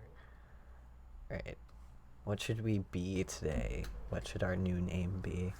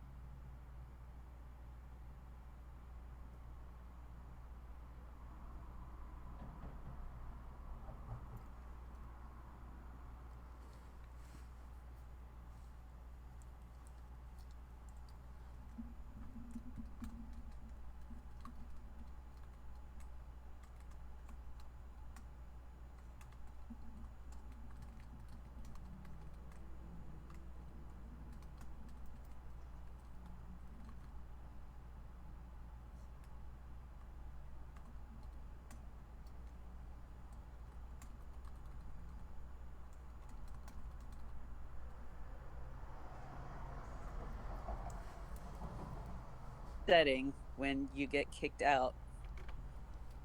Hello, welcome Apollo coin. It's the new cryptocurrency. It's mine now. Yeah. I mean, you can do that. I bet people would buy it. I doubt it. I don't have enough following. But I mean, like, if you just branded it hard enough, you could start cryptid currency. Yeah. Like Dogecoin had a bunch of ads on Twitter, so. Yeah, I just need to get a bunch of money and buy a lot of ads. Yes. And then and then you get yourself an NFT platform like Super Rare or whatever the fuck there is, Foundation. Yes. Um, you know what's super funny about crypto art is that like sometimes a piece of art will come onto my timeline and you can just tell that person has a crypto art link, an NFT link in their bio. Oh yeah.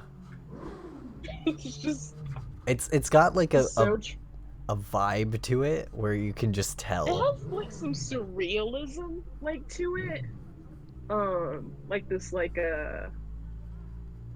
surrealist painters are really into crypto art. Yep. Um, like 3D artists. I had to follow all my 3D artists because they were getting into fucking crypto. Yep. Yep. Um, and then it got really bad once like illustrators got into it too, and it's like fuck, like why? Yeah, I get it's that it's hard to like really sell 3D art, like 3D render art.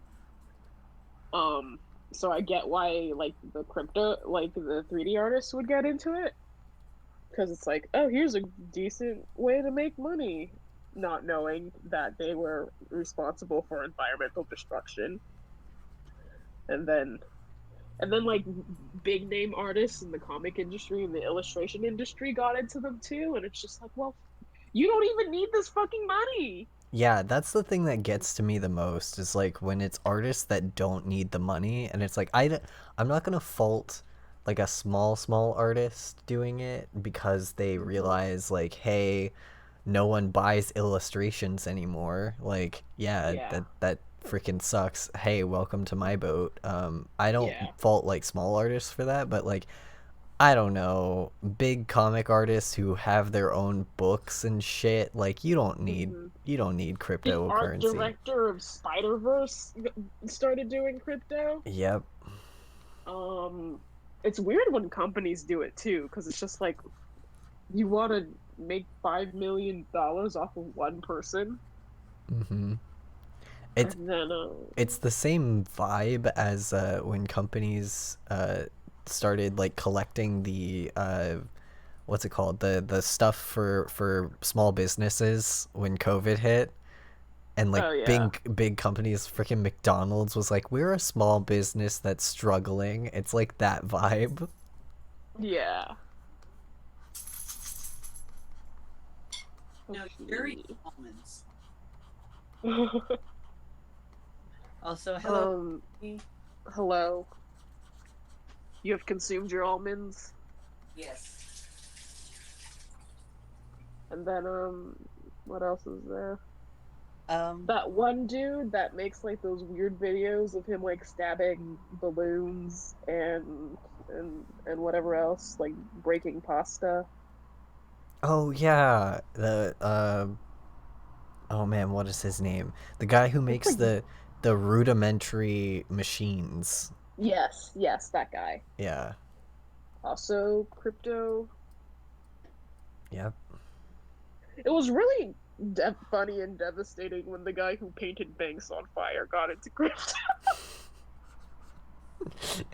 Yeah.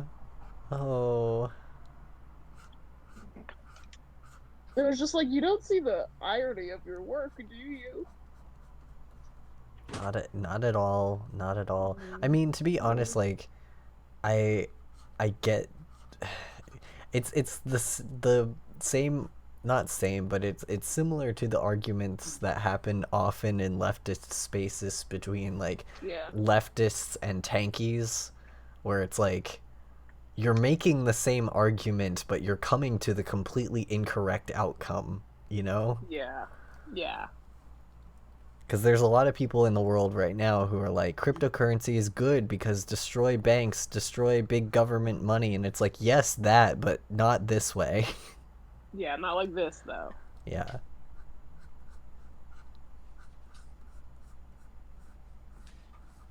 Huh.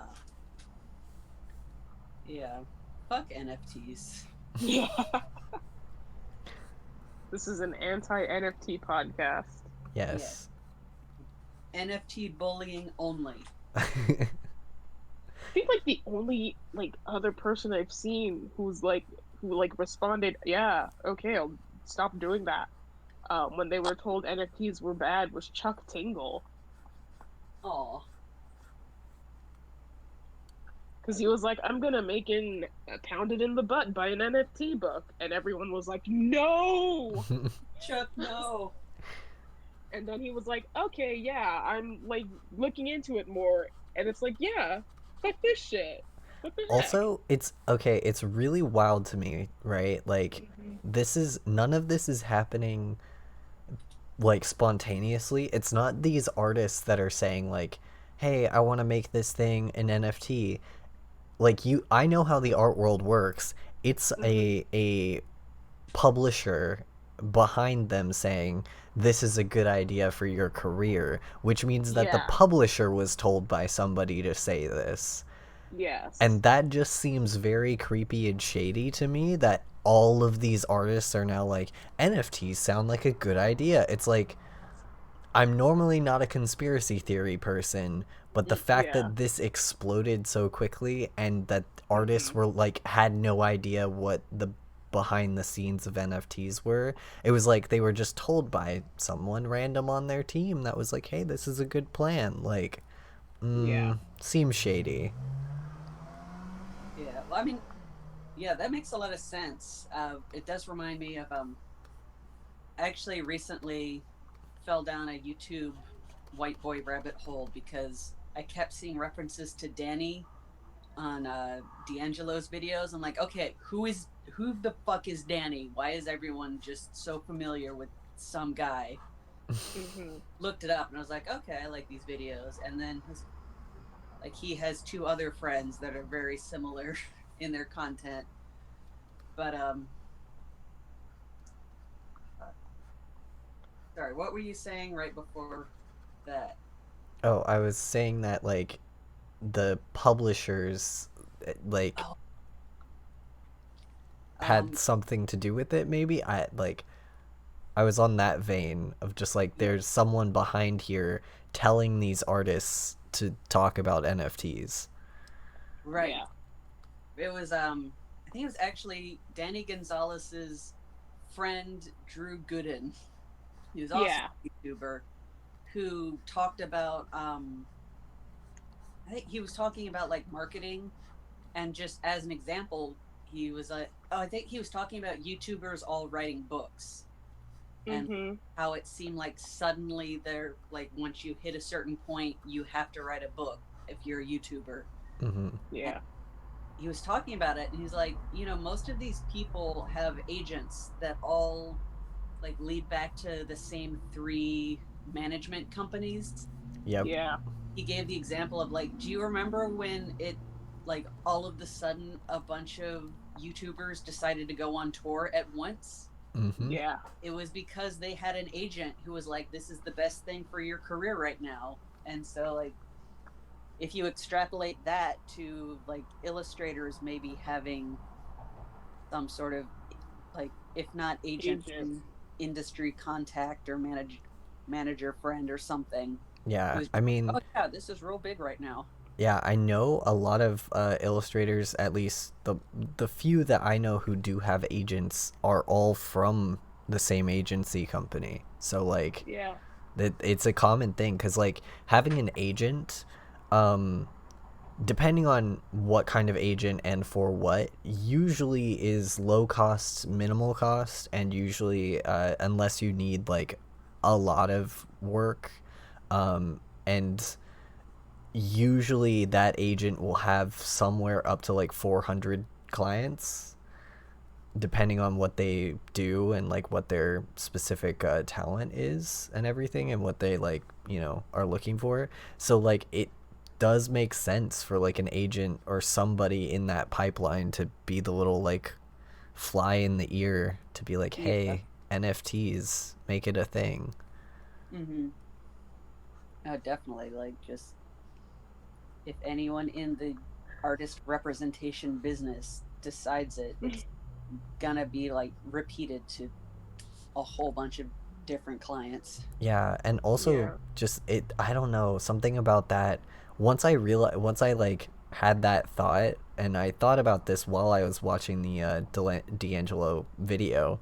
Once I had that thought, I was just sort of like, oh, this like, yes, it's bad for all of the reasons already listed, like the environmental problems, all that stuff, but like I start getting really creeped out when it verges into that like somebody is making this happen territory. Yeah. Like it's like, oh, I don't like that.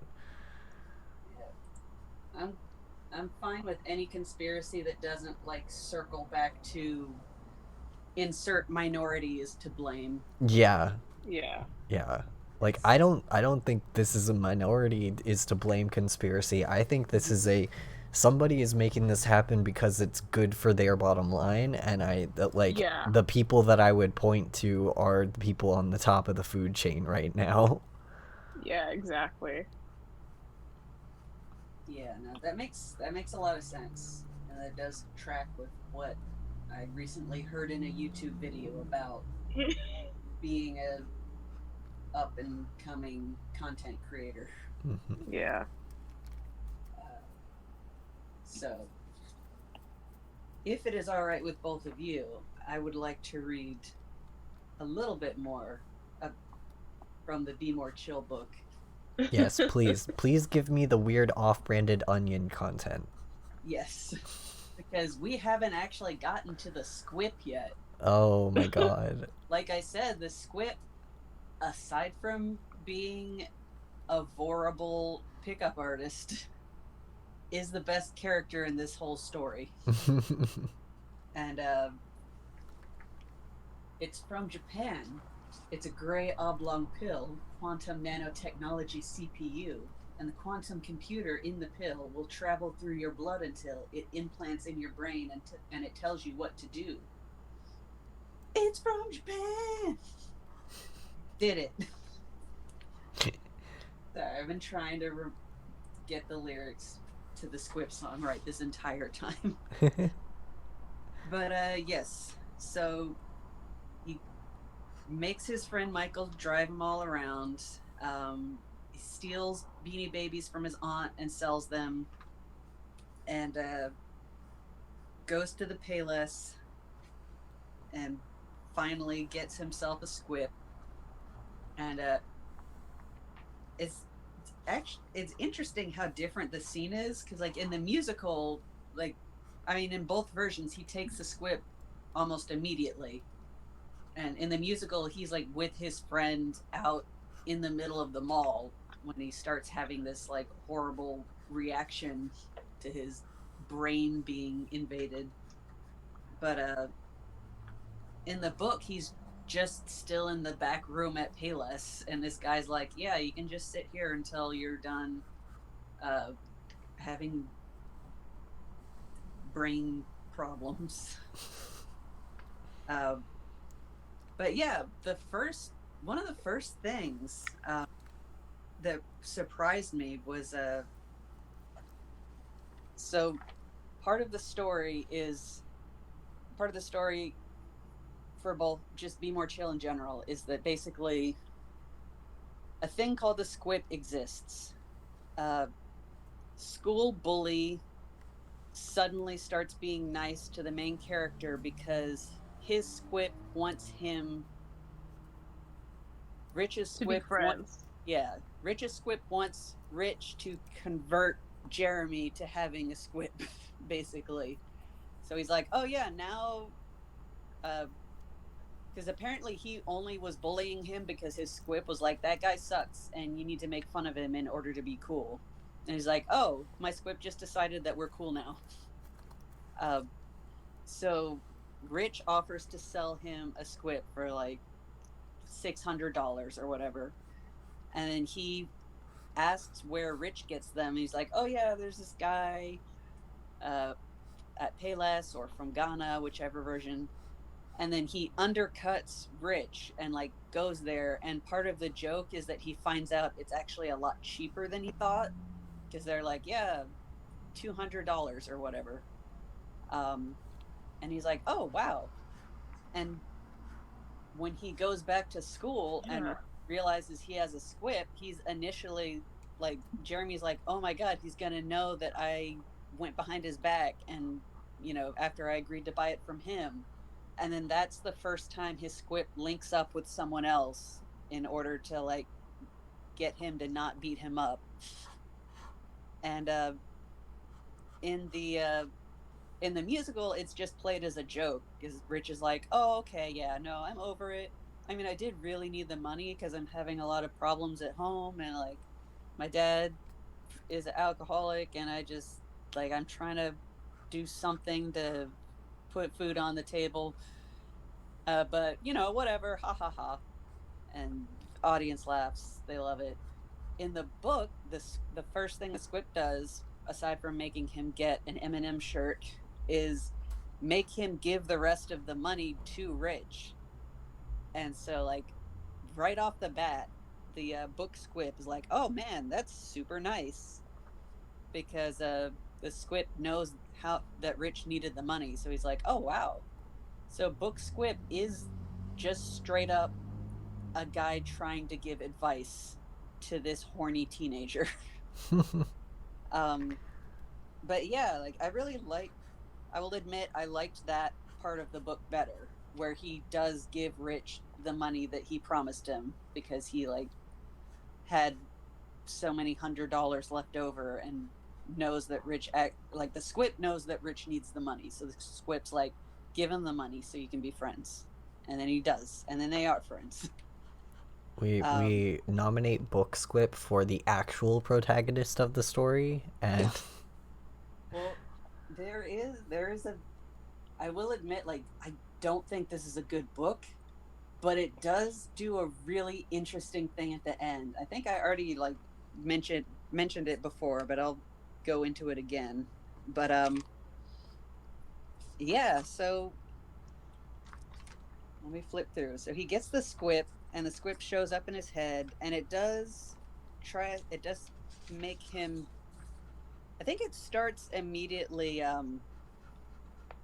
blocking out Michael, because that's a thing, is like, it makes it so he can't see his friends, so he doesn't realize that he's ignoring him. But yeah, like, it's trying to get him to leave the mall with a popular girl, and he's like, no, forget about your friend, I'm gonna help you. Oh yeah, there's a very weird thing that is explained later, where they have this whole conversation about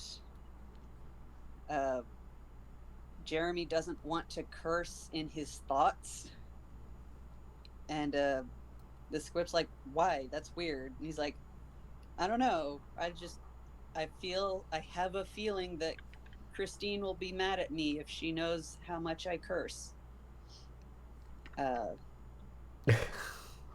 okay. Or right, no, he doesn't want her to know that he looks at porn. Because girls don't know about porn. Yeah, girls have never seen porn. Yeah. I do want to read this passage of the squip listing off curse words that Jeremy does say, because he's like, oh no, I don't swear. And the squip's like, yes you do. 50 times a day you have to say any combination of these words: fuck, ass, bitch, shit, dick, pussy, dill liquor, hairy necessaries. Hairy necessaries. I feel like the squip's just getting a little silly with it. I like this squip. Yeah, no, like, it genuinely comes off as just like, it's a computer that's supposed to give you advice, and like, he's trying, like, it's a living self-help book, and it's trying to help, and it's just like, doesn't know what to do with this weird horny asshole child that he has been implanted in. So yeah, it starts from that point on. The squip is like, all right, I'll just blur out the swears in your head. So then like, they explain the mechanics of, from this point on, when you read the book, uh, asshole will just be blank blank s blank blank l blank. And like, it's very weird. Like, it comes out of nowhere. Oh my god. Oh, another important, or two important things. One, book Jeremy is furry trash. Okay. Not because he's a furry, but because he is a trash boy. But like, there's this whole thing where he goes to a Halloween party and he sees one of the girls dressed up as like a cat, and he's like, whoa, this has awakened something in me. Oh no. And he's like, oh man, it'd be so cool if girls just had tails. And later on, there's a part where he is uh, very high, and he just starts talking to this girl about how, like, yeah, I don't know what it is. I just like the idea of girls having stuff on them, like ears or wings or tails. And she's just like, this is weird. Like, you're just a furry. Please don't, like, sit here and try to mansplain furries to me. But yeah, like, they joke about that in the musical, but no, I think he's just, we are meant to understand that Jeremy here, big time furry. It's okay, Jeremy. We have all seen an anime or Yeah. 2 or 5.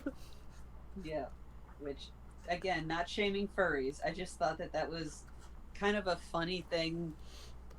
Like, it was just a funny surprise because it didn't seem like something that they would bother cutting out for the musical. But Yeah, that's just it's such an odd thing to add to this sort of character. Just like, yeah, by the way, is a furry. It's like, yeah, okay, cool.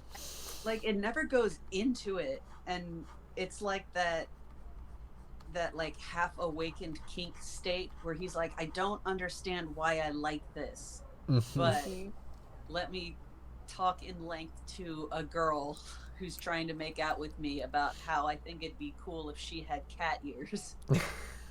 um What a and baby egg. yeah, his fetish egg.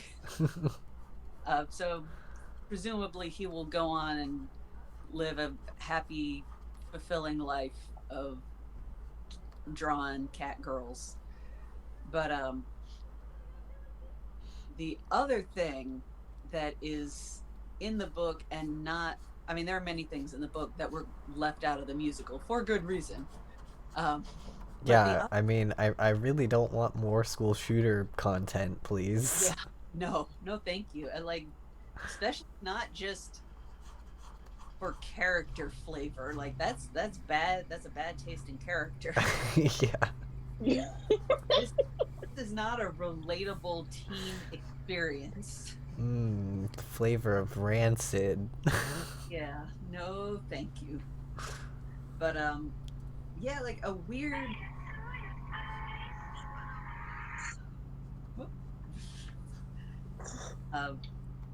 A weird thing about this is that the book sort of destroys its own stakes, but I guess, I don't know, from the, like, it stays entirely within the perspective of the main character.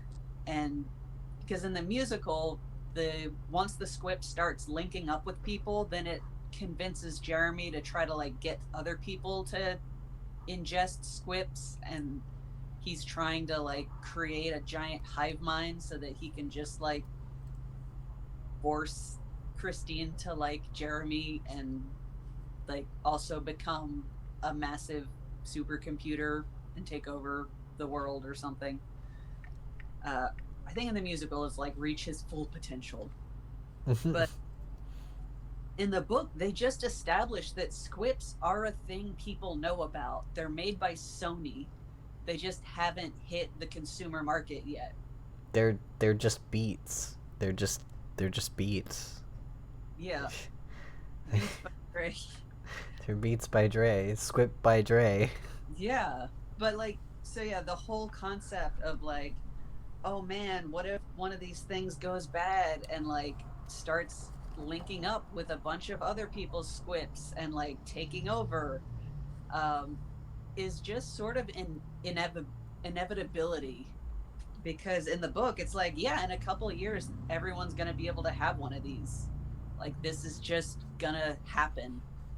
You just happen to be one of the first people to get one. Hmm. uh, so that, like, that is either very bleak or a missed opportunity, because it just like there's absolutely no concern about like, oh, what if, how is he going to stop this from happening? It's like he won't. In 5 years, like this will probably happen. Yeah. And it will be bad. um but yeah, like there are just some really kind of almost sweet moments, like the squid like the squip's whole thing is, I exist on a quantum level. I can see multiple realities at the same time. I need to ground myself and find out, like get a grasp on which one I'm in. Let's watch TV. So the squip wants to watch MTV, and it decides that it like makes this game where he's like, all right, and like here's where it's into like a very fat shamey kind of gross territory. But he's like, all right, Jeremy, what's your favorite snack food? And he's like, oh, I like peanut butter Oreos. And he's like, cool, brand deal. You're gonna watch MTV, and anytime you see someone who looks like you get to eat a cookie, and anytime you don't, you have to do push-ups.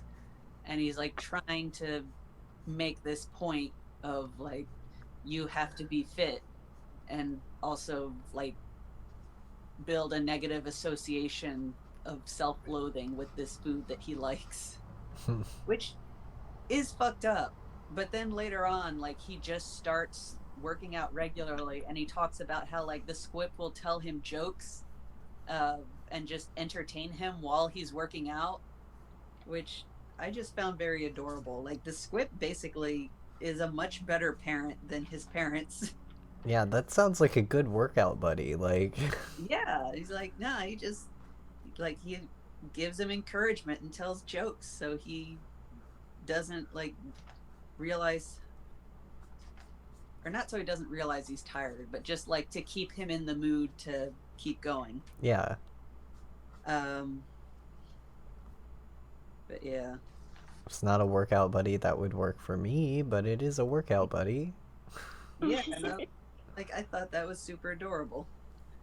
But then it says things like, ignore her, let the females interact, and you're like, oh right, this was written by um A man. yeah. If you like, okay, people always ask me because I rail about this a lot. Of I have that sonar radar that most gays have when like you encounter a piece of media and you can tell immediately that it was written by a cishet man. Mm-hmm. And Yeah. I always get asked like, well, how can you know for certain? And it's like, okay, that passage that we just heard, that's how I know for certain. Like, there's no other explanation for writing like that. I'm sorry. Yeah, it's true. Unless you're like Bethany of Girl Defined. Like, Mm. there are two Jesus. types of people that write like that, and one of them is a cis straight man and the other one is Bethany from Girl Defined. Yep. Yeah, they're Yeah. very subtle tells. Also, just when every relevant main character is a cis straight white person. Yep. You're like, okay, this is this person's social experience. Um oh yeah, so sorry, I'm trying to find specific passages.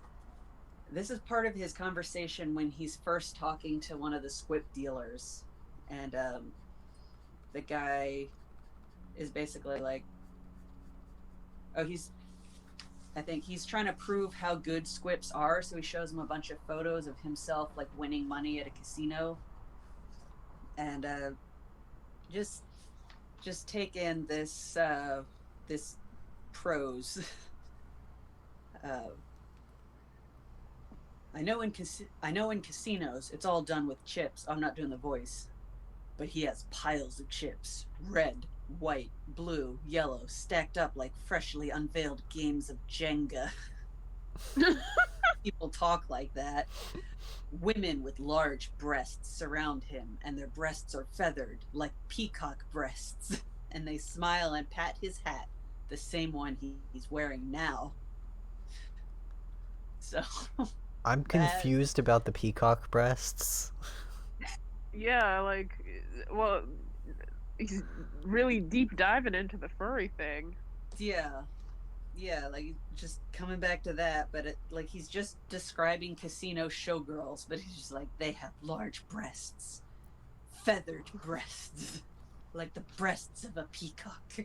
I mean, like, birds do have large chests, Yeah, but it's that keel bone. yeah, it's he's sure discovering his sexuality. Yep. Um, so yeah, let's see. He goes. Oh yeah, the other thing is Christine already basically has a boyfriend in this, and that's like the reason that he doesn't immediately ask her out. So like, that makes it even weirder. That he's like, I'm gonna do all this to make her like me more. It's that classic 90s movie like scenario where it's like the boyfriend, she deserves better than the boyfriend. I'm going to do all this stuff she didn't even ask me to do. Yeah. Yeah. Again, like whenever they have just conversations, it's like it's fine. And like whenever he's trying, like he signs up for the school play to spend time with her, and like that's a good idea. That's a thing that he did before the squip happened. But like in the book, he keeps interrupting or like trying to flirt with her during rehearsal, and she's like, what do you stop, why are you doing this? We're trying to do our cold read.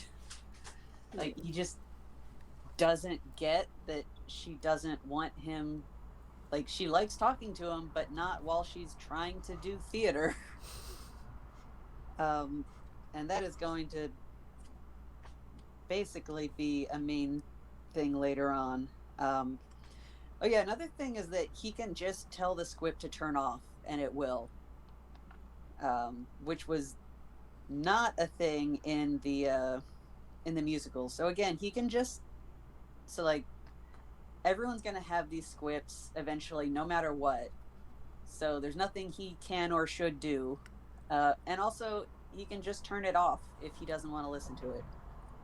And so it's literally just like, to start out with, it was kind of like oh, this is sort of a Black Mirror kind of thing, and now it's just yeah. like it's just Siri. Yeah. Yeah. Like it's really like, again, aside from the fact that he gives him creepy PUA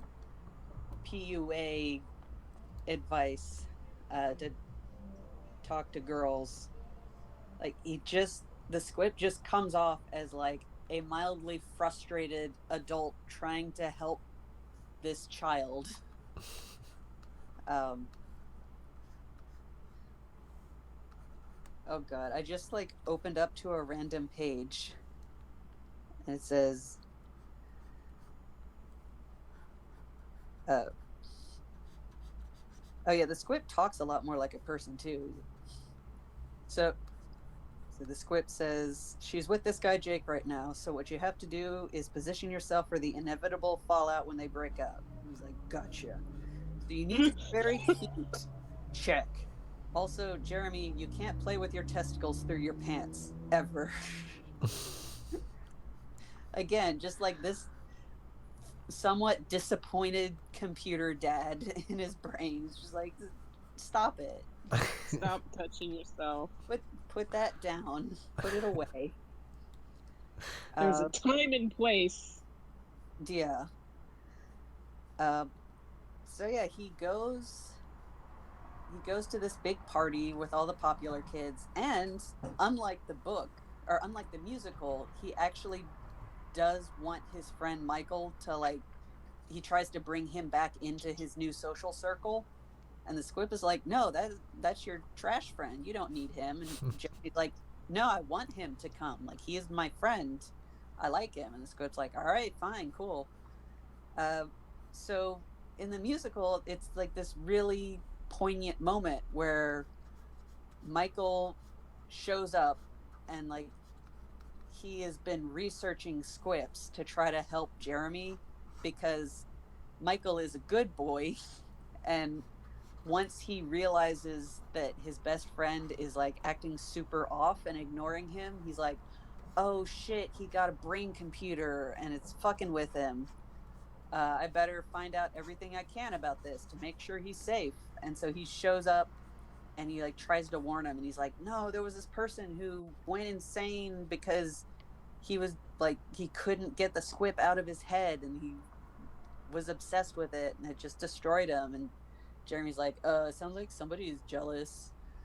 And it basically is just very mean to his friend. And then Michael sings Michael in the Bathroom, which is the best song in the whole show, because we've all been sad and gay in a bathroom at some point in our lives. That's a universal mood. That's just, yes. It's something that everyone in experiences. Absolutely. Yeah, so in the book, he invites Michael with him to the party, and Michael hooks up with an Asian girl in the bathroom. And so, like, again, I can't blame, I can blame the book for having like the creepy Asian fetish part, but like, yeah, I can't blame it for being so underwhelming when I compare the scenes. But like, they somehow, Joe Trax read this book and was like, I'm gonna make this into this incredible musical moment that like will make everybody cry. And in the book, it's just like, oh yeah, Michael hooked up with some girl at the party. It was rad. Nothing bad happened. It does say, the Squip tells Jeremy, if you drink alcohol, I will probably start making you kill people, because like any form of drug sort of interferes with how the Squip functions. And so he's like, yeah, don't drink. And like, anytime Jeremy tries to smoke a weed with the cool kids, the Squip just filters the THC out, so it never affects him. And it's kind of funny because there's just a scene where him and Rich are both smoking, and both of them have squips, so like they're both just pretending to be high. But yeah, so like, it's like, alcohol, absolutely, you will become a mass murderer. Yeah. But at the party, Michael takes ecstasy. And the Squip's like, you know what? It's probably a bad idea, but it's not as bad as alcohol. And I get What? Well, in terms of like Squip making you murder people, bad. Okay. So like, not that it's the less worse drug, but it's the thing that will most likely not turn him into a murderer. Yeah.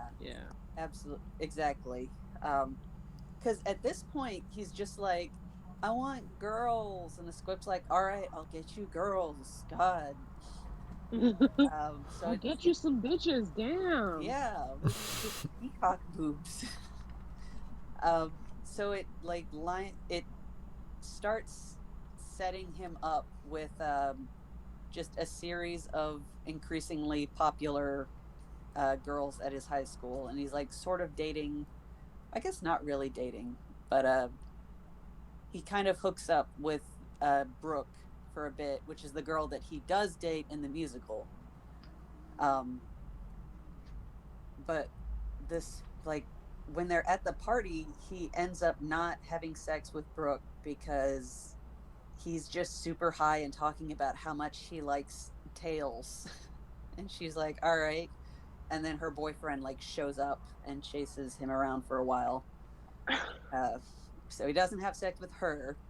And then he runs and hides in a bathroom while he's being chased. And there actually is, I think that this is a speaking Asian character. There's another girl there, and like there's this whole unnecessary part where like she either is cutting herself or like has scars, and she like kind of opens up to him about it, and he's just like, okay, that's weird, that's not my problem. I'm just gonna hide in this cupboard. And like, one, that's just gross and bad.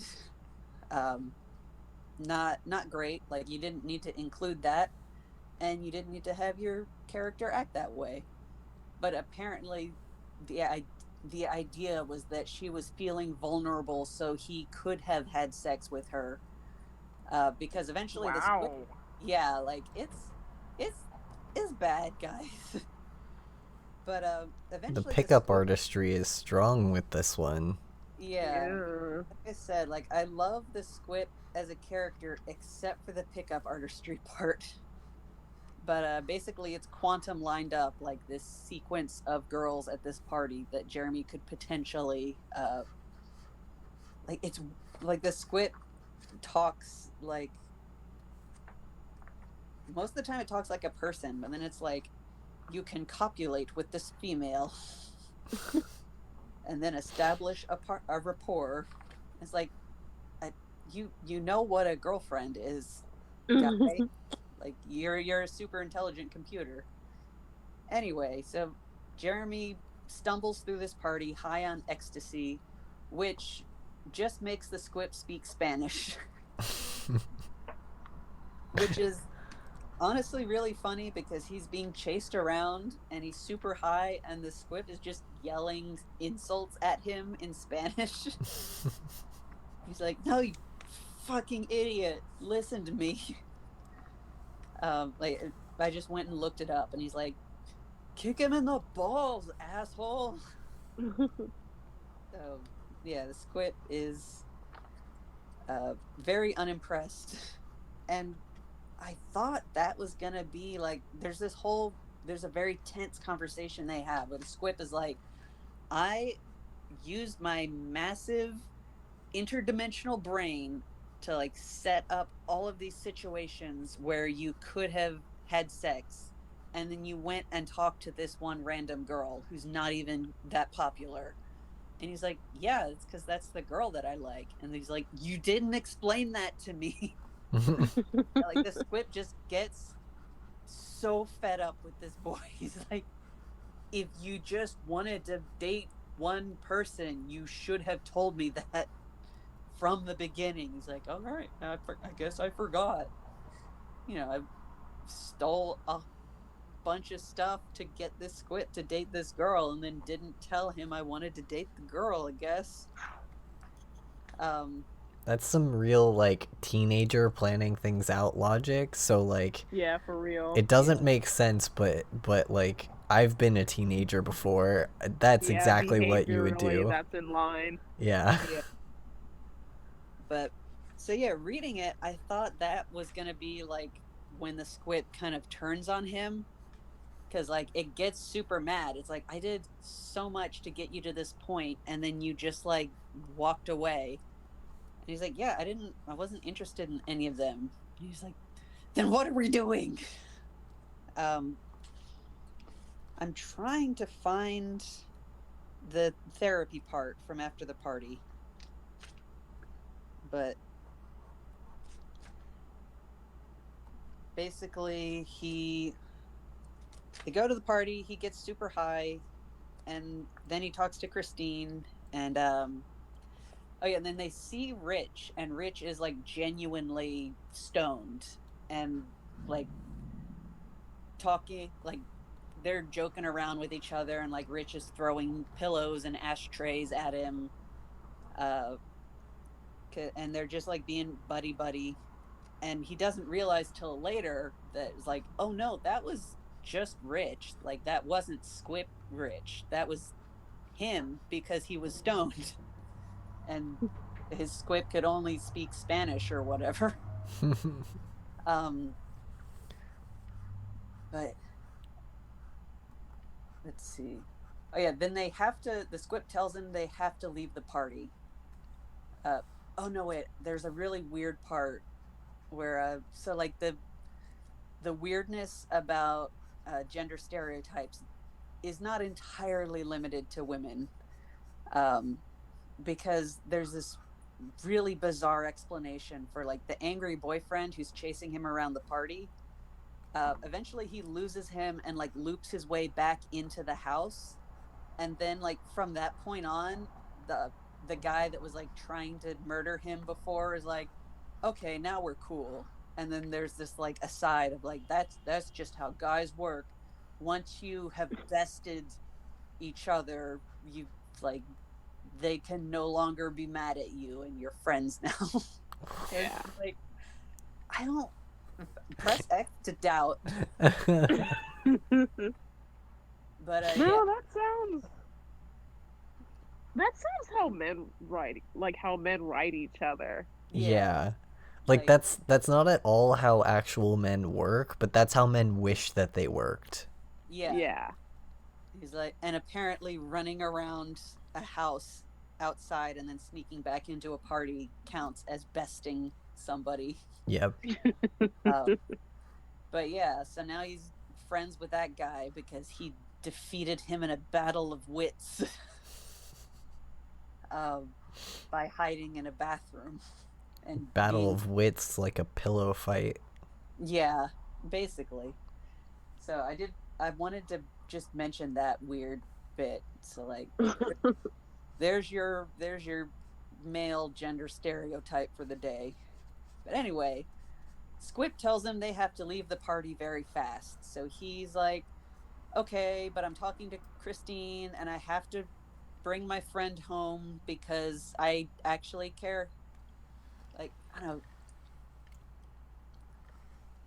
know. In the musical, he doesn't not care about his friend. Like, there's a whole song about like how much he's willing to screw over his friend and like kind of hating himself for it, but he's like, yeah, but that just shows what a shitty person I am, and so I should just listen to someone else's ideas because I'm a trash boy.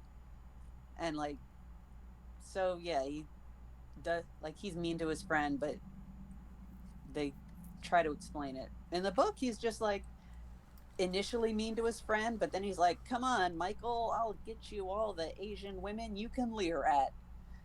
uh he goes and finds Michael in the bathroom, who has like now has a girlfriend. Like he's just He with, has leered at an Asian woman to his content. Yep. yes, like he finds him in the bathtub with a girl, and I think her name is Nicole, and she's like, "Oh hi," and his friend's like, "Okay, well, can we give her a ride home? Because like I don't know, reasons." So he like goes and rounds up most of his friends. Like he's gonna give Christine a ride home. He's gonna give Michael and this other girl a ride home. There might be another I think like there might be one other person that they like give a ride to. So like he's being fairly chill. He is still extremely high on ecstasy and does not know how to drive. Yeah, Um, I was gonna ask. Isn't he the person who can't drive? yes, he cannot drive. Yeah, key plot point is that the Squip gets him to steal his mom's car, in order to go to the party because it's a cool Oh my car. god. And like his parents have two cars, Uh-huh. And his mom at some point says, like, never ever touch my car in particular. Uh, and so, of course, that's the one that he takes. Yeah. And that, I guess that's his, like, shallow thing. Because before he had Michael shuttle him around, and he's like, but Michael's car is old and not cool. I have to show up in a cool car.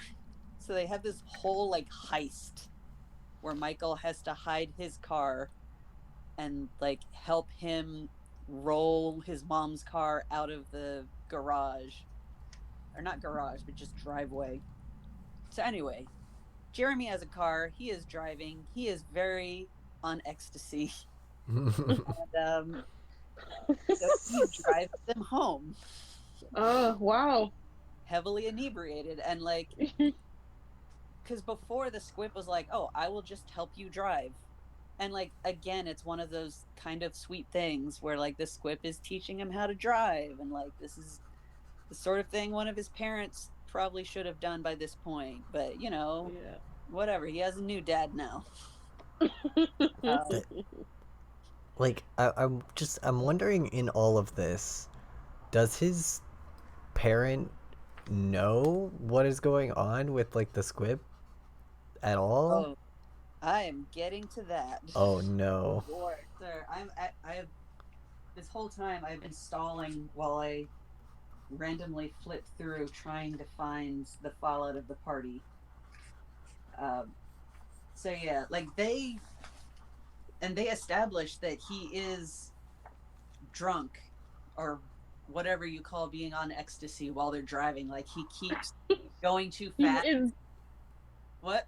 He's incapacitated at like he doesn't know how to drive. Like he vaguely remembers from the squib teaching him, but he keeps like drifting into oncoming traffic and going too fast. And like by the end of the night, Christine is actually super pissed at him. She's like, how the fuck dare you drunk drive me home?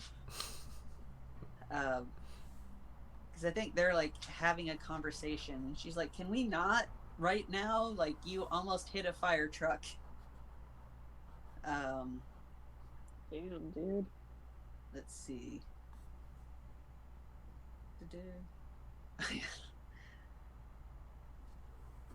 Oh, here's the conversation he has with the squib. Oh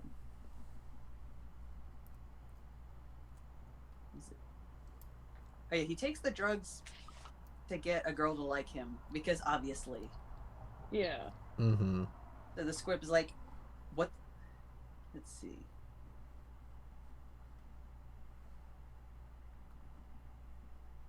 Yeah, the squib is like, we need to talk. So he goes into a bathroom and looks in the mirror. Right, what do you want? And the squib's like, what do I want? What do you want? Why don't you tell me? I'm just getting back up to speed after a rude drug interruption. I love the squib. Like this entire thing, I've been trying to like put a finger on why I love it so much. Like what about this premise is so interesting to me. Mm-hmm. I figured it out. This is Venom and Eddie Brock vibes. Yeah, there we go. That's what it is. Venom was your new dad.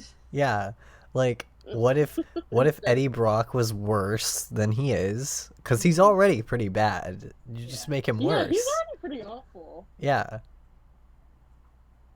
And then he vores a pickup artist named Venom. Yeah. Best friends. I mean, that's literally the premise of like a couple of the comics. You can't like, it's actually things that happens. Eddie Brock does get more suave and better at things. Yeah. I mean, Spider-Man 3, I will not apologize for loving that movie. It's perfect. It's pretty good. That movie has such an energy to it. Like, yeah. What's Eddie Brock's actor's name again? Who knows? But the actor for you could tell me he was drunk during the entire filming of that movie, and I would believe you. Yeah, and it's somehow it worked better. Like, It's just how you have to Yeah. do. It's kind of like how with the Tom Hardy or I am mixing up names, but you know what I mean. The Yeah. new Venom movie. The with that entire movie, the actor just looks like he has been hit by a semi truck. Yes, absolutely. And like it works because that's exactly how you would look if you had Venom inside of you. Yes, yes. Yep. Like Venom is, yeah, yeah. That's an accurate statement to say about being a symbiotic host, I guess. And you know, I love me some hive mind characters, so Mm-hmm. Yeah. I really need to watch the Venom movie. I still haven't seen it. Oh my god, I Yeah. have it. Oh my gosh. I actually I You both been vaccinated now. You can have a Ah, movie night. yeah, yes. I actually have the Venom movie strangely not by choice of will because I didn't want to see it, but because a friend of mine foisted it upon me one night after I said that Yeah. I hadn't seen it. My friend was like, "Oh no," and then just went out, bought it and brought it back. That's a good friend there. Yep. Yeah. I'm Yeah. excited for the next one because the next one I hope will have more of Carnage, and I love Carnage. Ooh. Yeah, yeah. Like I mean, like it's titled "Let There Be Carnage," Hmm. so I think they're gonna deliver. Yeah, We're I'm just it, like, They please have the give me. teaser at the end of the movie, so it's just like, yeah, Yeah, I'm just like, please give me my favorite symbiote. Red Boy. Yeah. give me the carnage bread. Mm, But yes, I really need to see it. But yeah. yeah. So No. You'll have a better time than watching any other than a Marvel movie. Yeah, fair. definitely. And Very fair. Like it's still like a corny superhero movie. Yeah. Um, but like When they were you'll still have fun. fun. Yeah. You'll have fun. That's all I ask from a superhero movie. Like it can't Yeah. like I'm down for a serious story, but like I want to have fun watching a Yeah. superhero movie. Like Zack Snyder can fuck off. yeah. Jesus Christ. Yeah. Yep. His whole recent thing of like I did the best Superman. Like no, you did the shitty Superman who like drowned in skulls and his dad died and was angsty about keeping his identity a secret and just fuck off. Oh yeah, and then thousands and thousands of people die and it turns into a horror movie and it's like I would be chill with this being a horror movie, but I came here to see a Superman movie. Yep. Yeah. Like the last one had Kevin Spacey in it. Mm-hmm. But yeah, so Jeremy and Squip have a tiff. Yeah. Is it? I love the rude drug interruption. I forgot that. It's like, yeah, you weren't too functional. I told you to turn me off. Whatever, you have too many rules. So what do you want, Jeremy? Clearly it's not to get laid. I worked incredibly hard to get you in the position you were in tonight. I utilized quantum teleportation to mine other squips for information. I delved deep into my own human modeling engines. I slaved over a hot stove for hours all day, and you didn't even eat the meal I made for you. Basically, like, and I made sure they were all hands down the most gorgeous females in your limited universe, and you threw it all away. So what? What do you want? Are you gay? And it's kind of bad the way it's used here, but actually earlier on, they do have a conversation of Jeremy's like, what would you do if I liked boys? And the squip is like, I would hook you up with a guy. And again, written by a straight dude, the squip says it would be much easier. Of course. Yeah, but, yeah, boys make sense. Girls are difficult. Girls are But- difficult. Life would be easier if I could just date boys. Yeah. I'm going to decide that he said it's going to be easier because gay men are still men and Mm. are Yeah. more. Mm-hmm. Yeah. We know how the trash boy functions.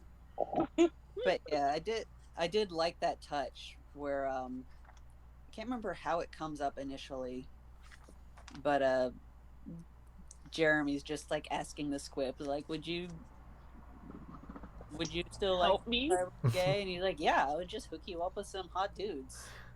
It'd be great. You could have all the penises your heart desires. But anyway, now he's saying it because he's mad that Jeremy didn't want to sleep with any of the girls.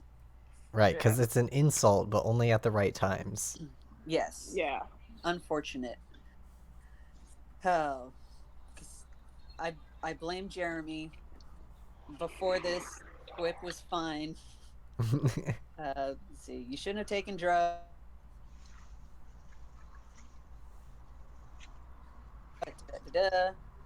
He's like, oh yeah. Oh, but see, that doesn't matter because I want Christine. So that's it. So that's who I like and that's who I want to be with. And when I think about it, I mean, she forgot women are people for a second is the reason I got you in the first place. So, and so the Yeah, and then the squip just goes off on this whole like, so you want a complete paradigm shift, a total movement away from what you wanted before, a new angle, a new set of goals, a new direction for your entirely predictable and modelable life. You now reject the notions that you have been fed by television and thongs and XXX the movie and XXX on the internet. You now want to devote yourself entirely to the care and redemption anyway, of Christine Canigula, who sets your heart aflame. Remember that this is a robot. Are you still on drugs? No, you are. Am I right? And then, like, the squip actually has this whole introspective thing where he's like, why do you need me? Like, you talk to her just fine. Uh, and Jeremy's like, well, shit, you're my squip. Yes. We're bros. Yeah. He said, like, he literally says, he's like, oh, well, shit. And the squip's like, what about it? Why? Why do you need me? He's like, you're my squip. Yes. I need you. You've been here all along. True. Off and on. I mean, I need your help.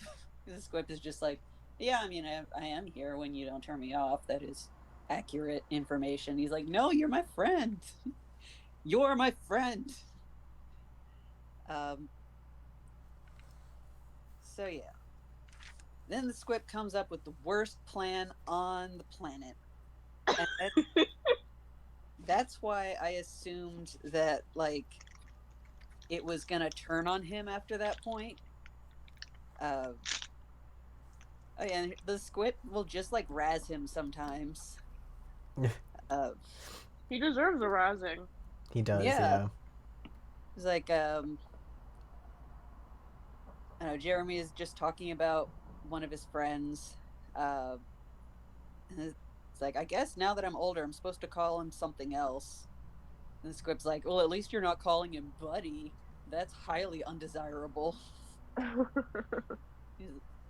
just love this version of the squip is just sitting in his brain like, I'm gonna fucking own this child. In a, like, dunk upon way.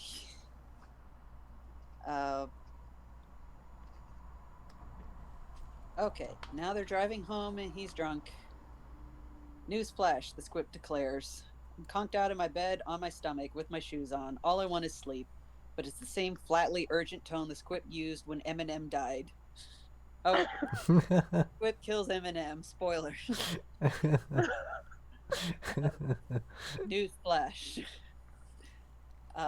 It doesn't technically kill Eminem, but basically he predicts Eminem's death, and that's why he gets Jeremy to buy the Eminem shirt, and it's like a whole thing.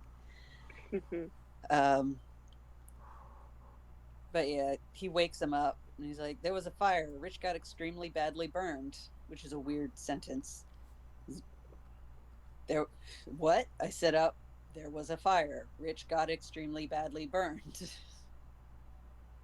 uh, and he's like, "Oh man, maybe this squip is buggy. It keeps repeating itself." He's like, "No, no bugs." Rich suffered critical burns. Part of the Finderman house caught on fire just after you left. I thought you should know before the rest of the world. It happened in the last half hour. So, like, Squip's being a bro. He lets him know where Rich is and what's happening. And Jeremy's like, "What am I supposed to do?" And the Squip's like, "I don't know. Probably no. This can't be happening." Because making fun of humans is funny. And this is like, again, like he's been woken up during like early in the morning. And he's like freaking out because he's never had to confront the concept of mortality before. Because like one of his friends got hurt. As I reach for the phone, "What are you doing? Don't call anyone." I was gonna call Christine. Bad idea. Talk to me. Like, no, shut up. Put it down. Oh yeah, and the Squip actually says, "You have bad parents. Did you know that?"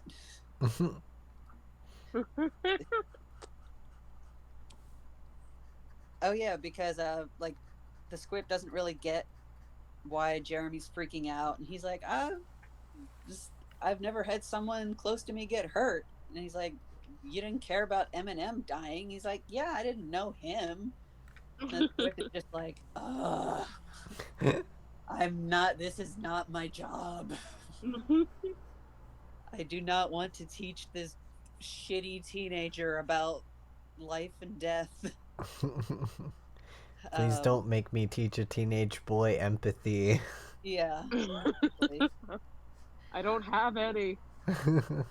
Yeah. Finally, here we go. Get ready for disappointment. But yeah, so basically the Squip talks to Jeremy about death, and he's frustrated because he has to talk to a teenager about death. And again, like, I just love some of these interactions because the Squip just comes off as like a weird robot person who still sometimes acts like a dude and sometimes acts like a weird robot, because he'll just be like making fun of him 1 second and the next he's like being really literal. But anyway, I think he does actually call Christine, um, against the Squip's wishes, and her dad picks up and is like, "It is 7 a.m. Do not talk to me or my daughter ever again." Yeah. um, so yeah, Jeremy's parents know everything. They know that he went out. They know that he took the car, because apparently the mom checks her mileage on the car to make sure no one has touched it, which is, she has kind of a complex about this car. I mean, I can suddenly I see where Jeremy gets his humiliation sheets tendencies from. Yeah. Yeah. The mom, like the dad is bad in the like, "I'm gonna like have my dick out whether or not my child is comfortable with it" way, which, isn't great. I mean, Mm-hmm. there's nothing wrong with the human body. It's not inherently sexual, but if you live with someone who is underage and saying, "Do not show me your penis," maybe don't Yeah. walk around naked.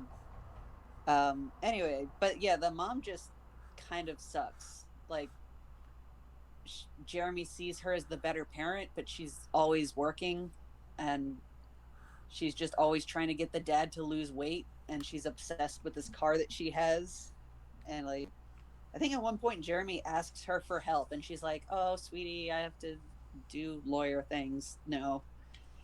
Ask your buck-ass naked dad.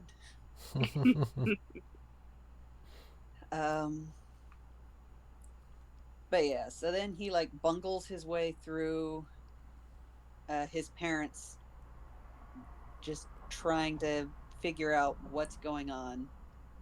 Let's see.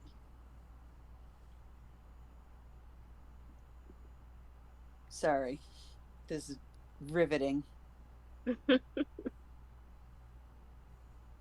Oh, this is weird. He's having a conversation with someone, and I don't know who it's. Oh, he's talking to his friend Michael. Sorry, I was trying to figure out like who is he talking to, because it does like an all caps different font whenever the Squip is talking. I'm like, did he just forget? But no. So yeah, the Squip is trying to help him navigate his parents, figuring out what happened. Because, like, I forget how this works, but somehow him taking his mom's car involves him ending up with his dad's car keys. And the Squip basically helps him, like, stash them by the toilet. So the mom's like, oh, never mind. He just dropped them because he's fat. And that's about as deep as this book gets. I totally forgot that was a plot point. Yeah. This whole time, I was just sort of like, wait, what? What? Oh yeah, the car thing. Yeah. Yeah, like, nope. He stole his mom's car that she's obsessed with, and then she finds out, I think because she checks the mileage. Oh yeah, he hides the keys, and then the Squip tries to get him to go back to sleep. He's like, Jeremy, go to bed.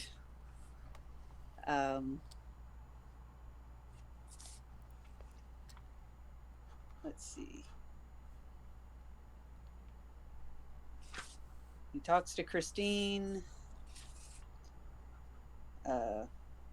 Squip coaches him through that.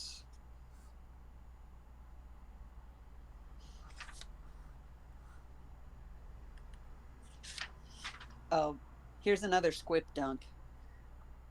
So he's talking to Christine, and they're like, oh man, it's so wild that we were just at that party, and then the house caught on fire, and like some of our friends are severely injured.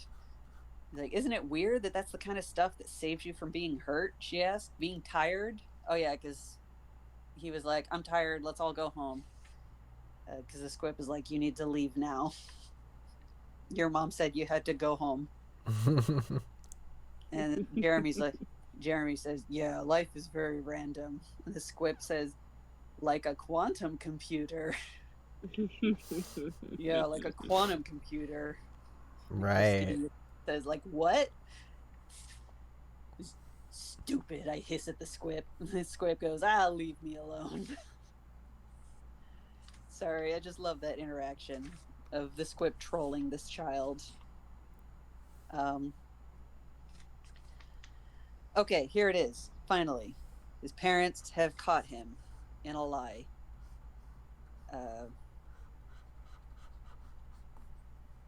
And the Squip is basically, he's like, what do I do? And the Squip's like, just tell them. Like, you can't get out of this. Lying will make it worse. Just tell them everything that happened. And so he's like, yeah, I took your car and I did drugs. And his dad thinks it's really funny. And he's eating a sandwich because he's fat. Because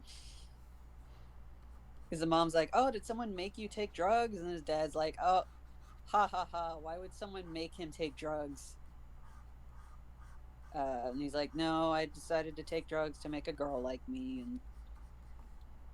And then the mom's like, hey, also, why did you steal all of your aunt's Beanie Babies and think no one would notice? Again, teen boy logic. Yeah. Yeah, why is my sister missing hundreds of dollars worth of Beanie Babies? Oh God. Here's the dad says, "Yeah, I saw you looking at those gay things on the internet. Is that what you've been doing on the internet?" So, yeah, that Being gay? yeah, Beanie Babies make you gay, as Yeah. you know.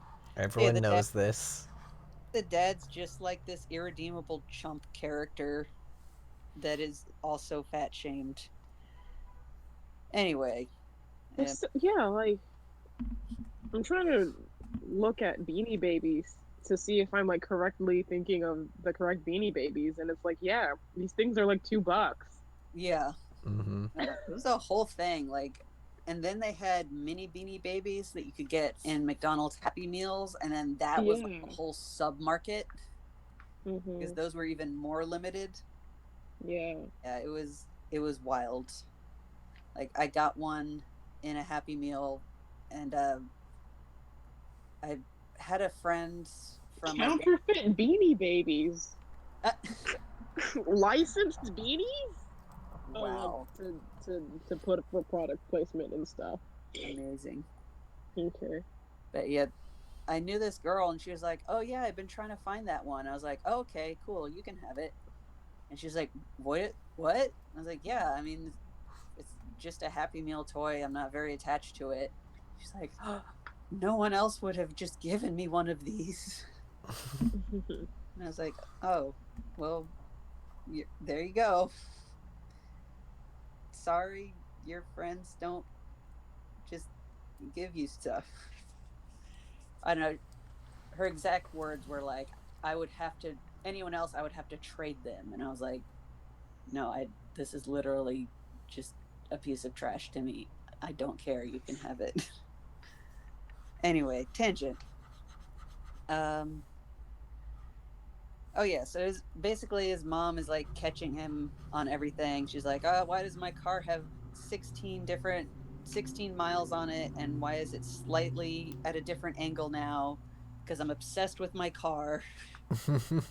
Uh, It and is then kind of interesting that the mother is the one that's obsessed with the car. Like, yeah, that's not normally when you find these very gendered stereotype type stories. That's not yeah, normally the gender that they go with, but yeah. Progressive book of the year. yeah. Yeah. And then the next line is, "Your mom is really mental." Yeah, Progressive book of the very. year. Yep. Uh, so the script is just like, you know what? I can't outthink this person. Uh, uh, the script is also like very weirdly introspective because, again, in this continuity, scripts are just a product being developed. So the script's like, yeah, I'm a 2.5. I am pretty much already obsolete. Like, you should see the shit that the Squip 4.0 can do. You should definitely buy one of those. They're way cooler than me. Um, which I'm like, no, have more confidence in yourself, buddy. So it You're a good is bro.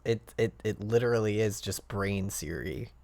Yeah. Yeah. He's like, yeah, I'm like a shittier version of Siri, and you can get a better one later.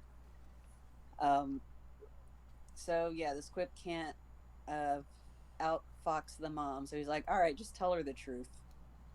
Um, and they don't believe him. Even though, again, in this continuity, squips are just a thing that you can look up on the internet and be like, okay, he got one of those. That makes sense. But no, they're like, oh my God, my son is lying. When did the mom is like, when did I lose my son? And she starts crying. Uh, oh no, wait. And then the squip is like, just tell her about me. Uh,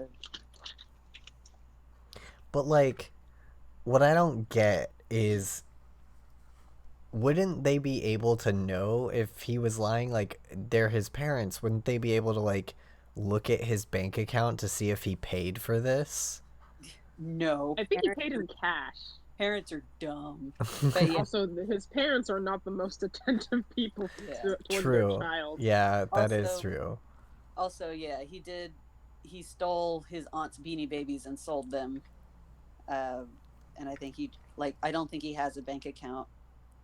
So he paid for this really high-tech piece of technology in cash? Yes. Yes. What time period is this set in? Because, like, that didn't even work. That didn't even work in the 90s, so... Yeah. Well, to be fair, it was, like, kind of a backroom deal where, like, these aren't on the market yet. Yeah, so that is... And yet still, it's already obsolete. Yep. Yeah, pretty much. Mm-hmm. I mean, if the illusion is that it's an Apple product, that's not too far off accuracy, so... Yeah. So, yeah, he tells his mom, and she says, "Oh my gosh." And then she says, "He's insane. Your son has gone insane." Mom turns to Dad. "Now we have to get him a specialist and everything." Oh, God. "I'm sane." "You're not." No. For me, like, I'm not mental illness shaming you, but you are not normal. No, you are a fucking baby serial killer. Like, you need some therapy. So at this point I was like, okay, the parents are gonna actually be parents, and they're gonna get him to a therapist, and he'll finally, like, realize that he's being a trash person.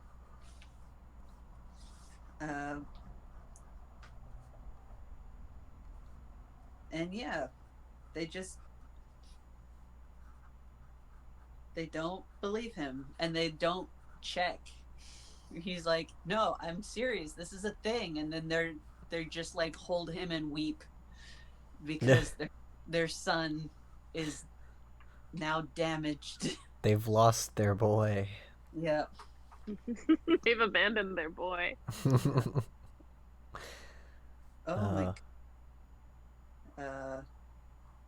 Oh yeah, here is a direct reference to Columbine. Next page. Ooh. Oh, that's fun. We really are the Stones to Abigail book. Yeah.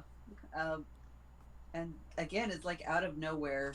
Basically, he goes back to school, and everyone in school is really shaken up by, their friends getting burned in a fire. I think one of the guys in the musical, he breaks both of his legs. I don't know if that happens in the book, but, like, basically Rich nearly dies.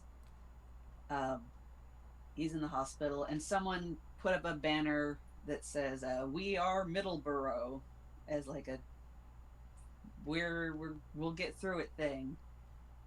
And then Jeremy's immediate reaction is, "Isn't that what they wrote at Columbine after those two kids shot all the other kids?" And the script's like, "No, they wrote, 'We are Columbine.'" All right. Okay. Yeah. So, like, why did Onision make so many books? Yeah. I'm like, you guys are referring to Stones to Abigail, and I'm like, I have no idea what the fuck that is. Oh, yeah. And then I'm like, Onision wrote a book? Oh, he wrote three books? He wrote three He wrote 3 books, and they get progressively worse. Yeah, I like that one of them literally looks like a Joker parody. Uh-huh. Oh, yeah.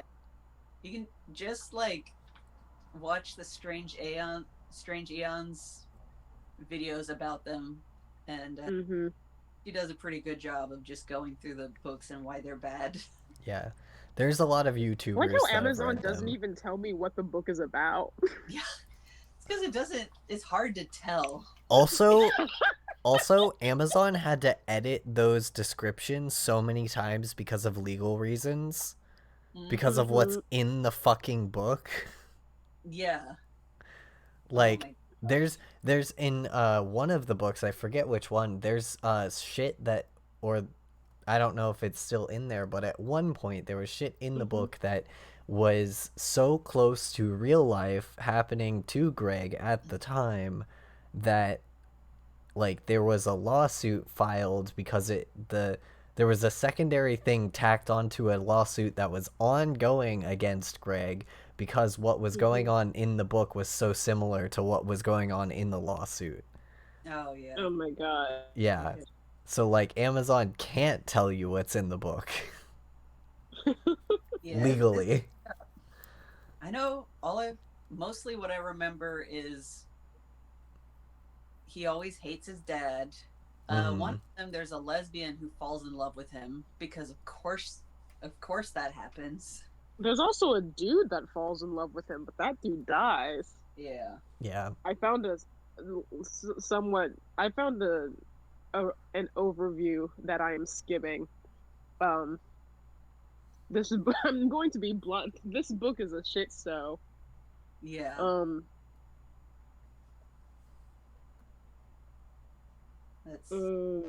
Yeah, this is High School Musical meets Law and Order in the worst way possible. Yeah, they're bad books. I mean, I have not read them. I have watched the overviews that Strange Aeons did after. Well, the man pronounced that he wrote this book after not reading a book for 14 years, so I couldn't have any expectation. Yeah. In I think it's the third one, at one point he just accidentally calls the main character Greg. Yep. Like it's just like so clearly a self-insert in his mind. Like, did he have to write it as Greg and then change it? Otherwise he couldn't imagine the main character. Oh, you know that's exactly what it was. Like, guy has no imagination outside of his own body. So it's so fucking bizarre. I don't think I used to, but I remember like one of his videos, like back in like middle school. Like he was sort of is a pretty popular YouTuber. He's still going. 1.5 million subscribers. Yeah, really shouldn't be. But I don't know how many he had before because he definitely lost subscribers. Yeah, for sure. Man.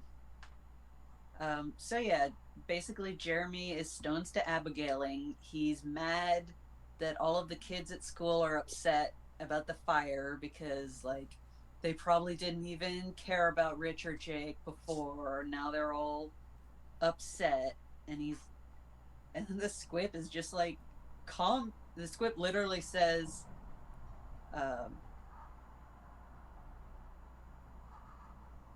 let's see.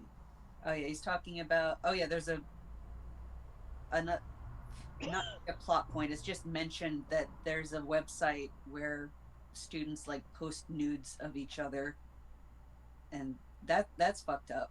That's fucked up. Yeah. Oh yeah, there's a whole. That's more than fucked up. That's illegal. Yeah. Yeah.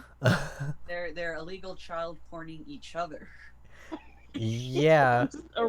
Arrest the whole school. Yeah, the entire school, because like even if you are a minor, you literally cannot do that. Yeah. Yeah. But there's also, I skipped over at the party because I blocked it out. There is a very uncomfortable scene where Christine's ex is having sex with a girl at the party, and the door is open, so like a ton of like teenagers are just crowded around and watching them have sex. And that like one of them is recording it, and that's Jeremy brings it up. He's like, weren't they watching Jake have sex in a room with someone taking pictures before? Like, why do they care about Jake now? And it's like, he's like, I wonder if the pictures are up. And the script's like, yeah. And this is the bit I wanted to read. Back to classic Jeremy from the beginning of the book. because he has no character arc. I would never look at them. I hate everyone. Squid, calm down. People are sad. Why won't you just let them be sad? I hate them. I still do. Oh, get over it. Look how distressed they are. Again, this is the robot showing more empathy than our protagonist. Like, we are most of the way through the book too. Like, he has learned nothing, and the Squip has to explain. Like, he is locked in. This is his personality now. Yeah. Yeah, it's like, the Squip has to explain. Like, don't you think it would be hard for you to deal with this if you didn't have me? Remember how you felt Saturday night when I made you sit down and talk to me and I had to explain death to a shitty teenager? Remember that? And he's like, oh, yeah, I guess. He's like, that's how everyone else feels. Look. He's like, I look, but I don't think I see what the Squib intended. I look and I see how the people who aren't crying or standing in circles, chatting, people like me are peering around inquisitively in the exact same way I am. Oh yeah, and then he's like, oh, they probably all have squips. Nora from chemistry seems thoughtful. Gerard with the O from gym is looking at people's feet as if there were clues there. Nguyen, one of the few named Asian characters, also from gym. And we're back to him specifying what class he knows people from, which I don't know why that's so funny to me. Just she's the coolest girl in class, which is math. She's only the second coolest girl in English. But yeah, he's basically, the Squip is like, fucking chill, have some empathy. Everybody's shaken up. And he's just like, oh, now I'm so cool and smart, I can tell who has a Squip and who doesn't. That's his takeaway from all of this. And again, like, he was friends with Rich, the one who might die at this point.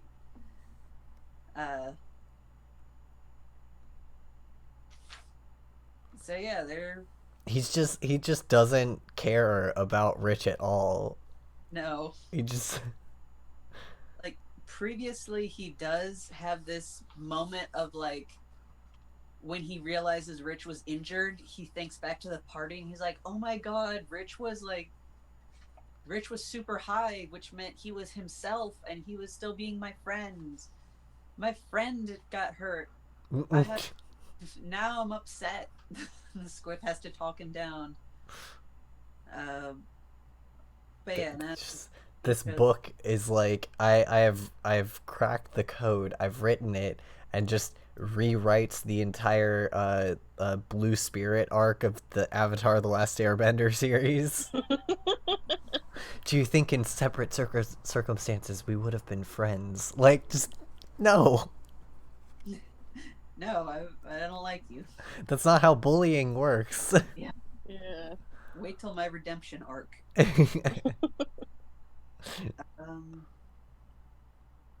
Man, where? I looked at the reviews for Onision's book, and it's very funny how they just like gradually get lower and lower, and he didn't have a very high standing to begin with. Yeah, no, they're bad. 1% of Google users like this book, and it was like, oh, damn. Yeah. Let's see. Oops. Who'd we lose? Oh no.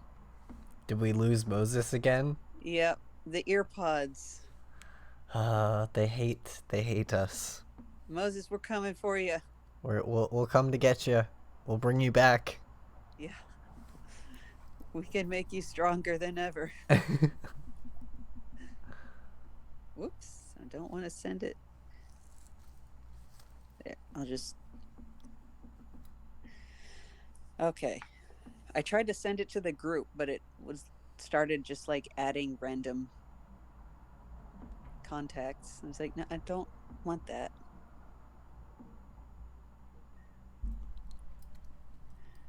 Moses, come back. We miss you. I'm so close to being done with this illustration now, and I'm so happy. It looks amazing. Thank you. That was my only goal for today, was to have this be done. You did it. Did it. Yeah, dang, that looks so good. Yeah. Are you gonna do a VOD of this stream? I might. The thing with doing VODs is that when I do them, like I put them up on my YouTube channel, but I have to download them onto my computer, put them up, and it like takes a lot of time and effort where like I'm not using my computer, which is rare. So I have to kind of like download them overnight and then upload them when I'm not using the computer the next day, and it's a lot of like effort and time, but I might do it for like specific ones. Like this one would be fun to do it for. Yeah, I would love to see like the beginning of how that background got painted, because like I love the loose look, but it's also so intricate, and perspective is so good.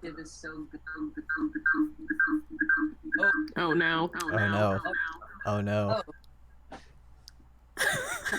Moses, twice over. And you brought an echo for everyone. Yeah. It's because I think more than one of us are on speaker, so we all get the echo fed into each other. Yeah. And had. So there we go. I think I accidentally missed the part about the therapist, because now they're just onto the school play. But where's that therapy boy? Yeah, because that like I was genuinely like, okay, this is good. He'll get therapy, and then oh yeah, his mom cries, and it's kind of a good line, like credit where it's due. Mom is crying, and I learned something. Sorry, now mom is crying, and I learned something I didn't know about the human body. If your mom cries, you cry. If you cry in the game, you cry for real. So here we are, her bawling, and me with my auto ball feature activated. So yeah, I thought that was a good line, because you can just like, I think most people can kind of imagine a moment like that, where like the first time you see your parents being that vulnerable, and you're just like, oh God. Yeah. No. I mean, it's not a universal experience, because parents are not always very good times. True. But yeah, but like I even if your parents are kind of bad times or bad vibes, just the incomprehensible moment when you realize that they're people, yeah, still kind of like hits you. Like, yeah, like this is the person who is in charge and like is supposed to know what's happening for me, and then they're just helpless, and you're just like, oh no. Yeah, I cannot find it. Did I just imagine it? You wished so hard for this person to go to therapy. Yeah. Just, I hallucinated a really bad therapy part. And anyway, I guess, let's see. He wonders if Rich's squip died in the fire. This female's great. What an idea. Oh, I love this. So yeah, he's talking to Christine, and he doesn't know what the word Christine sighs and says, "I can't validate you, Jeremy." And he doesn't know what the word means, and she has to explain it. And how do you not know what the word validate means? Because he's 14 and he doesn't study. And time make spreadsheets about who snickered. Yes, I forgot. That's the real important thing to do with your life. Yeah. He thinks about bosoms. And basically just watches a lot of porn. Like, is very uncomfortable reading this book as an adult. Just, yeah, I imagine. I dislike. I'm very glad when the squip shows up and is like, no more porn. Thank That's you. what you want to be doing. I did not want to hear about this boy nutting.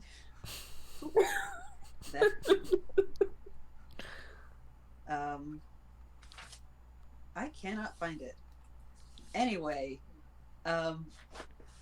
so the bad self-congratulatory therapy scene that apparently never happened is his parents do find him a therapist, and then it turns out that the therapist also has a squip, but has just gotten one. So the therapist spends the entire session asking Jeremy questions about squips. And so it's this just like such a letdown, because you're like, yes, finally get this boy to a therapist. He is doing such a bad job of everything. And like he needs help. His parents are bad. He sucks. Someone fix this child. That's not true. That's not what therapy does. It doesn't fix people, but just like it helps. Yeah, it's like someone help this child help himself. And instead it becomes this like weird, not power fantasy, but definitely like, I'm so cool and smart that my therapist wants advice from me fantasy. Yes. Yeah. That like this adult man has written into his book. That one's a common for adult like white men to write into their books. The whole like, the expert that I went to help me now is asking help from me. Like, such a I hate that trope so much. Yeah. And at 14 years old too, he's so cool and knowledgeable about the world. Yeah, like it's such a letdown, because they set up the therapy thing and you're like, yes, finally he might have character growth, because like he has had very little throughout this book. Like he's like, he doesn't have the pitfalls that he goes through in the musical, but he also starts out as a worse person.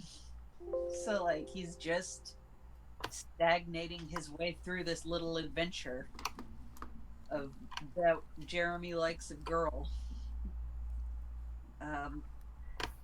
But yeah, and the therapist is like, oh, I make my squip talk to me in a sexy voice, and Jeremy's like, yeah, you should probably not do that. Yeah, you'll get addicted to it. But yeah, I guess it deleted itself from this paper book, but that was the therapy scene I remember reading. Like, it's told as a flashback. It's such a throwaway thing. It's the Mandela effect came to claim it. Yeah. Yeah. Shifted timelines. Like the other day when I couldn't figure out what was going on with my Kickstarter account. Mm-hmm. Turns out I just accidentally have 2 Kickstarter accounts. Oh, neat. Yeah. Yeah. Like, all right, that makes sense. Don't know how I logged into this one, but all right. That's really weird, because normally Kickstarter you have to like verify your identity with a bank account or like PayPal or something. Yeah. I think what it's like, I did have an account, and I guess I just like wasn't logged in and thought I didn't have one, because back when there were issues with the printing of that anthology I was in, Mm-hmm. there were like people on the page saying like, I haven't gotten my book. And I remember I did make an account then so that I could like kind of show up and be like, hi, I'm not speaking for the publisher, but I know enough behind the scenes stuff to say that like they're working on it and you're going to get your stuff and it'll be great. Yeah. And so I guess I just like didn't realize, like, forgot my password and just made a new account instead of recovering it. But yeah, led to much confusion later. But yeah, we have shifted off of the timeline where Jeremy goes to therapy and it does nothing. He learns nothing because he's so smart and cool. And then Jeremy and the Squip, well, the Squip really, come up with the dumbest plan ever. And again, like, I straight up thought that this was gonna pan out as the Squip is trying to get revenge on him after, like, not being upfront about what he wanted, and wasting all of the Squip's emotional labor. um, because the Squip's plan is that he is going to interrupt the school play that Christine lives for, and that she has always gotten mad at him for like messing up the rehearsals of. He's going to interrupt the play and kiss her. Oh God. Oh, we have to backtrack. After she talks about how she had already broken up with her boyfriend, by the time everyone goes and watches him have sex with a girl, she's like, please promise that you won't hit on me, Jeremy. Like, I need you to be my friend. I don't, like, I need a friend that's not gonna, like, decide this is his moment. And he's like, okay, I won't. I will, though. Wank. Yeah. Oh, wink. Oh. I'm surprised he didn't just rally on about the being locked in the friend zone. Yeah, honestly. He's got the blinders on too hard. He is determined that he isn't in the friend zone. Yeah, no, he's the just first problem. Yeah, he's like, he just knows he's gonna make this girl like him. And it's gross. But yeah, I forgot that. She like explicitly says, please don't hit on me. Like, I don't want that. And then she's like mad at him because he nearly gets them into several car crashes on the way home. So anyway, he's going to interrupt the school play and give a whole speech about how they're all sad about their friends that almost died in a fire. And then he's going to ask her out and kiss her, presumably by force, in front of the entire school. You see why I thought this was a revenge plot that the Squid was tricking Jeremy into. Yeah, that definitely. I would have written it like a revenge plot. Like the script said, okay, fuck this kid. I'm going to make him do the worst shit in his life. Yeah. Like, school will hate him. And I was like, okay, this is interesting because like they've been very buddy buddy, and now the script's gonna be like, I'm fed up. And you know, they even have that whole thing where the script's like, fucking calm down and let people be sad. Have some humanity. Oh, right, I forgot. We were talking about, Christine says, I can't validate your feelings, Jeremy. And the squip goes, oh, this female is good. What an idea. I'm not going to validate you either. And I like sassy Squip a lot. I'm fed up with this child. Put me back where I came from, or so help me. Yeah. Squip. Oh yeah, there's also a part where the Squip takes over a Mean Boy's Game Boy and makes him think that like Jeremy has magic powers. Which again, like, is very, like, makes the Squip very endearing. It, like, it's kind of weird that this is what he and Jeremy do in response to being bullied, but like it's like, you know, it's your cool older sibling who's a hacker who's Yeah. gonna make your bully think that you have demon powers, so he'll leave you alone. Uh, but yeah, again, I like the squib. Uh, and he's like, "Oh, I guess I'm ready to do the plan," and the squib's like, "No, you can't say I guess. You have to be ready." And he's like, "Yes, I am ready to do the plan." And then he turns the squib on. The squib's like, "Are you ready, man?" Again, like they're friends. I like that they're friends. They're both bad people, but I like, they're bros. yeah, they're bad bros.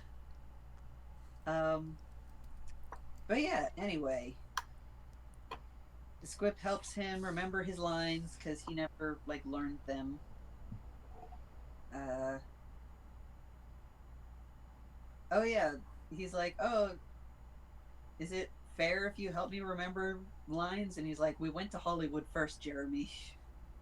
No one knows their lines. That's my secret."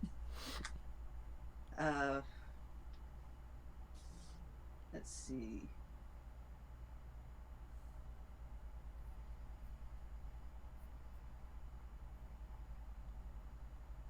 Sorry, I was checking to see if the like "please don't hit on me" bit is like immediately before he hits on her, but it's a little bit earlier. uh, he has slight bits of leeway there. Yeah. So yeah, it's this is like where I put the book down because I was just like so secondhand, not secondhand embarrassed, but I was just like so upset about what was happening. Understandably. Yeah. I don't even think I would have gotten this far. I probably would have gotten like a third of the way through the book and been like, nope, Yeah. done. I was in this was like the peak of my I have found a new musical fervor. Yeah. So, Yes. you know, That was keeping you going through it. Mm-hmm. yeah, it kept me strong. But yeah, he gives a speech about their friends who nearly died and how he likes Christine, and the audience is like, "Oh, that's cute." And then I look her in the eye and talk loudly enough for everybody to hear. "So, Christine, I'm asking you here and now. Would you like to go out with me?" And then, without waiting for an answer, I do what I was told by the squib. I lean forward and close my eyes to kiss her. My face passes the vertical plane that Christine's face was supposed to be at. Laughter rings out from the audience. Mm-hmm. Yes. Okay, so yeah, she does dodge the kiss. She calls him a loser, and then she like ad libs, like, "Oh, forsooth, the they're putting on a Midsummer Night's Dream," and she's Puck, and she's like, "Oh, a curious dream has overtaken this one," and they go back to the play, and then he gets kicked out of the play, and the drama teacher's like, "Leave now. I'm taking over your part. You're never allowed to be in a school play again." Uh, and then what was it? Oh, yeah. Christine is backstage and she's sobbing. Um, and it's very like there's a weird bit where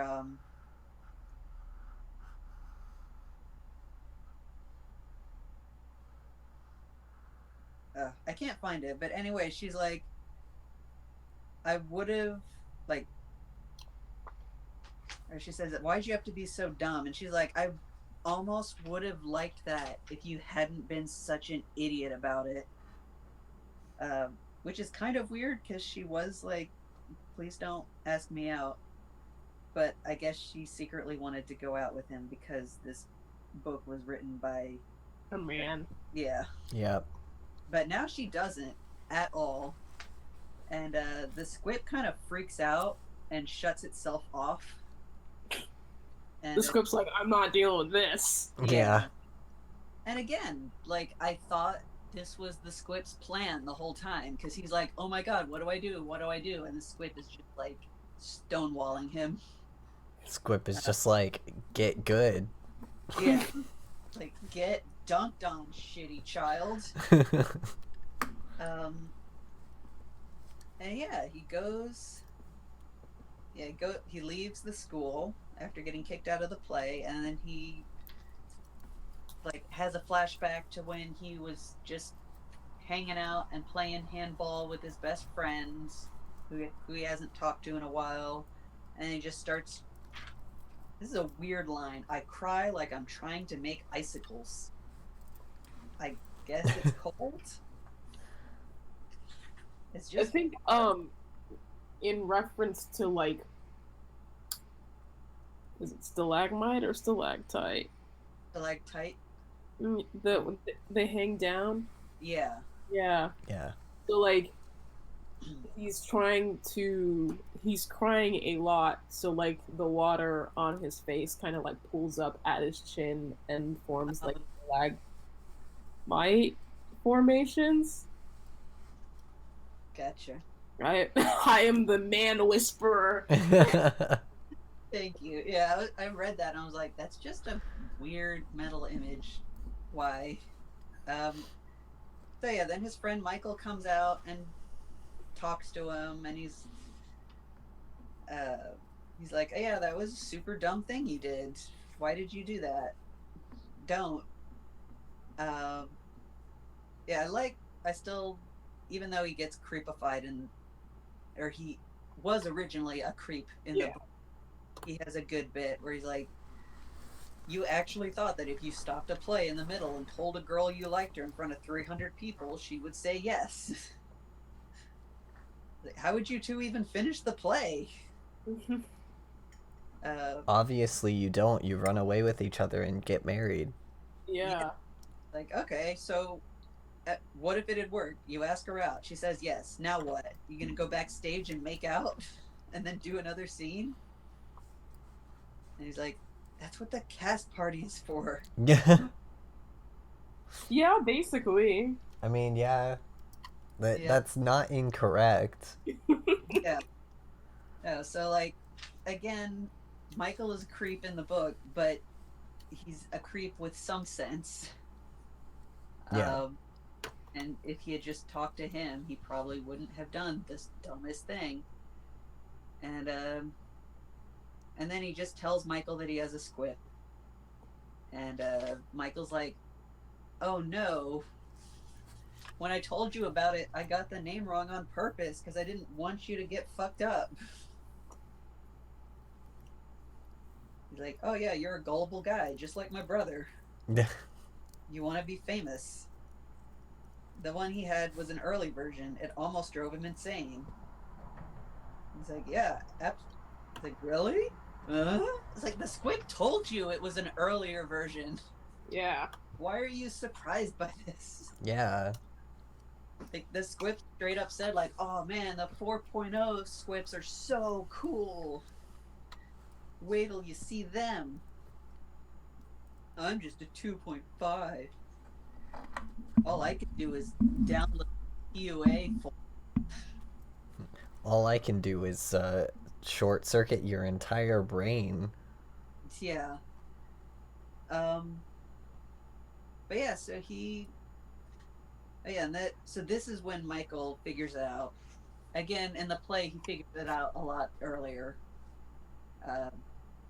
But yeah, he's like, oh man, so this is why you're an asshole to me.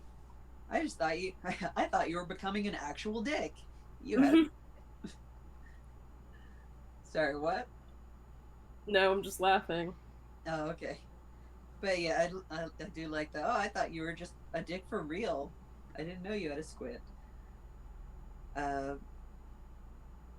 yeah, and then he's telling Michael he doesn't have it anymore, it doesn't work, and he's like, yeah, it doesn't turn on when I say start up, and then the squid's like, what's up? Then the Squip apologizes, which for me was a huge plot twist because I was like, oh, everything went as planned. And the Squip's like, I'm faulty. I'm badly programmed. Get the 4.0 when it comes out. I'm deprecated. I'm a bad Squip. He doesn't say that last part, but Aw, poor Squip. Yeah. So basically, Michael is just watching Jeremy scream out loud at the Squip at this point. Wait, can Michael hear the Squip that's inside Jeremy, or is he just watching Jeremy freak the fuck out? Yeah, he's just watching Jeremy scream at an invisible person. Imaginary God. Keanu Reeves. Because normally he just talks in his head, but he is upsetto. We're just playing some Black Mirror shenanigans now, where we're just we're just here. That's the plot line that we fell into after all of this. Yeah. And like this part honestly made me sad because the Squip genuinely feels bad. He's like, you ruined my life. And the Squip's like, I know, I'm sorry. He's like, that's not what you're supposed to say. You're supposed to say it's not that bad and give me advice on how to fix it. And the Squip's like, well, you can't, so I don't have advice. I had to do a temporary shutdown because I did such a bad job. I have no idea how to help you now, which is honestly what he could have just said in response to everything Jeremy does throughout the book. Yeah. But yeah, oh yeah, also Jeremy gets up and starts like running laps because he's just so worked up. Oh yeah, so then the book does get clever. Credit where it's due. It kind of flips on you. So then Michael said, Jeremy's like, oh, Christine's gonna hate me forever, and she doesn't know that it was the Squip that told me to do the stupidest possible thing. And Michael's like, why don't you just tell her that? And he's like, no, my parents didn't believe me. And this was written by an adult. It was like, so parents don't believe anything. It's their job not to believe their kids. What, they send you to therapy? I hate when parents write the shitty, like, teenagers think that parents don't believe them bullshit, because they never understand why teenagers think that. Yeah. Mm-hmm. They always write it in and have the teens say something like that, but they don't understand, like, the actual reason that teens think that parents won't help them. It's because the parents don't help them. Like, yeah. And here it's just like that's what parents are.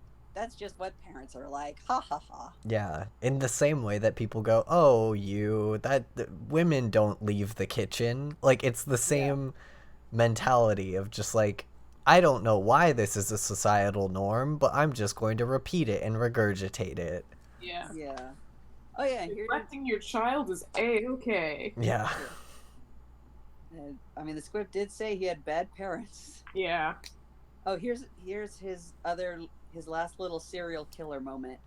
Because basically his friend is saying like, well, grown-ups don't get it, but us kids understand each other. So just fucking tell Christine about the Squip. And then Jeremy goes off on this because he was like, oh, my parents didn't understand. He's like, but girls are worse. They don't understand one speck of it. They don't understand when I like them and when I hate them and when I fear them uncontrollably and when I want to touch them and when I want to kill them. So they're certainly not going to understand why I paid $600 for a pill that got me to make out with 1-2 females I couldn't have made out with otherwise. That's a lot of... Now, we don't have time to unpack all of that. Yeah. That happens. That's a lot. Again, oh, man. $600. Yep. Behind a Payless shoe store. Yeah, because In cash, probably. I think I think he only pays like $400 or less, but then the squip tells him like you need to give the rest of that money to Rich because he needs it and he won't be mad at you if you give him your leftover money. Because I think they like the book also has the whole thing of like, no, Rich needed that money. It's not just a like one-off joke that you didn't buy it through him. Anyway, but yes, he did. Here he spent the whole $600, and then Michael calls him out on saying females. Yeah. Um. So yeah, they basically decide they're gonna tell Christine the entire story. He's like, oh, he's telling Michael. He's like, oh yeah, I'm gonna tell her about how I got the squip and how I kind of hooked up with Chloe and I took ecstasy. And Michael's like, what? You did what? And Jeremy's like, you didn't know that? Oh man, I don't even remember the whole story. And the squip's like, oh, I remember it. And is basically like, yeah, I log all of your thoughts. I can make a document that Christine can read, and then she will understand all of your weird creepiness.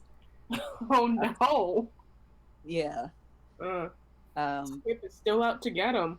Yep. It says, when you sleep, I log your brain activity through dreams, which doesn't make sense. Because in the books, he has lucid dreams. That like the squip creates for him. I guess the squip just like puts him in a box and goes off and logs in reality and goes, all right, playtime. Yeah. It's how I learn more about you without bothering you in waking hours. I don't mean memories, I mean logs. Exactly what you're thinking at all times. It keeps logs of all my thinkings, I tell Michael. It keeps logs. It keeps the things like he does. It keeps the books. Yeah. I learned it from watching you. Yeah. Oh. So they basically decide. The squip says, the squip says, I can tell her. I can tell Christine. I can tell her about why you did everything. I can show her that you really liked her from the beginning and that it was all my fault. And he's like, well, we've got to do a data dump. Take all the information out of your skull and give it to her. And then they start talking about the format. And basically, this is the part where I got sad. The squip is like, yeah, this will actually destroy me. Because I'm not supposed to do data dumps and I'm already like kind of malfunctioning. So you need to get some Mountain Dew Red and flush me out of your system. The squip literally chooses death over staying in Jeremy's head. Like, I'm so tired. I would too. I would too. But yeah, big difference from the musical. The squip's just like, yeah, no, just get Mountain Dew Red. It's my one weakness. You could totally kill me with that. But then they're talking about how Christine likes old-fashioned things. She's really into Shakespeare. And so they decide the squip is gonna write a book. Oh no. Guess what book it is? It's the book we're holding. Yeah. Yep. I hate that would be clever if the book weren't such a trash fire. Yeah. No, it wouldn't. It's the worst used trope in literature ever. It's like it's right up there with the trope of it was all a dream all along.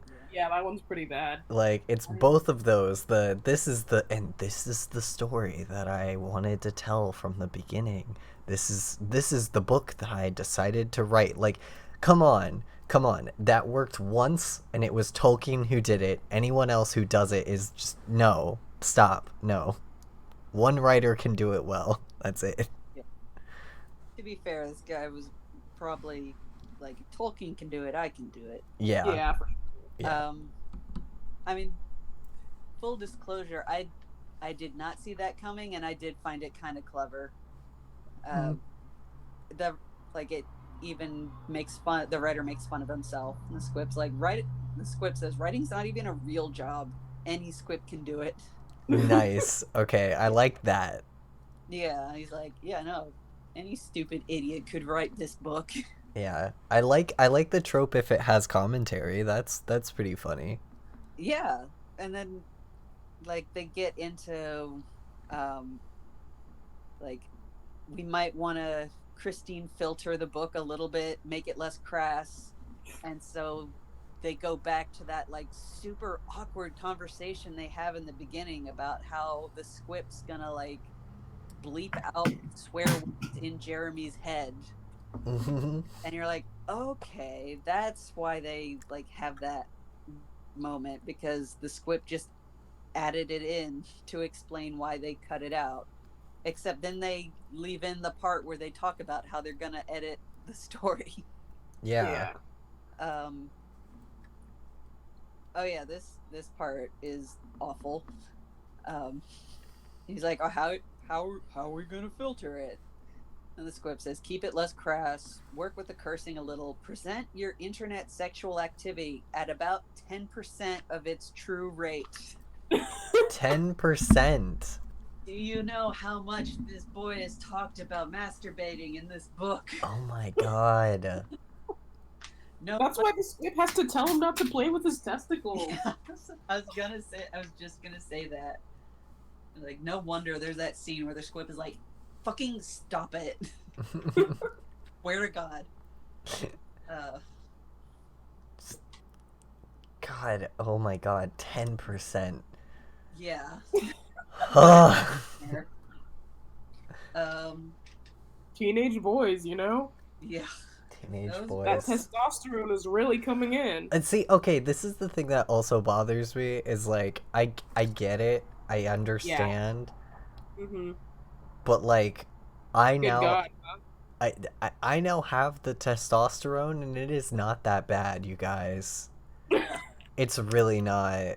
Like, and this is just like coming from where I am, where like I've been to my doctor's appointments, and they've been like, yeah, your ranges are in the range of like a cis man, and you've gone through cis man puberty and everything. Yeah. And like, it's really not that bad. Like, you really do not have to think about porn that often. Yeah. Like, it's really not that bad. Like, there's some degree of like, oh, I'm feeling slightly more frisky than I used to. Yeah. But that's about it. Yeah, and like, the slightly more frisky can easily be distracted away from by just being like, but I would rather like eat cake, you know? Like, it's not like a mandatory I must nut. Yeah. It's just sort of like, oh, that's a thing that, like, when you have like, it's like you have a to-do list for the day, and you have a to-do list, and you're like, oh, that's a thing that's like at the bottom of the to-do list, but like, if I never get to it, then that's fine. It's just there now, and it wasn't before. Like, yeah. It didn't jump to the #1 priority of like, gotta get this nut out. Yeah.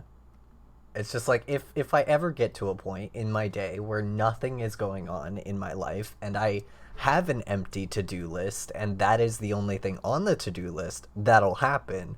But like, that's so rare. Like, I always have other shit to do. Yeah. Yeah.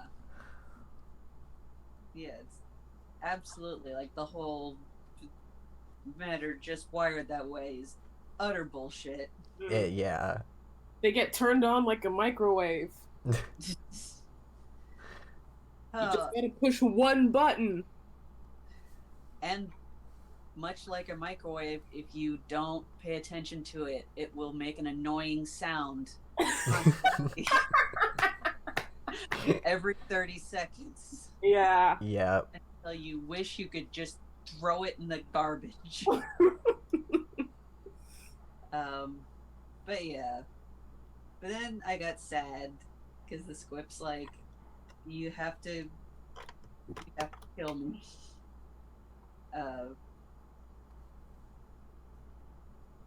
And Jeremy's kind of sad. And the squip is like, there are better versions of me, Jeremy. It's not like with people. With people, you can argue and have tests, and this is where the author just explicitly states the point of the book, and we could have just had this. With people, you can argue and have tests and music reviews and wars to decide who's better, but with software, it's pretty clear. I get evolved beyond my version number, and then I'm useless. So he's like, okay, yeah, people are messy. And they're able to change, and software doesn't. Which is a weird That's not, I don't feel that that's true. Yeah. That's I don't code or anything, but I understand that coding is complicated and not clear cut, and saying the wrong thing to your code. I mean, yeah, like coding is not as simple. Programming is not as simple as you think it would be. Yeah. Yeah. But given that we're pages from the end of the book, like, it is very clearly, this is the author trying to get out the moral object of this book. Yeah, he's like, yeah, people are weird and messy, and you might think that it'd be cool to be like a robot that knows everything, but actually it's not as good as being able to change yourself, which would mean something if Jeremy had actually changed that much. Yeah. So like, I'm having a fun time with this really weird version of the next season of Black Mirror. Like it's the Sunday school special moral, I guess, at the end that's just like, oh, but it's better to be a human without the hindrances of technology. It's like, no, shut up. Yeah. Fuck off. Yeah. But yeah, again, we're working off of the iPhone model of what programming is. We're like, no, you're supposed to buy a new one every month. Mm-hmm. So yeah, then the last line is chapter 49. So here you go, Christine. It's not a letter, it's a whole book. Jesus Christ. I'm just imagining Christine just getting this book, like, in her locker or in the mail. What in the fuck? She managed to trudge through all of it. The sequel is just she throws it away. Please. Yeah. I feel like by the time she got to the first, like, scene of masturbation, she'd be like, yep, nope, good. Yeah. Yep. Oh, thank you. Or like his friend Michael, there's like a whole bit where he calls his friend Michael because there's an Asian girl on TV and he knows Michael would love that, and they're like having a Jello fight or something, and they go into this whole thing of how Michael has a like a cable or a TV de-blurrer so he can like see the whole nipple when things are blurred out on television. And then he's like, okay, I'm gonna hang up now. Yeah. Just the nipple. Yeah, it is very understood. He's going to look at this nipple and just go to town. Yeah, I imagine that Chris just like get like not even, it doesn't even have to be Jared just to get to that part and be like, I don't like these. Yeah. Like, hello? Yes. Yeah. Okay. Yeah. Like, if I got silenced a third time, that'd be funny. Yeah. That would be crimes. Yeah. But yeah. Yeah. So now that you've read the whole book, now that you've given us your book report, yeah. Do you understand how Jeremy's really a cool person? Oh my god. Oh my no, god. he's not. I don't think we learned anything. No one learned anything, and except for the squip, and now the squip is dead. Oh. And that's the end of the book, and I'm sad. Moral of the story: never learn anything. Stay dumb forever. Yeah. Yeah. Like, actually, the software that couldn't wage wars or evolve was the most compelling character in this book. Yeah. And yeah, so like the ending, like the combination of the like what the squip wrote the book and me being sad about the squip being gone, made me kind of like what they did with the ending, because I was like, all right, fair play. That and the author like making fun of himself a little bit. Yeah. Like, writing's not a real job.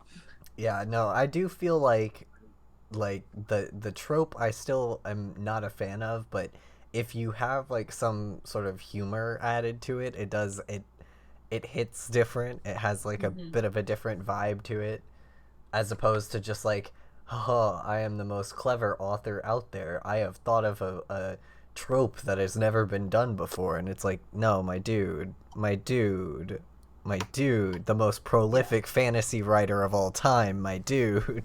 Yeah. No. But yeah, it's like they're having this whole conversation about like what format they should put the story in. Yeah. And they decide to make it a book because that's what Christine would be most interested in, because she likes old stuff. Oh yeah, those old things like books. And Shakespeare. Books are just so old. No one remembers books. You guys remember books? Remember books? I mean, we're talking about some really Yeah. I mean, this book right here. I've never encountered a book in my life. I am too young.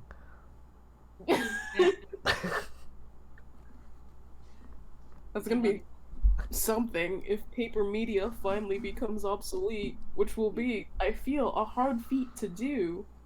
Yeah, I people have been saying that for years, that paper media is going to go away, and it still hasn't. Yeah. It makes me wonder, like, if there's paper media. I mean, okay, in Star Wars, right? Everything is digital. Yes. But it's a nightmare because it's like 70s technology. Mm-hmm. But they did confirm that like books did exist. Yeah, the Jedi have like 4 books. Yeah. Yeah. 4 entire fucking books. And those are like from thousands and thousands of years ago. But I mean, they don't have them anymore, but yeah, exactly. They had them. Still exist. Poor planets still exist. Like, there's planets without like infrastructure. Yeah, like not everyone is out there in the spaceships. Yeah. A galaxy a long time ago and far, far away. So yeah, pre-book for us. Right, exactly. I think it's just because Christine's supposed to be like the anti-squid. Yeah. She likes things that aren't technology. But yeah, like she's not like other girls. Like the dad from Mitchell's and versus the Machines. Yes. Because it's like, I remember when like a promo for Mitchell's versus the Machines came out, it was really angled as like, oh, this dad thinks technology is like making people less human or whatever, blah blah blah. Like the whole like technology is bad, Thomas Edison was a witch thing. Yeah. Yeah. Because it had that like promo pic of the dad like sitting at the dinner table and the rest of his family was on their phones. Oh yeah, and they had that super uncomfortable like we're all gonna make eye contact. Yeah. And everyone was totally blowing it off because it was like, yeah, this bullshit again. Yeah. And then it turned out to be a pretty good movie. Like it got more into depth on why the dad was like that. Like, yeah. Versus just like, people just don't talk to each other nowadays. Yeah. And it's more like, I'm a guy who's like who wanted to do this like indie lifestyle and it Yeah. didn't work out for me. And I can't understand like he's just naturally like a non-technologically savvy person. Yeah, like his dream was to just go off the grid and live in the woods. Yeah. Yeah. Yeah. Like he gave that up for Mhm. his family and he's fine with that, but he's bad at technology. Yeah, he's just bad at technology. Also, I think one redeeming thing about that scene is that the way it plays out is they're just all super uncomfortable. yeah, like they're doing it as a gag. Yeah. They're all like, we hate this. Can we put our phones back on? Right. And it was just like the scene where the dad is like, "Hey, can't you experience this without your phone?" And Katie's like, "Through my phone is how I experience things." I am a film student. Yeah. I'm going to school for film. Right. That is why I am recording this. Yeah.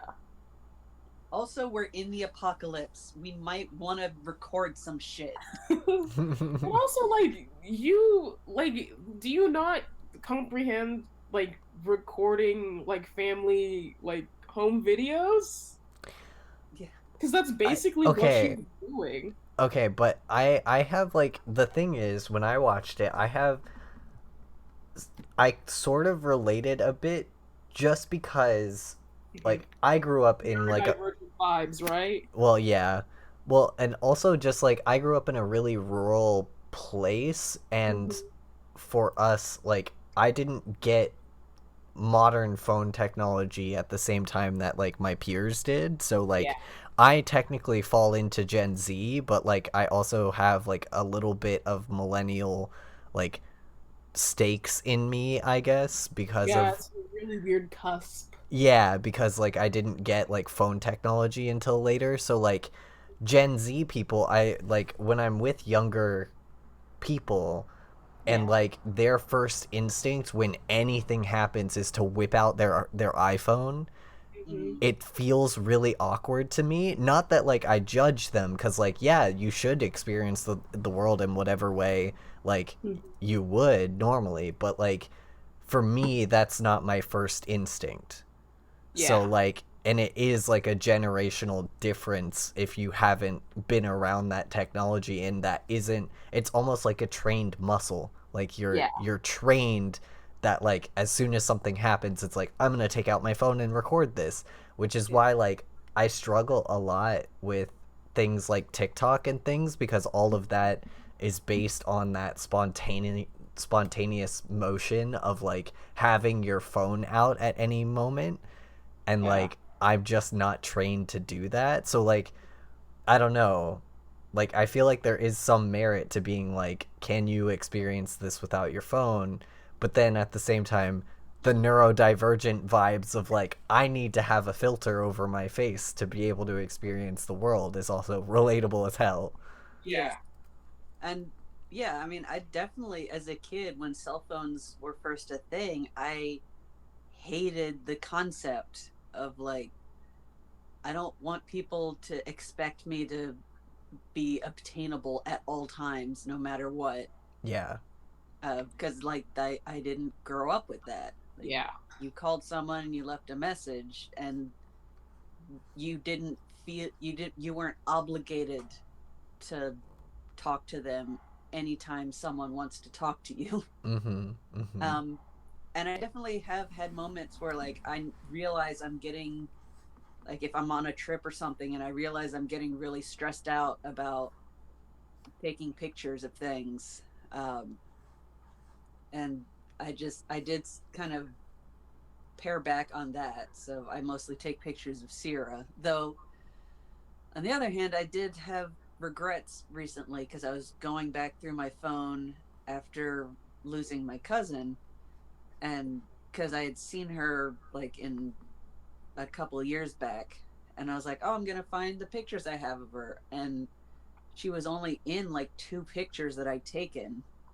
Like Yeah. I more photos of the hotel for like reference stuff than of this person that I suddenly had nothing of. Yeah, I mean, like, I have similar, like, not obviously exactly the same regrets, but similar regrets with things related to, like, my transition because so many other trans people, and, like, I'm happy with the way that I transitioned, and I'm actually kind of happy that I did it away from, like, public eye, you know? But, like, so many other trans people transition and have, like, a concrete, like, this is my voice. Yeah. Yeah, like, this is my voice so many days on T, and like also like here's the moment after my top surgery, and like I don't have any of those pictures or moments or recordings or anything because Yeah. it wasn't important to me to record those because like to me this is how I always should have been. So like I didn't think about the moments leading up to this, and now I just kind of look back and it's like I wish I would have had those memories, even if I didn't feel like I was fully myself in those moments. It would have been nice to like see the slow progression, you know. Yeah. And man, I remember thinking like, oh, I'll start doing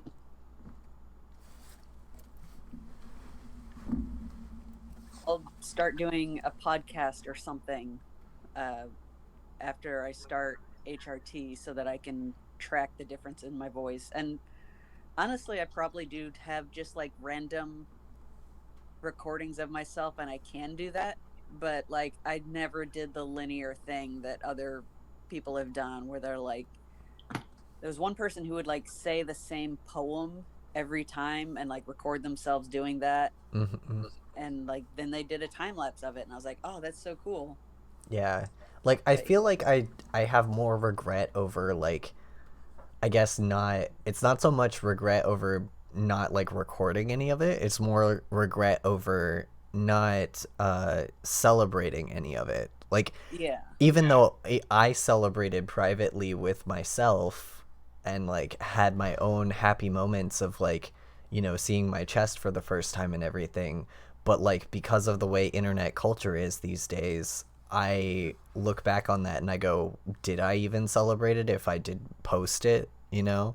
Yeah. Right. And Also, it's inherently, like, that's something you would want to share with people close to you. yeah, and it upsets me because like I also feel I don't know, I feel sometimes that I have less clout as like a trans creator because I'm not public that often with it. And so when I, talk about it publicly, like I say, like when I attach it to like my art tags or anything like that, I feel like I'm wrong for doing so because I don't outwardly be like, and you can follow my transition goals here. You know what I mean? Yeah. It's just like I just make trans related content sometimes, and I don't have all of this, I don't have like a YouTube channel dedicated to my transition. I'm not a trans YouTuber. I create and am trans, happen to be trans, you know. Yeah. Yeah. But, Transness is a thing that was thrust upon you. Yes, yeah.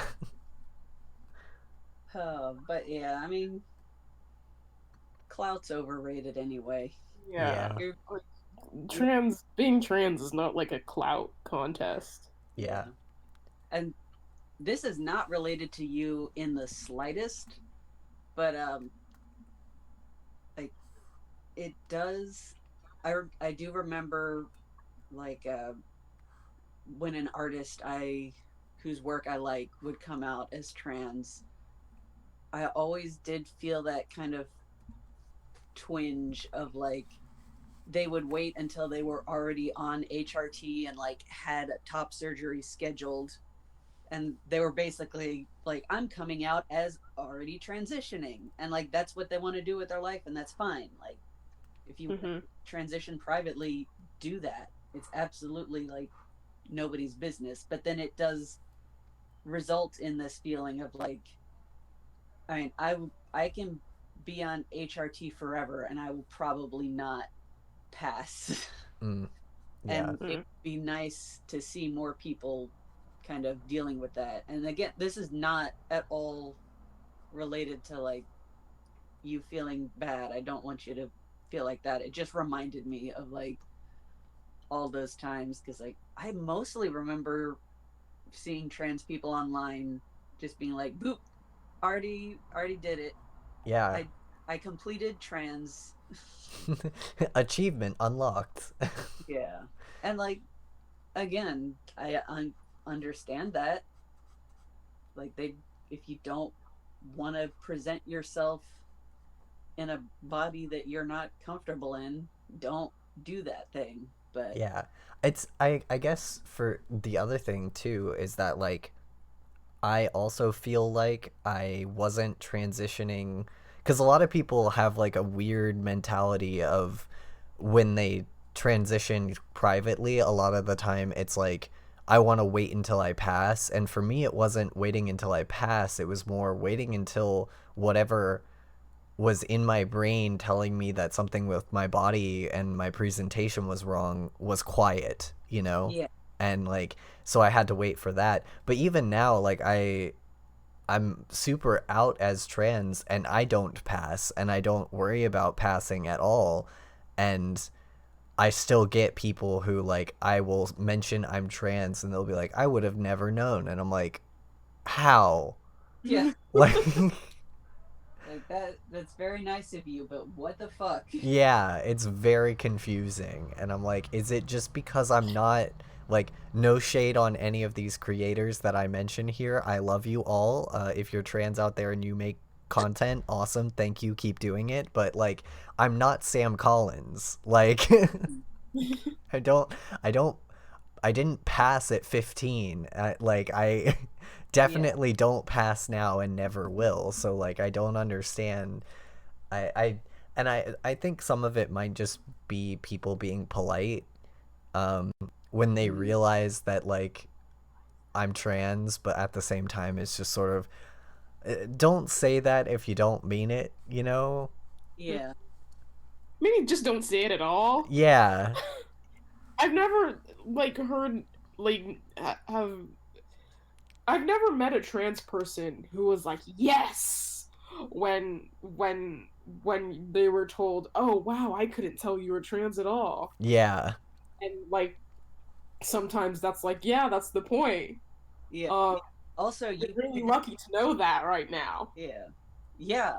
Also, you can't tell whether or not a person is trans. That is based on the false conception that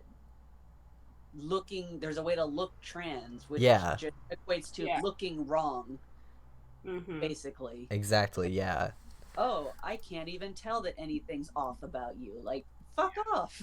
Yeah, I can't tell that you're doing gender incorrectly. Like Yeah. Like, just. But I will tell you when I think you're not doing gender correctly. yes. Yeah. And oh god, yeah, that just the whole, if you want to talk about ally tropes. The thing, I was talking about this recently. The thing I can't stand is like shitty ally media where Oh yeah. like I mean, I always come back to Voltron, even though that was not a trans thing, even though it like came off very much as a bad trans thing. But the whole part where the captain is like, "Oh, I know who you are," and he like, if this were a trans person, like, sorry, I will restart at this bit. It's that scene, yeah, it's that scene where the ally shows that they're cool with the trans person being trans by like dead naming them. Yeah. Be like, "Oh yeah, I totally support you, Elizabeth," and then like Jerry is just tearfully nodding in gratitude, and then they embrace, and it's like no trans person would ever be Nope. that happy. Like, just don't do that. Don't bring it up. And like that bothers me. Oh yeah, it came up because Wonder Egg Priority. Oh boy. The bad. I haven't seen it, but I have heard some shit. Oh god. Oh, it's bad. I'm waiting on Anime Slushy to do their next installment on it, but I'm like anticipating being upset, which is weird because like they made it very clear like the next episode is gonna have the bad transphobia. Yep. Yeah. Yep. Get hyped for that, and I'm like, I kind of am, but like I know I'm gonna regret it. But yeah, but they have a scene with a non-trans character that people thought was trans, but it was actually just like more of an anime trope where a girl gives up on femininity. And oh yes, I love when people think that that makes a character trans. Yeah, I mean, yeah, it's like if now Toshiro Game. Like if that gives you joy, fine, yes, be happy. But like, that wasn't written as a trans character. That was written as a like. Not like other girls, bitch. Yeah, this person doesn't meet the stringent social requirements for femininity, and it's such a big deal that like they feel like they just can't be a girl. Mm-hmm. But anyway, doesn't meet the W path standards of care. Yeah. But yeah, there was a scene where the other and like the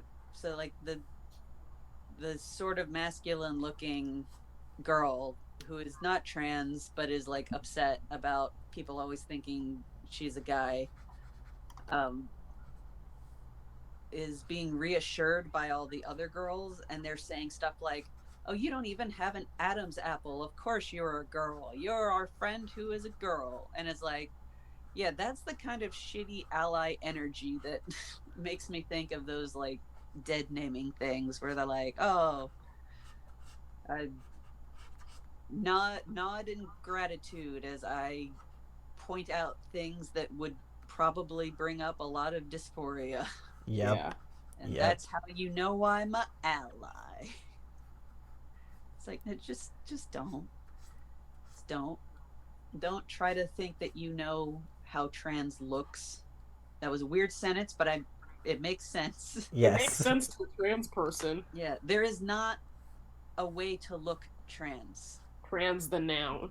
Yeah, you can't tell whether or not a person is trans. Yeah. You don't know. Like they might pass well, they might be a person who isn't transitioning or isn't out.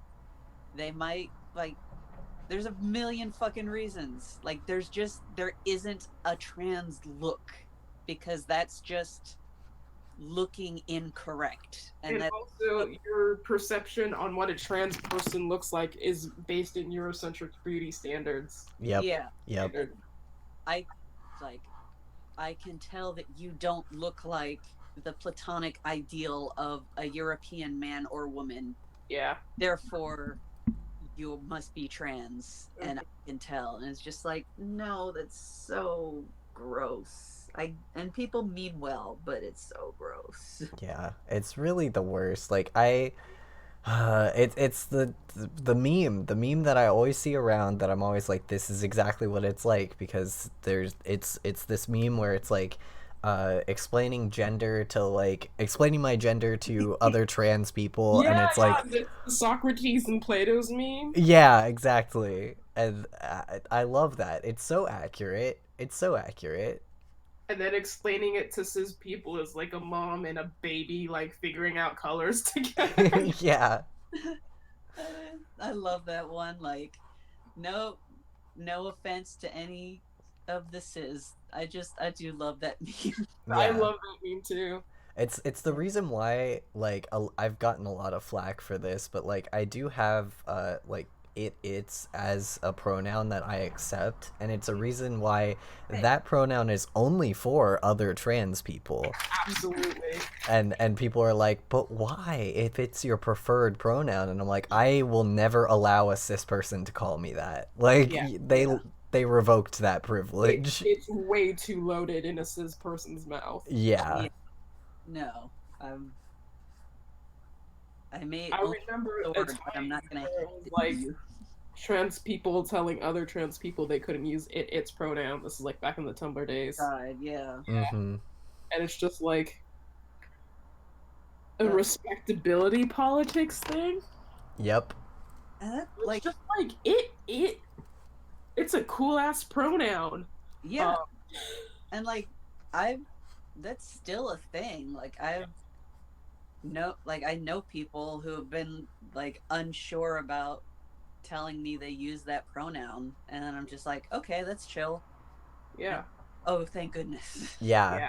I like get yelled at for being trans wrong. Yeah, like I've been yelled at for being trans wrong many a time by people who heard that I use that pronoun and they're like, "How dare you do this to trans people?" And I'm like, I am a trans people. Yeah, exactly. How dare you do this to trans me? Yeah. Oh yeah, it's just like the same thing with saying queer. Like, oh yeah, it's loaded if a straight person is saying it, but I personally do feel like it is a good umbrella term. A lot of people died to reclaim it. It's a matter of personal preference. If you want to be called that, you want to be called that. But if a person says, no, I don't want to be called that, you have to respect that. Yeah. And say, like, I'm absolutely not going to force that term on anyone, but like the whole fervor that has come up of like, no, it's a slur again, you can't say it. And I was just like, but why though? Like, yeah. You were 15. Where did you get this information? Yeah. And like, if that's how you feel, then fine. But like, I don't know. I'm always just like, is this a genuine thing, or is this I just don't want there to be an umbrella term thing? Mm-hmm. I do think that there's a lot, at least recently, there's been a lot of people who have been kind of like, I guess the only way to describe it is like bad actors who like they may be queer themselves or LGBT of some form, but it seems like they're acting on the behalf of like cis people a lot. And it's just there's been like an uptick in that I've noticed of just like a lot of queer people in queer communities yelling about like things that actual queer people don't or shouldn't care about. Mm-hmm. And it's kind of, I don't know, it feels kind of wrong, and I'm always just like, why are y'all here? There are fights elsewhere. Like, yeah. But yeah, so like I would never force any term on anyone, but I am very much like of the mind that queer is a good and useful word that, you know, had a bad root, and then we took it back and it was a whole thing, and there's not really a good equivalent word. So like, if there was, I would use that, but there isn't. But even with that, that's just among queer people or LGBTQIA+ people. yeah. Like, it's still not something that should be casually tossed about by cis het folks. Yeah. Because it is like, it does have that history, and like I use it, but I respect that at the same time, if that makes sense. Yeah. It's like, no, you can't. That was not you didn't reclaim it. Like, millions of your community did not die while the government sat and laughed about it. So, unless you're part of it wasn't really about dying to use the word, but it was just that, like, we are dying anyways, we are going to take it, so you can't use it against us. Yeah. I'm not trying to be like, activism was for the Q slur. We went to war for this word, but no, like, we're here, we're queer, we're not going anywhere was an activist battle cry, and I feel exactly that's historically relevant, and it just burns my buttons a little bit when someone half my age is just so certain that it's like the worst possible word. But I don't know, I'm talking myself in circles. At some point, you just gotta let teenagers fight amongst themselves. Yeah. Like, I guess all I'm saying is, straight people, don't say it, please. Yeah. People, don't say it, please. Lesson. Don't force anything on don't force any label on anybody. But personally, I think it's a useful word. But you should learn the full history of, like, queer activism before you make that decision. Yeah. Because you shouldn't just, like, pop off and be like, "Oh, I'm mad about it because I heard it was bad from a friend." I heard it was bad from the TERFs. Yeah. Or, like, I just don't want us to have an umbrella term, so I'm gonna pretend it's bad. Yeah. Which I'm not saying everyone does that. I'm just saying that has happened. Yeah, usually the arguments that I run into are people who have been informed by the TERFs.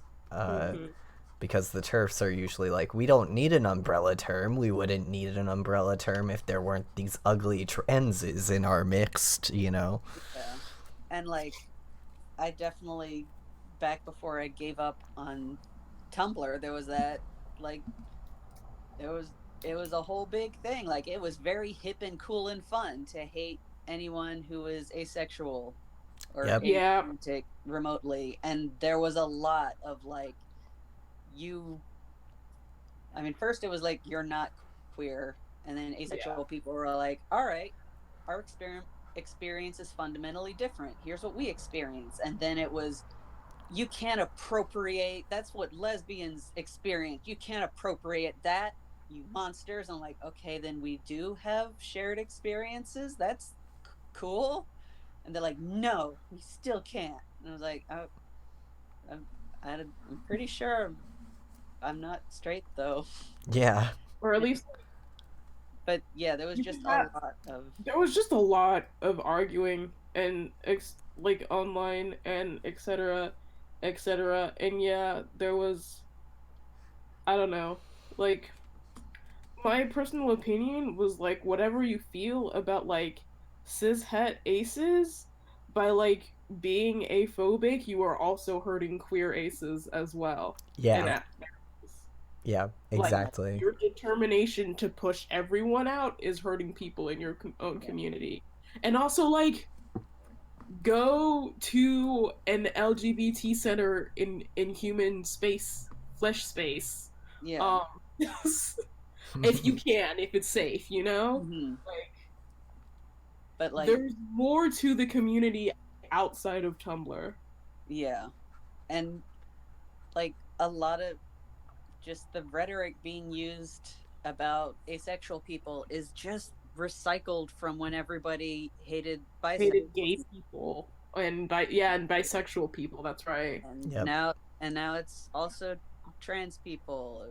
It's just like, do you see the pattern? Maybe. Right. Exactly. Like. And I don't know. I guess what I'm getting at is, I'm frustrated that contention has made me so wary of people who say they don't use the word. Yeah. Right. I hate that. I hate that I have that reaction. I don't want to have that reaction. And again, like, my actual response will be like, okay, I won't call you that. Yeah. But I hate that in my head I have to start calculating and being like, all right, When's the other shoe drop? Yeah. Is this person gonna start going off about how like shitty I am? Yeah, for any number of things. Because like the thing that I always hate is that, you know, I use queer as an umbrella because I fall on so many letters in that acronym that like explaining all of them would suck. So like what I hate is when people say like, oh, I don't like the word queer, and then I go, okay, cool, so like which part of my acronym do I have to tiptoe around for you? You know? Yeah. Is it the trans thing? Do you think that trans people aren't real? Is it being ace? Is it being aromantic? Is it being polyamorous? Is it like what is it? And like the thing about polyamory too that's odd is like even in polyamory spaces, I experience polyamory different than other people because ace and aro, but I am willing to be in polyamorous relationships. So it's like which part of this is going to give the person who's sitting in front of me an aneurysm? Like, does this word hurt you, or do you wish to hurt me? Yeah, exactly. And like, that's so fucked up. I don't want that to be the reality we coexist in, where we're just like eyeing each other, being like, okay, when are they gonna attack me? Yep. Like, cool community, guys. Good job. Good job building it. Love that. Yeah. Oh man, it's been, I don't know. I've been off Twitter for a bit, so I don't know. Fair. Things are always bad on Twitter. Oh like, yeah. God, I don't want to be here. Twitter is a hellscape. It became more of a hellscape when Tumblr stopped having NSFW things. Yeah. Because then everyone had to go to Twitter. Yeah, and like I had already left Twitter to get away from Tumblr. Yeah. The Tumblr NSFW purge was also really awful for several other reasons. Oh yeah. Yeah. But I didn't love when that I don't know, it has quieted down a bit, but that like it was almost like a fad. Like it really felt like, okay, it's cool and hip to just be mad at asexual people. Yeah. And like it was just such a bummer when that started showing up on Twitter. Exactly, because I was like, this is what I left Tumblr for. Yeah, like that is the specific reason why I don't use Tumblr. Yeah. And then they like fucked over a bunch of my friends. So I'm like, I wouldn't use your stink site anyway. Yeah. But yeah, it's so exhausting. It really is. Like honestly, Twitter and Tumblr are the main reason why I do not use the label of bisexual. Because I've been yelled back and forth between communities so often that like bisexual people have told me that I'm not bisexual. And then people who are not bisexual have told me that I most definitely am, and or I don't exist because bisexual people don't exist. And like after meeting people who are bi and pansexual, I've also had pansexual people try to tell me that I am most definitely pansexual. And I just sit in front of all of these people like, I'm none of y'all. You don't I don't want to be a friend to any of you. Yeah. And like for me, I mean, for a while I just was like, I still do this a lot, or I'll just use gay as an umbrella term, because I was like, all right, you don't want me to use queer, so what's gonna be the umbrella word? I guess gay gets used pretty liberally. I'll do that. Yeah. And I'll get yelled at for saying I'm ace, but then people are like, you can't do that. Gay means only you boy kiss boy. Yeah. I'm like, all right, then what the fuck? Yeah, that's my favorite thing of you're erasing queer women, and I'm just sitting here like as a trans man, like Yeah. who Yeah. loves other men. Like, Yeah. when was this about you? Like, Yeah. They were never, they weren't lesbians, yeah, sweetie. yeah, just mm. And the whole I think the one of the most egregious things I ever heard was that someone was like, "Oh, asexual people don't contribute anything to the community," and I'm like, "Okay, so you're mad because you see us as unavailable to you sexually? Yeah. That that seems like something that like a lot of queer people should be able to relate to, Mm-hmm. not due to someone else." I was like, honestly, like I was so annoyed at that. I kind of stopped going to the local uh, queer group potlucks just because I I was younger than everybody there, and they all just misgendered me all the time, nonstop, Mm-hmm.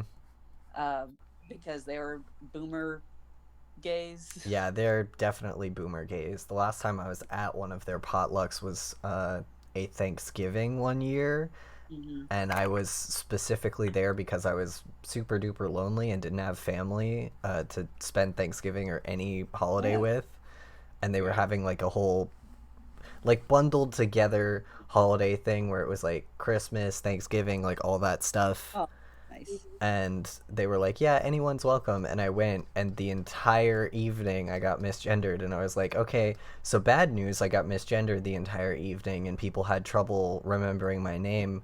Good news, it was no different than going home for the holidays." So, Yeah. Yeah, it's like, I mean, I don't hold it against those people so much. I mean, I do feel like they should be, Better. yeah, I like mean, trying they're running an harder. LGBT center.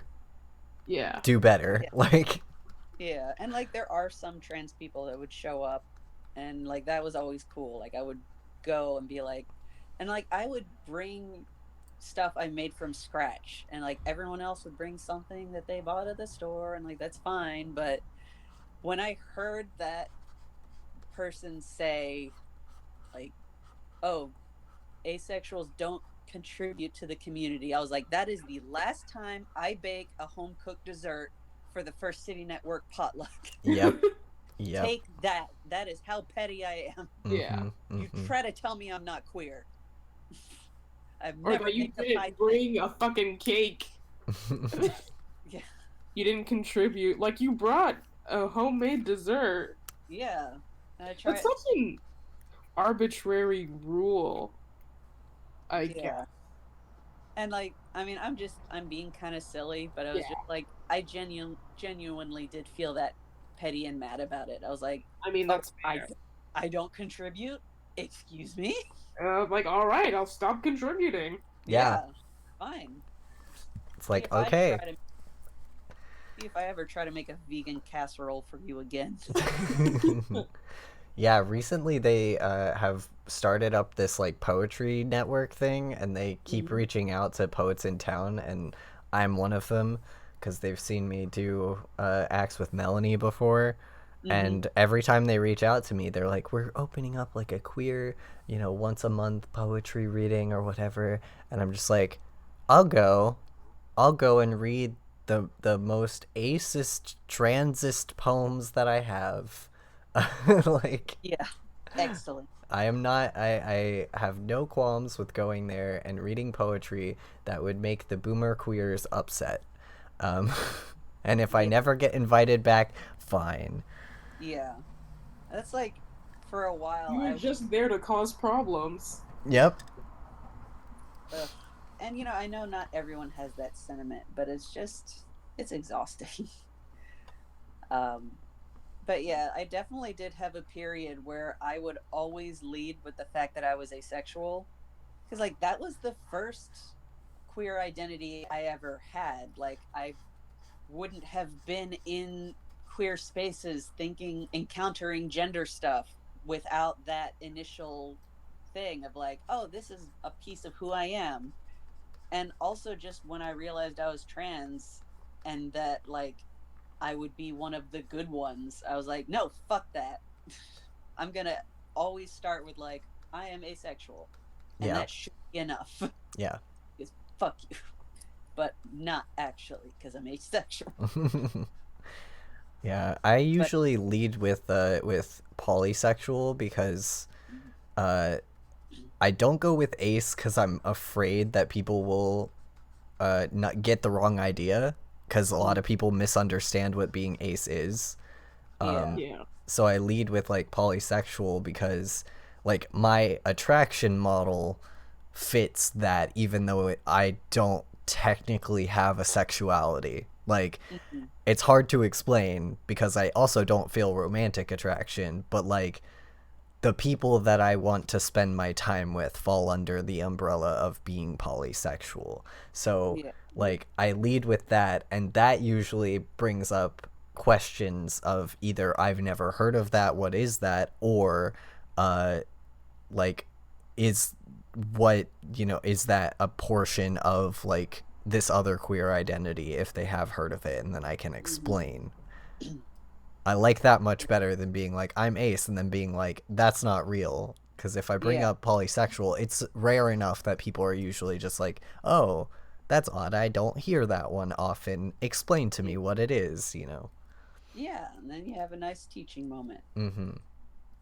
Yeah, and I should also specify, I also didn't mean it when I said, but not really, because I'm asexual, because asexuals can do and have fucked. Yes. It is also harmful to just be like, oh, no asexual has had sex, because like that's not true. That's certifiably untrue, I say, as an ace person who has sex, enjoys sex, and does the sex acts. Yeah.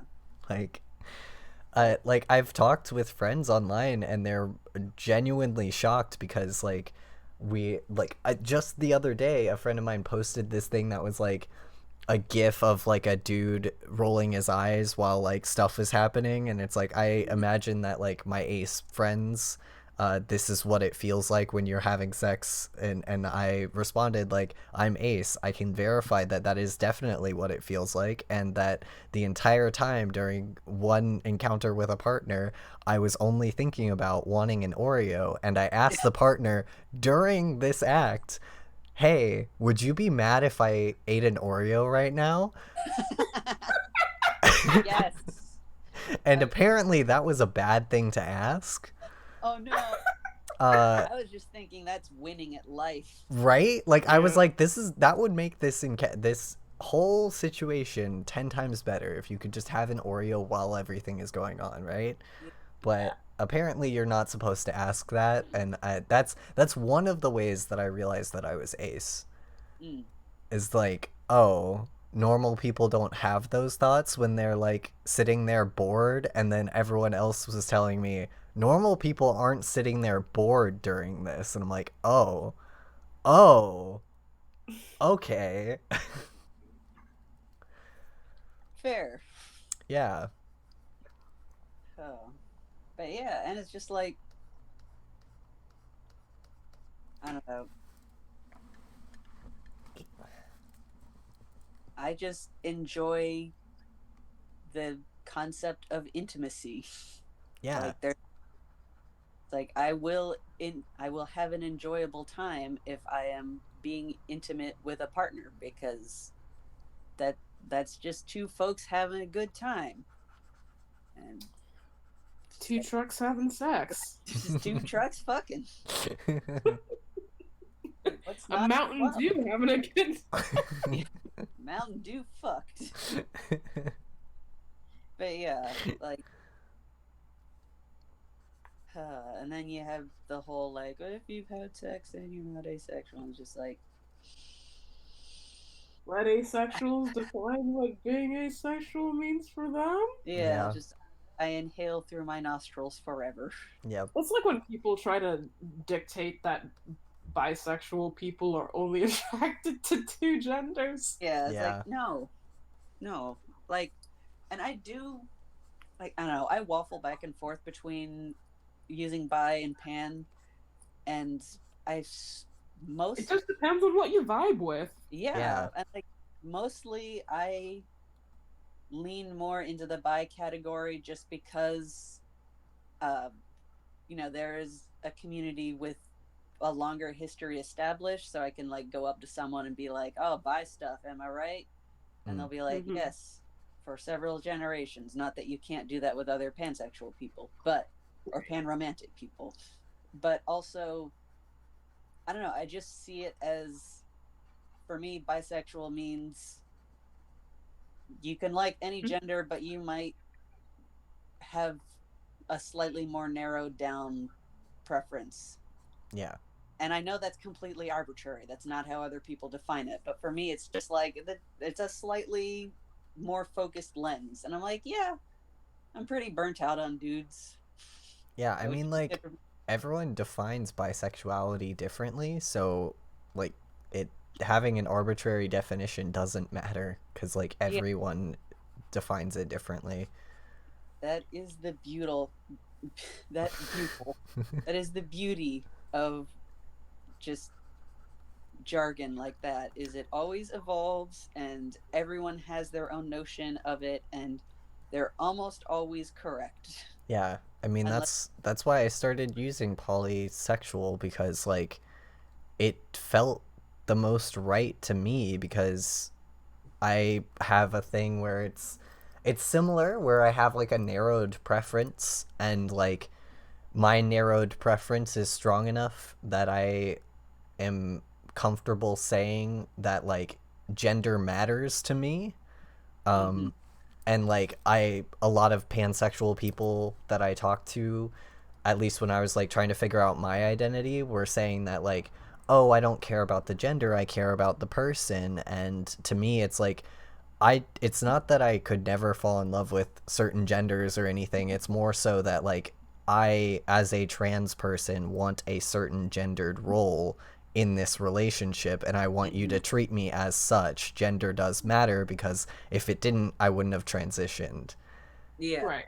So like I can't be with a cis straight man and feel comfortable. Therefore, gender matters. mm-hmm. And so like after coming to that realization, I was like, okay, so like pan doesn't feel right, and bi doesn't feel right, because it's most bi people either fall under pan, or they define it as having like a slightly narrower preference. And for me, it's like You, gender actually does matter. So like I just use like polysexual is the umbrella term above both of those two. mm-hmm. And it's just like, yeah, that like it's not that I judge people on gender. I don't judge my partners on gender, but like gender is a factor in the relationship. Like, Yeah, and is with many relationships. yeah, Yeah. and that like it's hard to explain all of that to someone, but like either way, I would technically fall under both pan and bi, Yeah, but I use the larger umbrella term because it feels the most right to me. But both of pan and bi and polysexual and technically like omnisexual, whatever, there's like a couple others underneath that umbrella that would also technically fit, but like, you pick one that you vibe with. yeah, and that's the other thing I love about the like just ever branching, like more specific terminology, is that people who complain about that just miss the point of like, this is a tool to help you understand yourself and help others understand you. And yeah, one day we will be so saturated that it will just not have any impact, and that's a good thing, Yeah. because it'll just be like, what's your orientation, what's your eye color, like, what other random identity thing can I learn about you? Like, I like that. I like Mm-hmm. there always being new words and people coming up with new things that feel right for them, and just it's beautiful. And I also wonder if I do vibe more with the term bi, or at least bi-romantic, um, because there were so many older bisexuals who would stand up to people who are coming for asexuals. Yeah. They're like, I've heard this shit before. Yeah. Yeah. And Those there is those that ship. those people on Tumblr who like older buys on Tumblr who like jumped into the line of fire for us. You guys are my heroes. I Like, know. Oh my gosh. Like genuinely, like I look up to those people. mhm. Shout out to Nerdy Cappy. Yeah. They did a lot. Yeah, there was a lot of people on the front lines of like a lot of those arguments that because like ace people, at least for me and for a lot of my other ace friends, when we were discussing a lot of this while it was going down, we like didn't have the energy or the vocabulary to really fight this fight because Yeah. like We were teenagers. yeah, we were teenagers and also new to the queer community. Like Yeah. so there was not as much to say. Like I was a baby ace at the time, and like I was queer in other ways at the time. I think I also identified as bi, and like I was experimenting with gender, but I wasn't fully out as like trans or anything yet. And like, but I also knew I had some leanings of like asexuality, and all of this goes down, and like I barely knew what bisexual meant. There was no way that I could describe asexuality to someone who is at least 5 years older than me, you know?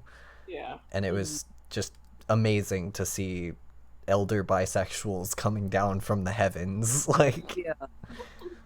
Plus, there was a whole thing of like we had to contend with other asexuals who were determined to be the good one, yeah, who would just like jump on top of the dog pile and be like, "I'm not like that bad one." yep. And like, for Or you would have fuck's sake. asexual people that would straight up say homophobic and transphobic shit. Mhm. Yeah. It's like, yeah, there were. I mean, there are people in every community that are just fucked up and shitty. And I know I've said this a million times. I believe there is also a component of if you're the new queer on the block, and the first thing you hear is you're not welcome. You're Yeah. not gonna do the homework and like learn the context of the things you're saying and Yeah. realize why it's not a cool thing to say. Because Right. like I think a lot of the people who would say shitty stuff were young Kids. people, yeah, kids, and people who had like just figured out that they were asexual and like running through the like extremely problematic dream scenarios of like, what if no one was allowed to have sex? And like, Yeah. no, that's not good. That's actually very bad. But Right. like, they wouldn't know that. They don't like they showed up and had the door slammed in their face. Why are they gonna turn around and like read a queer history book? Yeah. Right. It takes I'm not gonna say both sides. It's No. just like a shitty cycle of like show up, get turned away, and then get mad about it and don't learn context and keep fucking up, and people keep getting mad at you, and it just like no one wins. Mhm. And when an ace person could recognize it, it felt like all they wanted to do was use that to their advantage, and it was just like, God, we need to get our shit together. Yeah. Yep. Thank you, bisexual people. Yeah. Thanks for like holding that picket line while we got our shit together. Yeah, there were several sets of footprints, but slightly less than previously, and that was when you carried us. Yeah. God. Yeah, God, it's so frustrating to think back on that, and I'm sure it still goes on, but it also is weird to think about like how fast things move now.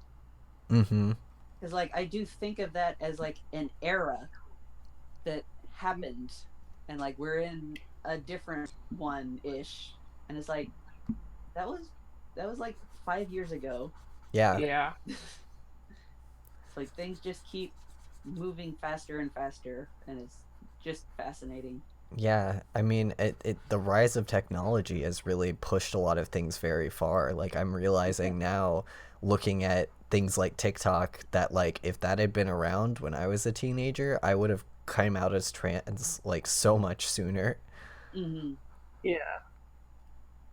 Oh, I wish I could say that, but honestly, the whole reason I didn't even realize I was trans was I just felt bad because I got yelled at by people who weren't trans, Mm-hmm. Yeah. telling me I had like said something offensive to trans people. It turns out they were just trans medicalists, or I didn't know a certain term and they decided to shame me instead of being like, that's not the right word. Yeah. And like I built up so much fear of like being mean to trans people, and it was so important to me that trans people be okay, and I didn't know why that was. I just knew that I would start crying whenever I thought about people, you know, being transphobic, and I just was like, I'm just a good ally, I guess. You really went through all the steps. Yep. Oh, I sure did. And I did the whole like, okay, well, I know I'm not cis. I'm not allowed to be trans. I'll make up my own term. And then I ran into the whole like, oh, people who try to make up their own term are shitty. And I'm like, cool, thanks. I hate it. And then, oh god, it took so long to even feel like I could say I was trans without like a trans person crawling out from underneath my sofa and getting mad at me. Yeah. Like Oh, just I still get that. I still get that shit. And I'm like years on T, 3 years on T, and I still get people crawling out of the woodwork going, you can't say that. You're not really trans. Blah, blah, blah, blah, blah. And I'm just sitting here like, honey, sit down. Trans go brrr. Yeah. Like, it's very, very confusing because most of the time when this happens, I am talking about like the fact that I still identify as a trans man, and for some reason the entire queer community is determined to take the title of man away from me, and I don't know why. Like, absolutely determined, like foaming at the mouth. Like, every time, it's always a different part of the queer community, but it's always someone who's queer, and I'll say something about being a man, and then they'll find my profile picture, or they'll find something else where I talk about, like, technically I'm non-binary, but then they'll, like, come snapping out of the shadows like, you can't say you're a man, you're non-binary. And I'm just like, yeah, I'm a non-binary man. Yeah, like, hello.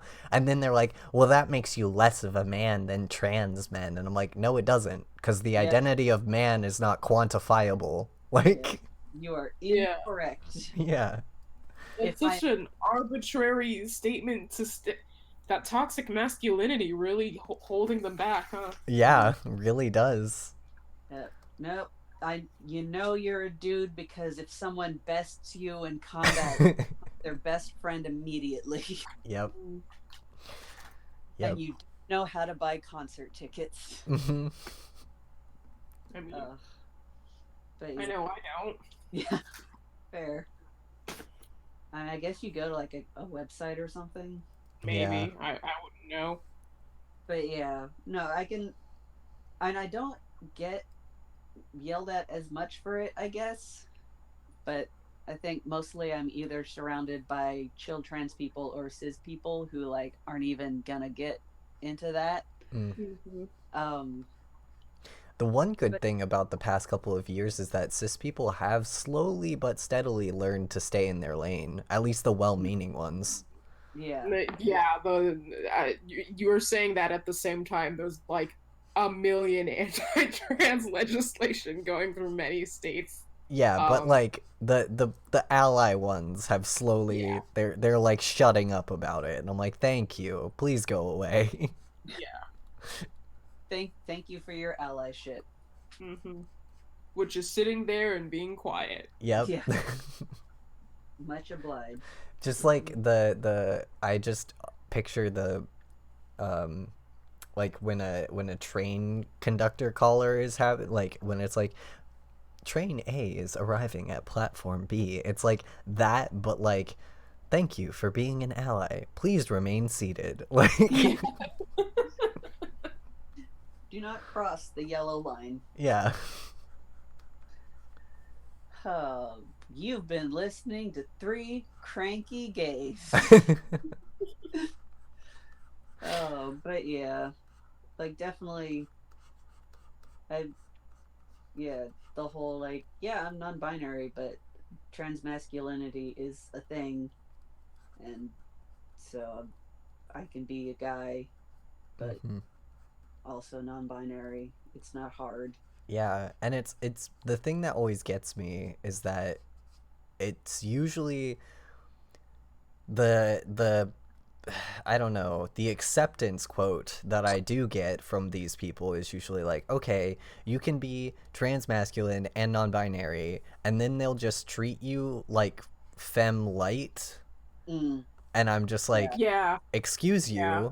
I am a man in every sense that you are, when you, because like we'll have discussions or anything happens and people will be like, ugh, cancel all men, and then they won't apply that to me.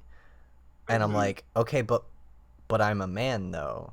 Yeah. Like you can't say all men except trans men. You need to, you have to include us, all trans masculine people, when you say things like this. And that's not to say like you can never say cancel all men or anything, because like that usually is a statement of frustration. of frustration from like female people who have been abused and stuff. So like, yes, I understand. I also say this in exasperation. Yeah, but like, gonna be like, yeah, fuck them. Yeah, but like the thing that bothers me is when it comes to actual like calls to action and actual, like, I've had people say to not follow me because I'm a man, and men shouldn't get more attention on like their art or whatever because they're already overpopulated in the art world. And I'm just like, but I'm a trans man. Yeah. Like, and not all men, not all men are represented. Like, wait a minute. Yeah, I mean, there are moments where I have the horrifying realization that I have become a white man on the internet. Yeah. I feel deeply ashamed. But like, yeah, especially when it comes to discussing things like sexism, because it's like, yeah, I grew up with that. Like that heavily affected me. Yeah. In my formative years. I am very careful to try to not to talk over people, but it's like, yes, we have both experienced this thing, even though I am dude. Yeah. I know it's complicated, but oof. And same with like whenever any discussion happens about like reproductive organs, I'm always there like, I have a stake in this fight, and they're like, how can you have a stake in this fight? You don't want to be in a woman anymore. And I'm like, yes, and if I didn't have legislation stopping me from getting these things out of me, that would have already happened. So yeah. Like, but also there's trans men who do want to keep like their reproductive organs. Yeah. They still want to be parents. Yeah. Like, yeah, and the only reason why my doctor told me I'd probably be able to get a hysterectomy is because I have a history of extremely painful menstruation. Actually, her full words were, oh God, what was it? I used to go to a gynecologist as my general physician just because she was super chill, and like she was recommended to me by like other, well, not by gay friends, and they're like, oh yeah, she's super cool, and I'm like, cool, I'll go see if she's down with trans folks, and she was. But God, what was the conversation? I think it was, we were talking about the long-term effects of HRT, and she's like, yes, eventually you might need to get your ovaries out, and like as long as I'm in there, I'll take out the rest because it's no one else's business but you and mine. And I was like, I like this doctor. Yeah.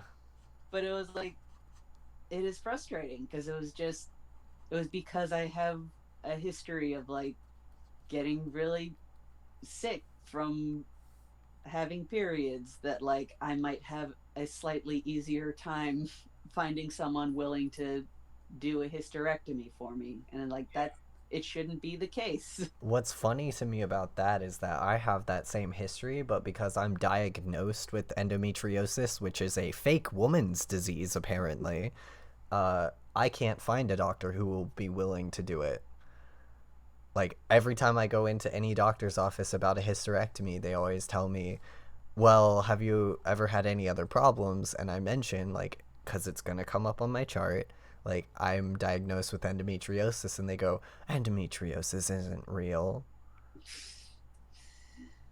Oh. And I'm just like, okay, well, even if it's, yeah, like, even if it's not real, you can take the organs out that are causing the problems, yes? Like, it was very weird for me because, like, sorry, that was just whatever lives under my fridge. There's something that makes noise at night, and I don't know what it is. oh, a friend. Yeah, it's a secret friend. Usually it chirps, but that was more of a like slight rumbling. But God, sorry, I lost my train of thought because I heard a spooky noise. Yeah, like I was sure that I did have endometriosis because like I talked to a friend or I talked to a sibling really who had it, and they were like, yeah, that sounds a lot like what I have. You probably should get that looked into. And I was like, oh, sweet, I can receive treatment. And then I went to a doctor, and they're like, nope, don't see any. It's like, yep. Okay, weird. I guess I just have a really bad time when I'm menstruating. My dooders.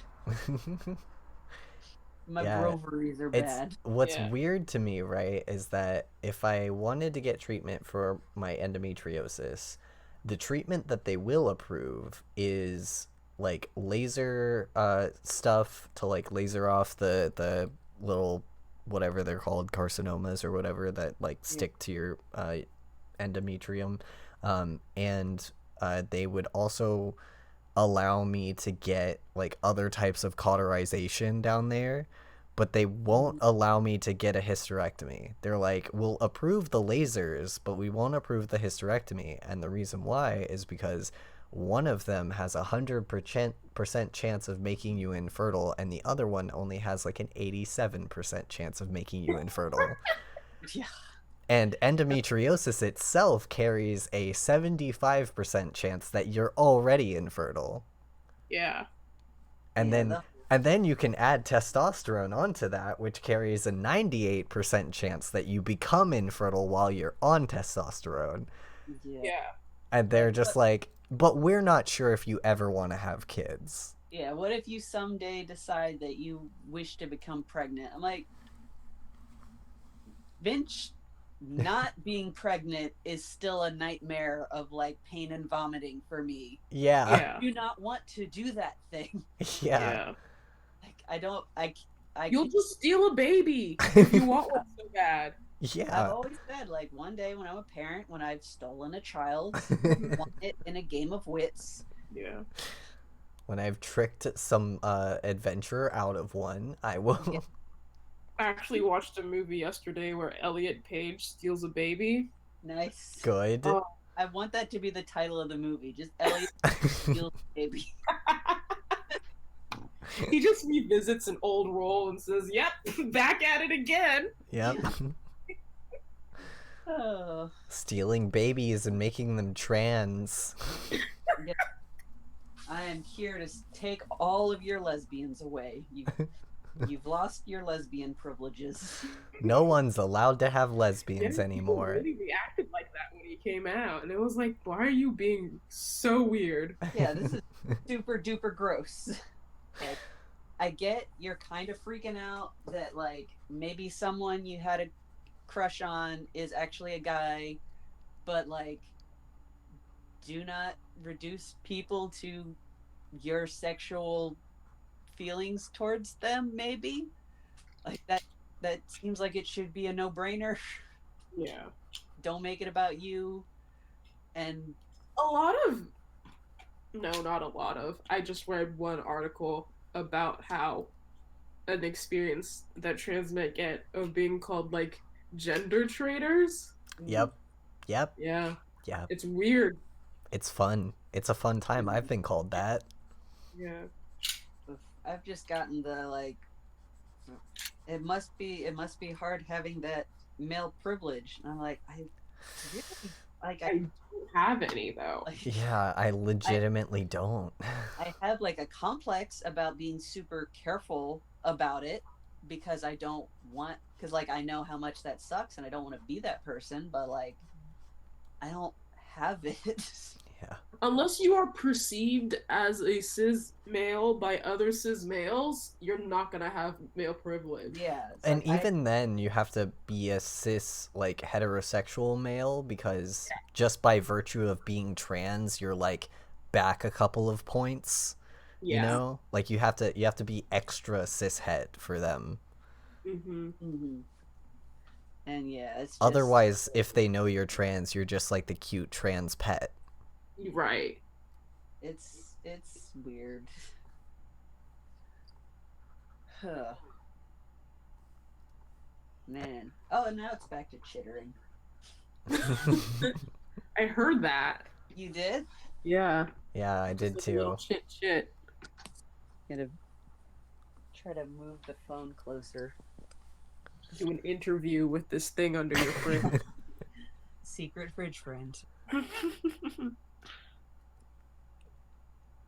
Better be a living creature because I do not allow spectral bullshit in my home.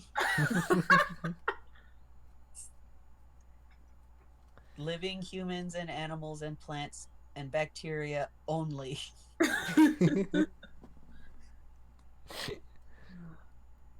Meanwhile, I'm over here like, yeah, there's probably 6 ghosts in my house. That's fine. I mean, in Savannah, there's definitely 6 ghosts in Yeah. your house. Yeah.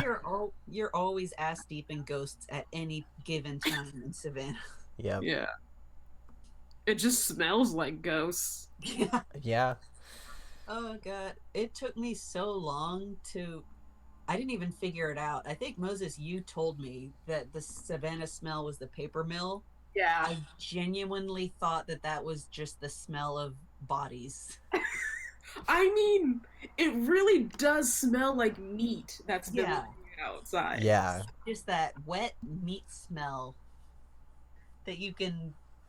God, it's so funny when I'm driving back home from somewhere and I start to smell that. I'm like, the stink of home. Yeah. Why does Savannah smell? Yeah. Yeah, it's the paper mill. It smells so bad. Oh, but yeah, like, because the first thing you learn is like, oh, it's a necropolis. It's all built on bodies, and I'm like, all right, cool. They must have leaked into the sewer because I smelled them. Yep. Oof. It's either the paper mill or it's horse piss usually. Yeah. Yeah, Savannah's the most overrated, overpriced crapple of a town I've ever been in. The entire place literally smells like urine. Yep. It's a very pretty town, but very stinky. Yep. Savannah Council voting to fix odor on Prospect Street. Also, you live on the West Coast. You're not allowed to call any place overpriced. No, this was a review on Okay. TripAdvisor. Fair. Like, wait a minute. The yeah, I said living like in the almost the heart of Silicon Valley. Yeah. Like the stomach of Silicon Valley. Run those numbers by me again, bud. I mean, I don't feel like it's so bad, but I've also just lived here my whole life. Um, Yeah. I was mad though when I went home when I graduated from SCAD and had to come home and I couldn't buy 24 cans of soda for $5 anymore. Yeah. Yeah. So yeah, the food costs are definitely less in Savannah. Mhm. Mm-hmm. Yeah, you get used Although to certain things. restaurant food is actually more expensive here a lot of the Yeah, I would time. say so because Yeah. It's got that tourist markup. Yeah, right, it because really also most of does. the restaurants that we would be able to head to are downtown-ish Mm. Mm-hmm. or this is a restaurant you want to go to in Savannah. So Yeah. so they mark up their prices.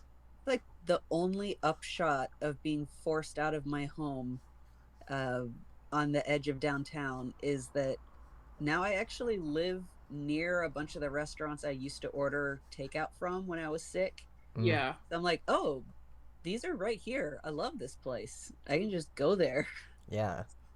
and don't have to like pay a lot of money for it.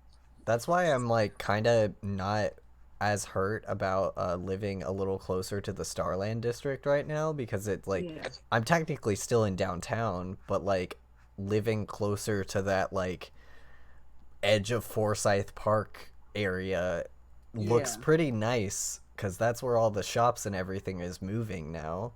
Yeah. No, And I loved living in the Starland area. yeah, And I still feel kind of sad when I drive through it because I'm like, yeah, I really liked living here. Wish SCAD had not had me evicted from my home. mm-hmm, Yeah, that would have been nice. Yeah. And like I will occasionally think about like maybe I can find someplace here to rent that's closer. But then I don't know.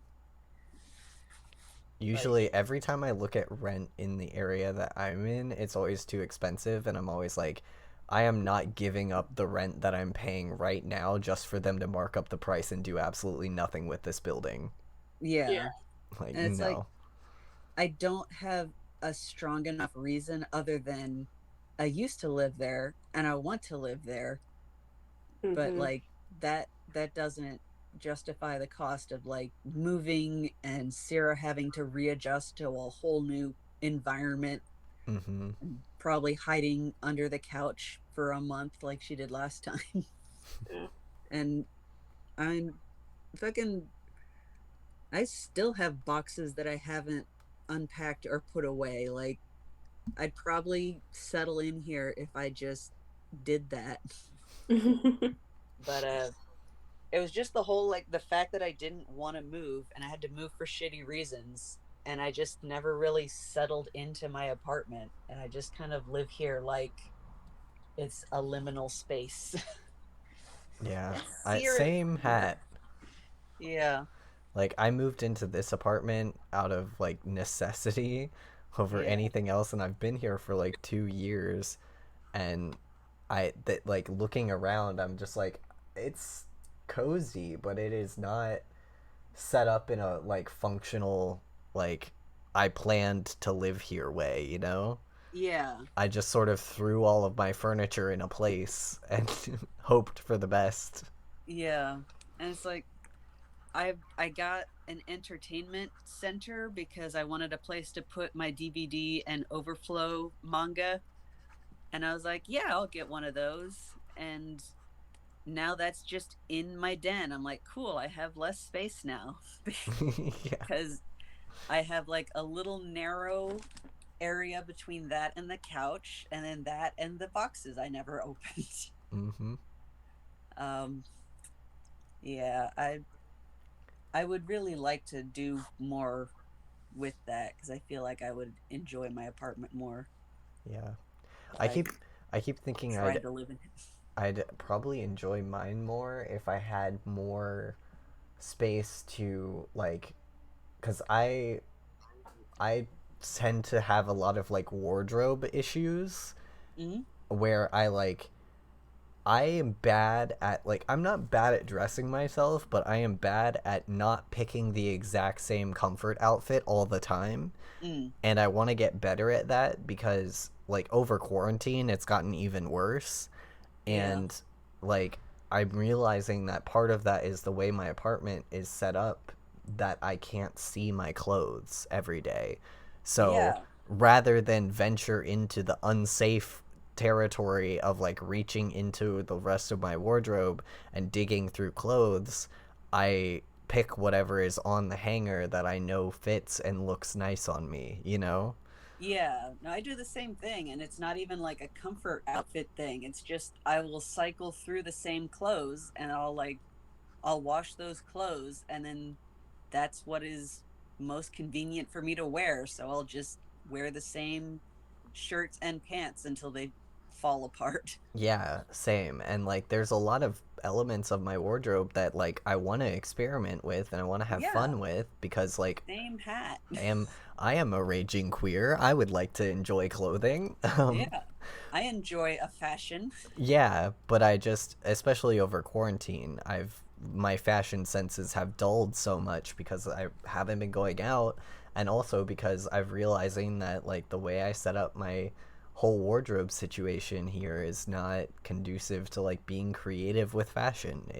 Mm, It's really starting to wear on my, like, self identification, my, like, not really my gender, but just, like, how happy I am in my transition, mm-hmm. because I'm not presenting, like, I look in the mirror and it doesn't look like me, and I Mm, have no motivation to make it look like me, you know? yeah, They're like little changes that I can do, like wearing clothing that makes me happy and doing my hair in a certain way and wearing the makeup style that I like, but I have no motivation to put on makeup and I have no motivation to, like, look for the clothing that I like. I'm just like, this sweater fits, it doesn't smell, let's wear yeah. that today, you know? Yeah, it's like circling back to when I wouldn't go outside because I didn't want to go through like I I didn't want to go through all of the energy of like getting into a binder and dressing up in a way that I felt comfortable presenting myself and then going out and being called ma'am anyway. Yeah. And then I was just like, I just won't go outside then. And Mm-hmm. that was unhealthy. Yep. Yep. it And yeah, it's it's not yeah, fun. it's a similar vibe of just, like, I look at my clothes and, like, I guess some of that same mindset or, like, thought process is there for me too, where, like, I Mm, look at my clothes and I go, I like all of these. I wish that they didn't read as femme, mm-hmm. and, like, I want to not care, Yeah, but I can't. I can't not care because no matter what I do, people will always gender me incorrectly when I think that I look like myself. And yeah. I guess that's what contributes to the hurt, you know? Mm-hmm. And Definitely. like can I can get myself so worked up when I think about like just dresses Mm-hmm. because when I started, that was one of the things. Like when I first started HRT, I was like, I hate that I now have clothes that I like that I can't wear without it being like drag or something. Mm-hmm. And I mean, that's not correct. And I feel a little bit closer to being able to wear stuff like that again. But like, and I don't, I don't know if I will ever get top surgery. I don't know. I mean, I wear a binder all the time because I don't want to get misgendered, but like, I don't feel uncomfortable with my chest. And also, I look real cute in some dresses. I got one that's got bats all over it. And like, it fits very well, but I just haven't touched it in years because I feel like that's just going to undo any man clout I've established. Yeah, same. Like, I that for me it's mostly I really like really frilly blouse like tops, and things, and like I've found that the issue that I run into is that you can kind of get away with like the elegant kind of gothic style for men and like not be misgendered, but the line is drawn, and I've almost like pinpointed where the line is. The line is drawn at frills. I don't know why, but that's the line. Like, which is weird because that's the one goth men's shirt apparently. Yeah. But like, and lots of ruffles. But ruffles are different than frills, though. Oh, okay. Because like ruffles are the pleats of fabric, but frills are like if there's lace, if there's a like sailor collar with like little tips at the end, if there's any sort of adornment or anything like that on the edges of anything, that's where the line is very quickly drawn there. Like if all it takes is a regular button-up shirt, but it having these little like collar stays that are gold and have little embellishments on them, and then suddenly it's like, oh, you're a girl now. Yeah, those are girl collar stays. Yeah, it's like very confusing, but I've experimented to try to pinpoint this line, and it's very funny because I'll go into like a coffee shop nearby and not say anything. I'll just like go up to the counter and see how they gender me before I speak, and like obviously after I speak they gender me correctly most of the time, but like before I say anything, like the initial reaction is always ma'am or sir, like to some point because we're in the South, and like I love seeing what they'll say depending on how I'm dressed. And I've also noticed that looking unkempt apparently is male. Huh. Yeah, that's what is it? American masculinity. Yeah. How the fuck am I getting misgendered out in jeans and the same ass t-shirt I've worn 5 days in a row? I think you should try dressing more like this is a joke, by the way. Go on. Maybe like the late 90s, early 2000s fashion for men. Oh my god. That's like the most trash looking shit. Yep. Oh my god.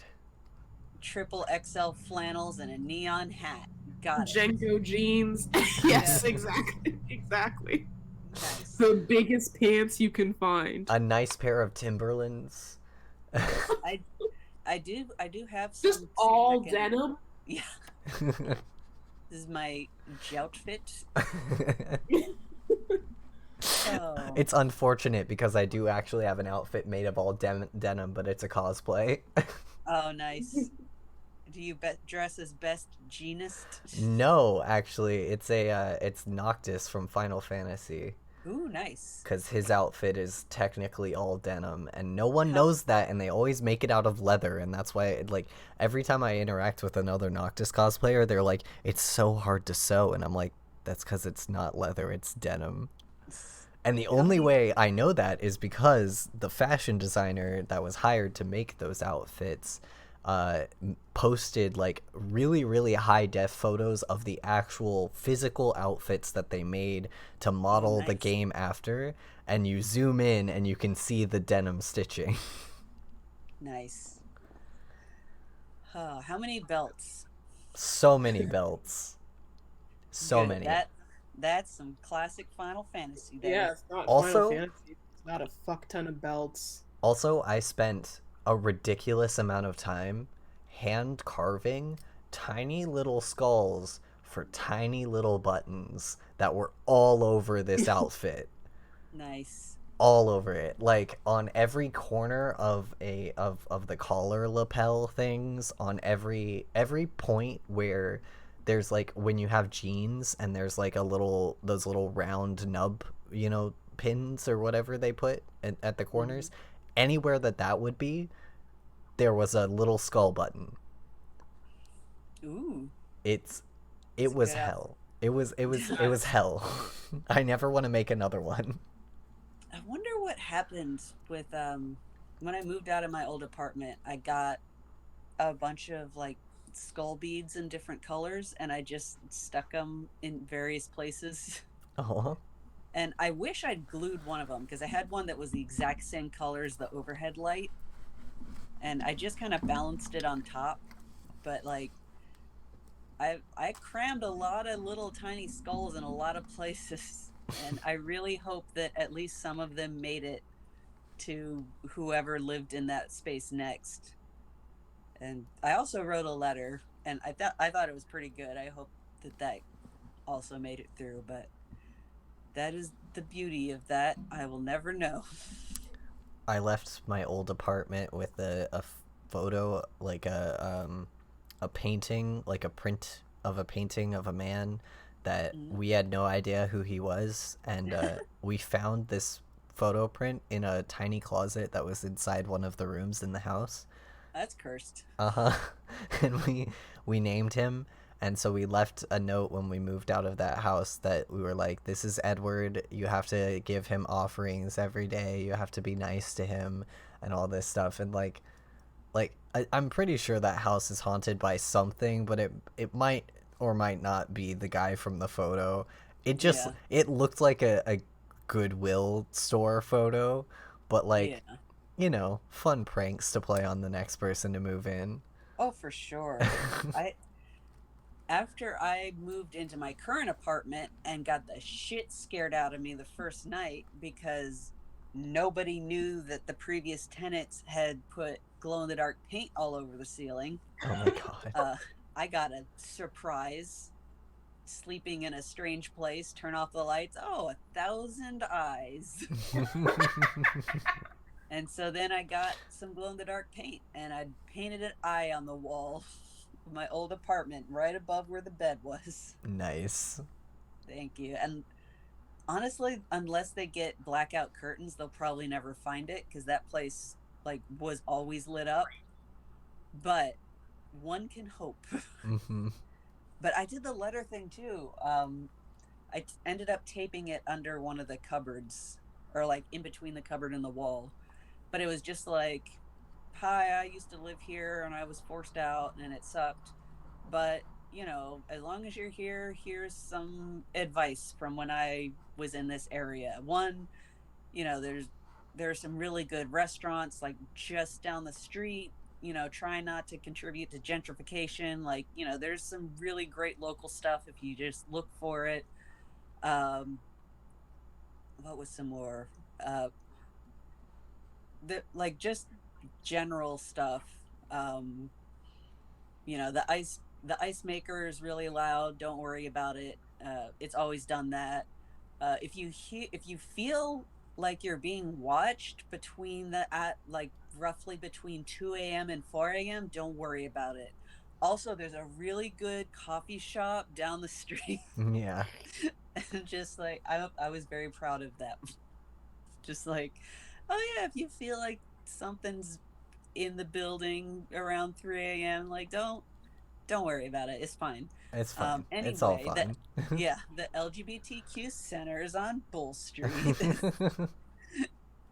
And yeah, have fun with my house. The glow-in-the-dark paint thing just reminds me of some of the absolute best, I have to choose my words carefully here. Some of the absolute best vandalism that I have not done. Definitely did not do any of that. That's illegal, and you could go to jail for a long time. It's a wall prank. It's a wall prank. But I like glow-in-the-dark paint is one of the best things to use, I've heard, because it is not visible most of the time, and you can easily cover things. So there have been many a time where here in Savannah, we are in the South, and there are some unsavory people that like to spray paint some very bad messages. So I like to go and by I mean a fictional character that I'm using the royal eye for, paint over these things with like positive messages instead in glow in the dark, so you can only see them at night.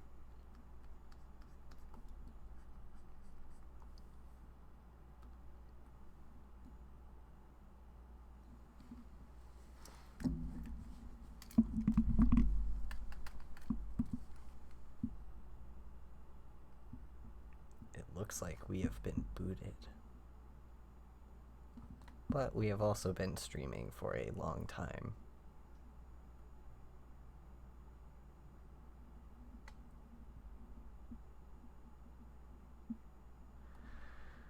Alright, one more ending of this. Also, I have been sitting here working on this piece right now for a while since we've been on, and I just kind of wanted to, like, preface this by saying I didn't have a plan. So, this is just what I wanted to draw in the time while I'm here. Alright, let's get us back connected to the lads.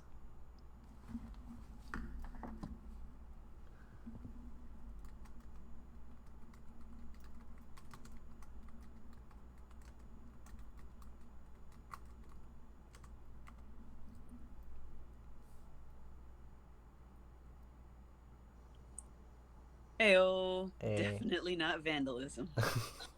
Definitely not. Yeah, Sierra's sitting on me and yawning. Aww. Aw, the indomitable Moses. Welcome back. Welcome back to one more again. Welcome back to 5 more minutes, Mom. Yeah. Please. Anchor said no. I let you slide the last time, but enough is enough. Yeah. I just one more banishment.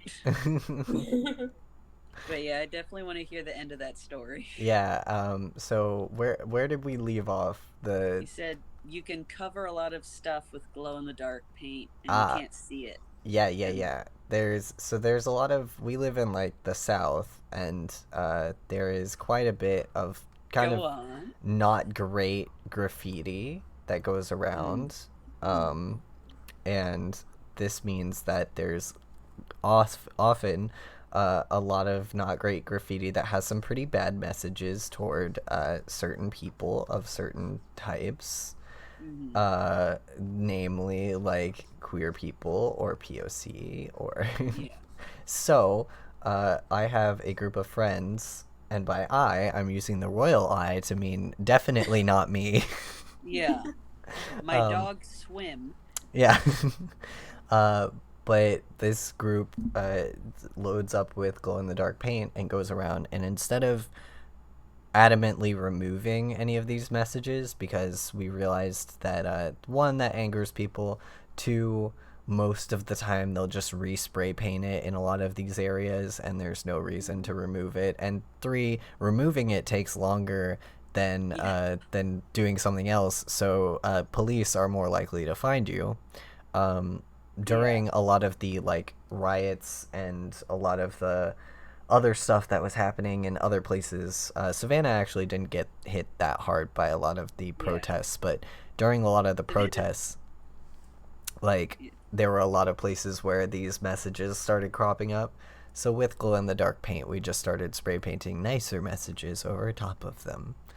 Yay. And that's been pretty much the norm with everything with my group, that like the roving group of gang people that like to like hang out at 2 a.m. outside. Nice.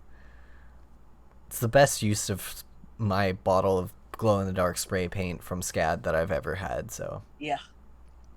Excellent. Very excellent. You're doing good work. Yeah, I mean, it's not much, but it's what you can do when you have glow-in-the-dark spray paint. Yeah. Yeah, it's throw one starfish into the ocean, you made a difference to that starfish. Yeah, that's true. Do one wall prank with glow-in-the-dark spray paint. You have made that much more of a difference. Yeah, I also remember that there was, this is gonna be, okay, I can tell this story because legally, like, nothing happened, so, but, like, very short story with the same roving group. Most of them don't live in Savannah anymore, Some of them still do, and we still, you know, get up to our shenanigans, but one roving group member is a big activist in Oregon right now, who's building a like supply pipeline for emergencies when things happen, and is basically building it up to be like anyone can call on it to use it sort of situation, to like rally people together and have a team of responders that are not police when things happen. And so he came back to Savannah because of a bunch of stuff to do with his like identification and certification stuff, because he was legally living there but also had IDs here, had to close things, and he was back in town for a week. And within that week, not only did those shenanigans that I had talked about before happen, but also he was like, how many friends do you have? And I was like, I don't know, like 8. And he was like, how many of them are like beefy? And I was like, this bodes well. Dude, like, I'm a twink. Who do you think I hang out with? And get some twunks. Yeah. And he was like, well, you know, if you could like gather up 10 people and put them all in a private message room, I have a task that we could do. And we didn't get 10 people, so we didn't get to do our fun task. We got about 5. But I have some muscles. The fun task that we had planned that we didn't get to do was throwing what is essentially a battery acid bomb at one of the Confederate statues in Savannah. Oh boy. Ooh. Yeah. And I was like, I'm glad that didn't go off, because I think that would have been an issue. But like, yeah. I'm on board, but I think it would have been an issue. Yeah. But that one was an interesting plan. It was untraceable. It's not something that like that you could track down to a person the way that it works, but it still would be a thing that's like, that's a little bit too aggressionist for Savannah at this time. You know, like that flies in like Atlanta and Oregon, but like here, no. Yeah. I usually just try to make it look like a penis if I'm ever drawing that part of the city. Yeah. That makes me smile. Yeah. I mean, Confederate monuments are not something that we can really fight against, which is sad. I wish we could, but there's no way we'll ever get any of these Southerners to agree to tear them down. So I am very proud of the folks in my hometown, Virginia, that have just they finally fucking destroyed the Columbus statue. Yes. And like that's the one that was on the news, and I was like, I've been hoping someone would ruin that for years. I'd been trying to figure out like how I could get paintball pellets and like drive by and throw them at the statue. Mm-hmm. But yeah, I mean you've seen photos of the like reclaimed monument. Yeah. And my dad and I went there, and it was awesome. Like there are people there 24/7 to, you know, make sure nothing happens. And it's also just like a great community place. There's a little garden, there are basketball hoops set up. There are people out there who are like campaigning for good causes, and it makes me so happy to see that. It was like, oh, that's my shitty old town I grew up in. They've done some real cool stuff. Yeah. I got my hopes up for Forsyth because they're redoing Forsyth. And I was like, oh, they might, you know, finally do the thing with the monuments. And no, they're doing nothing to do with that. They're building more pedestrian paths, and that's terrible. Yeah, they're basically making it so that like if you haven't been to Atlanta, you wouldn't know about this area, but that like there's a part of Atlanta where there's like a park that's really popular, and the Olympic Plaza zone. Yeah, like near the bike line, near the what's it called? It's like a walking path, and then the park connects to it. But basically Savannah wants to make a miniature walking path on the outside of Forsyth Park for people who go, like people like me who jog in the morning or who bike to work, that sort of thing. Okay, that's cool. Still wish they'd take down the big dick, but yeah. Whatever, I guess. I mean, the issue with getting Savannah to change is that, like, not only does that need to come down, but like almost every statue in Savannah needs to come down. Yeah. So I can't see them agreeing to all of them, so they're all probably gonna stay up. Yeah. I mean, there's like there's the waving girl. Mm-hmm. I think there is a slavery is bad statue somewhere on Canal Street. Yeah. I think there's one monument to that, and then the rest of them are look at the slave masters. Yeah. God, that one, when I was looking, when I wanted to have my birthday at a famously haunted location, the one tavern that was like, oh yeah, our place is super haunted. It used to be a holding area for slaves. Oh, like, yeah. Fuck you. Like, that, don't use that as an advertising point. Like, yep. Like, they were super proud of, like, yeah, there was so much suffering here. There must be so many ghosts. I'm like, I'm never going to this bar. Yeah, like, this is a trash bar. Yeah, I mean, like, you are correct, but none of those are ghosts that you want to vibe with. Yeah. Yeah. Like, I want to go to the Moon River Brewing Company and piss off the anti-Semitic ghosts so it'll crash my phone. You can't prove that's not what happened that one time. Yeah.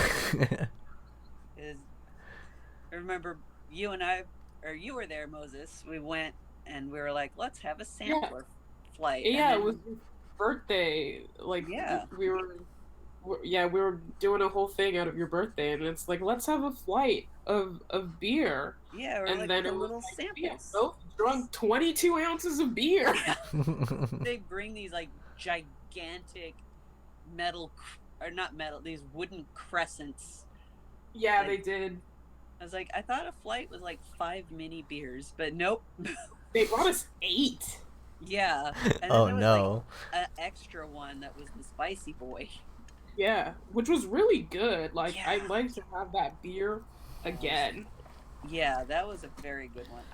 I do enjoy the Moon River Brewing Company, but I was regaling Moses with the story about the stupid anti-Semitic guy who got killed by his doctor. And at one point, my phone just stopped working. And it was still at full charge, so I had to like wait at Moses's place for my phone to die so I could like reset it. Oh my god. And it was a very old phone, so that is most definitely what happened, but I do like the idea of like I was making fun of the alleged ghost and then my phone got fucked up. Yeah. Like, well, you still got shot by your doctor, so who's the winner here? It's me and Moses. That was a good birthday. It was like they had Pride and Halloween at the same time. Oh, I remember that year. Yeah. Went to a cat cafe. Pride Halloween. Oh yeah. Oh man. That was so good. Had a mimosa. I wonder what Pride is going to be like this year. I've hated Pride almost every year. I did like the one where they had Estelle. Yeah. That was fun. Yeah, I showed up for that, and then I was like, I have to go home now. Yeah. Yeah. I am very interested to see what they're going to do with Pride this year, since, I mean, the state of the world right now. Yeah. I mean, they did change the Pride committee, so it's not like the shitty previous people. Yeah, I saw that, and I'm excited for that, because like the previous people were like, come drink and give us money. Yeah, no, it was garbage. It was the worst. Yeah, it was really unclear about whether you actually had to buy tickets to go. I remember at one point. Initially, it was at Forsyth, and you definitely had to pay to get in. But then they would also like let in alt-right people who wanted a booth, and they're like, it's a public event, we can't not let them in. I'm like, how is it a public event? I had to buy a ticket. Yeah. Also, you could have given them like a shitty spot and not be on the main strip, and they're like, oh, my hands are tied.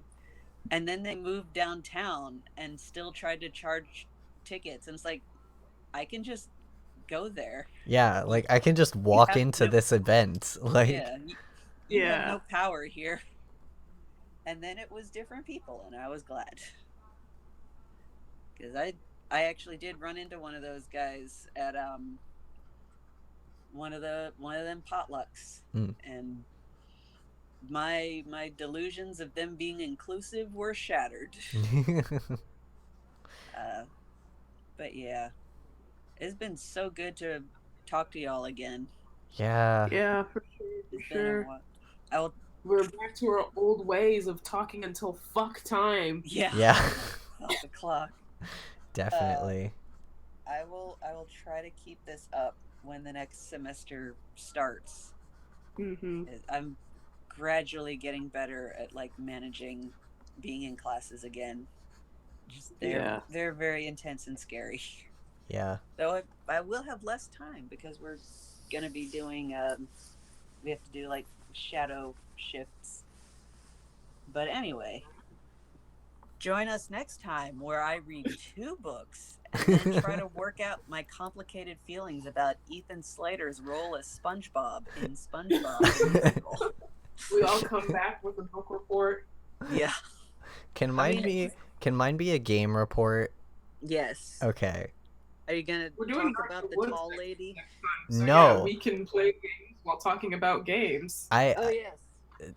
We can play games while talking about games, number 1. Number 2, I am not here to talk about the tall lady. I am here to talk about Mr. Heisenberg. Excellent.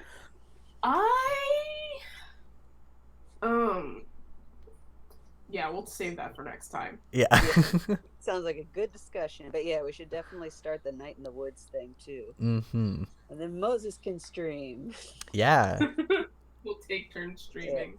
Yeah. And I'll find something to... Maybe I'll try to set up an art thing for streaming, but we'll see. It'll just be me reading another book in its entirety. I mean, people do that shit on stream. You could probably do it. Yeah, honestly, like... Set up a video camera and just, like put up you reading. People do that on Twitch. Yeah. People do a lot of weird shit on Twitch. Yeah.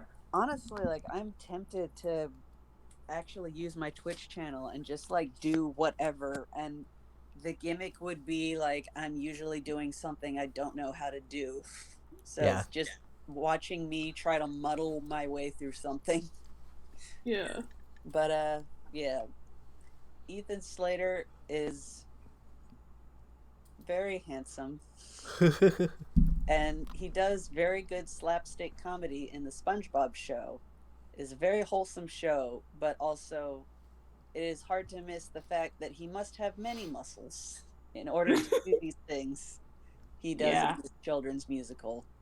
Unnaturally buff sponge. Yeah. Like, God, just the DVD is like him as SpongeBob jumping up and being like, yeah!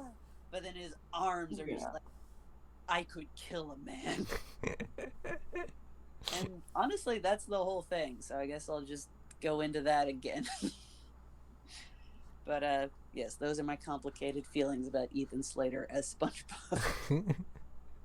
Like, it's wholesome, but I have feelings.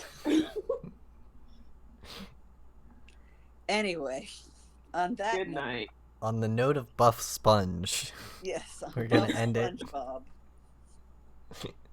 who could wreck someone with his abs, probably. It's the end of podcast. It is no longer time for podcasts. It is no longer time for podcasts. It is also no longer time for stream. Yes. Thank you for having us on your stream. I have been streaming for 8 hours. Dang. Boy. Have a sleep. It is time for bed. Yes. And this has been Indigo and Apollo and Moses and Sierra and something that lives in my fridge. I don't know who Apollo is. I am definitely not vandalism. Yes. Definitely. Yes, the indomitable Moses and definitely not vandalism. And also a mystery thing that lives in under my fridge. Yes. And chitters at me at night. Oh, are you squeaking? Oh, Sierra. She did the tiniest beep. Which is her way of saying, please go to sleep. Good night, Sierra. Good night. Y'all have any other closers? Nope. Nope. All right. Then be gone. Banished.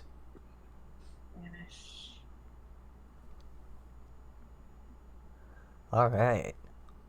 So, like I said just a few moments ago, I have been streaming for 8 hours. This has been a special episode of stream. I did not expect to be streaming this late. So obviously, as you can see, I just started drawing when I didn't know what to do with myself anymore.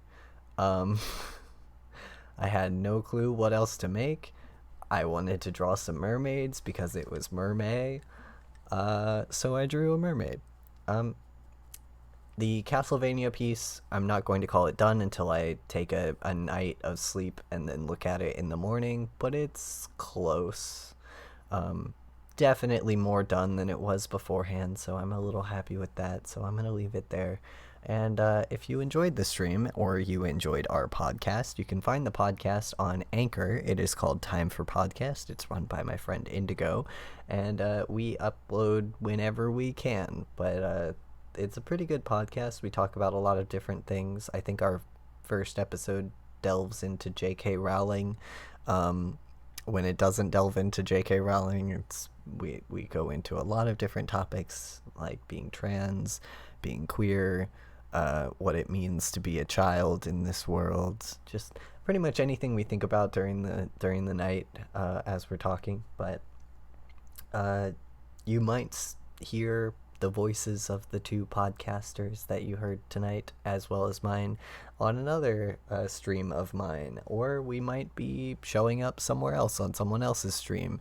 Who knows? But if those sorts of things begin to happen, I will let you know. They will be announced on Twitter, Instagram, Facebook, all of my other social media. You can find linked below. If you can't find me somewhere, it's easy to find me on Twitter. That is the easiest way to get a hold of me. I hate Twitter, but it is the fastest way to get my attention, unfortunately. So, if you would like to follow me, I would greatly thank you. And I also want to just quickly at the end of the stream, since I couldn't before, I'd like to thank Hello Dandy for rating me again. That was very sweet of you. I couldn't speak to you much, and I would also like to thank a couple of my other friends here who have followed me in the past few hours. Let's see. Obviously, Indigo has followed me. Yumizu, thank you for following me. I hope I'm saying that right. And I hope that, and I believe Lawrence Sketches is Risinger. I don't know if that's Risinger. But if it's not Risinger, I'm sorry. But Lawrence Sketches, thanks for being there, hanging out in the chat.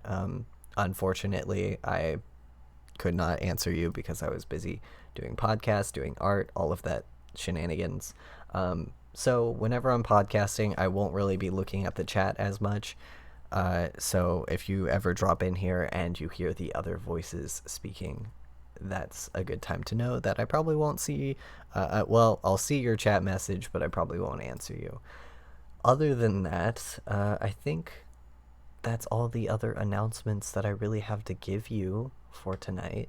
It is currently 2:50 a.m. where I am on a Friday at night, now turned Saturday morning, and I would kind of like to close things out as smoothly as we went in. So I'm going to put the music back on like I just did there, and I'm going to put the ending on. You can tell I'm tired. So ended the stream. Thanks for watching. Thanks for being here. Thanks for hanging out while I did some art and talked to my friends for 8 hours. Love you guys, and I will see you in the next stream. Next one will be Sunday at 5 p.m. I'm getting used to this alternating every other week thing, so Sunday, Monday alternating is still happening. And you should be able to find the schedule online. If you have any questions about the schedule, feel free to yell it in the chat, or just ping me on any of my social medias. I'll be able to answer you and let you know whether it is a Sunday or Monday stream.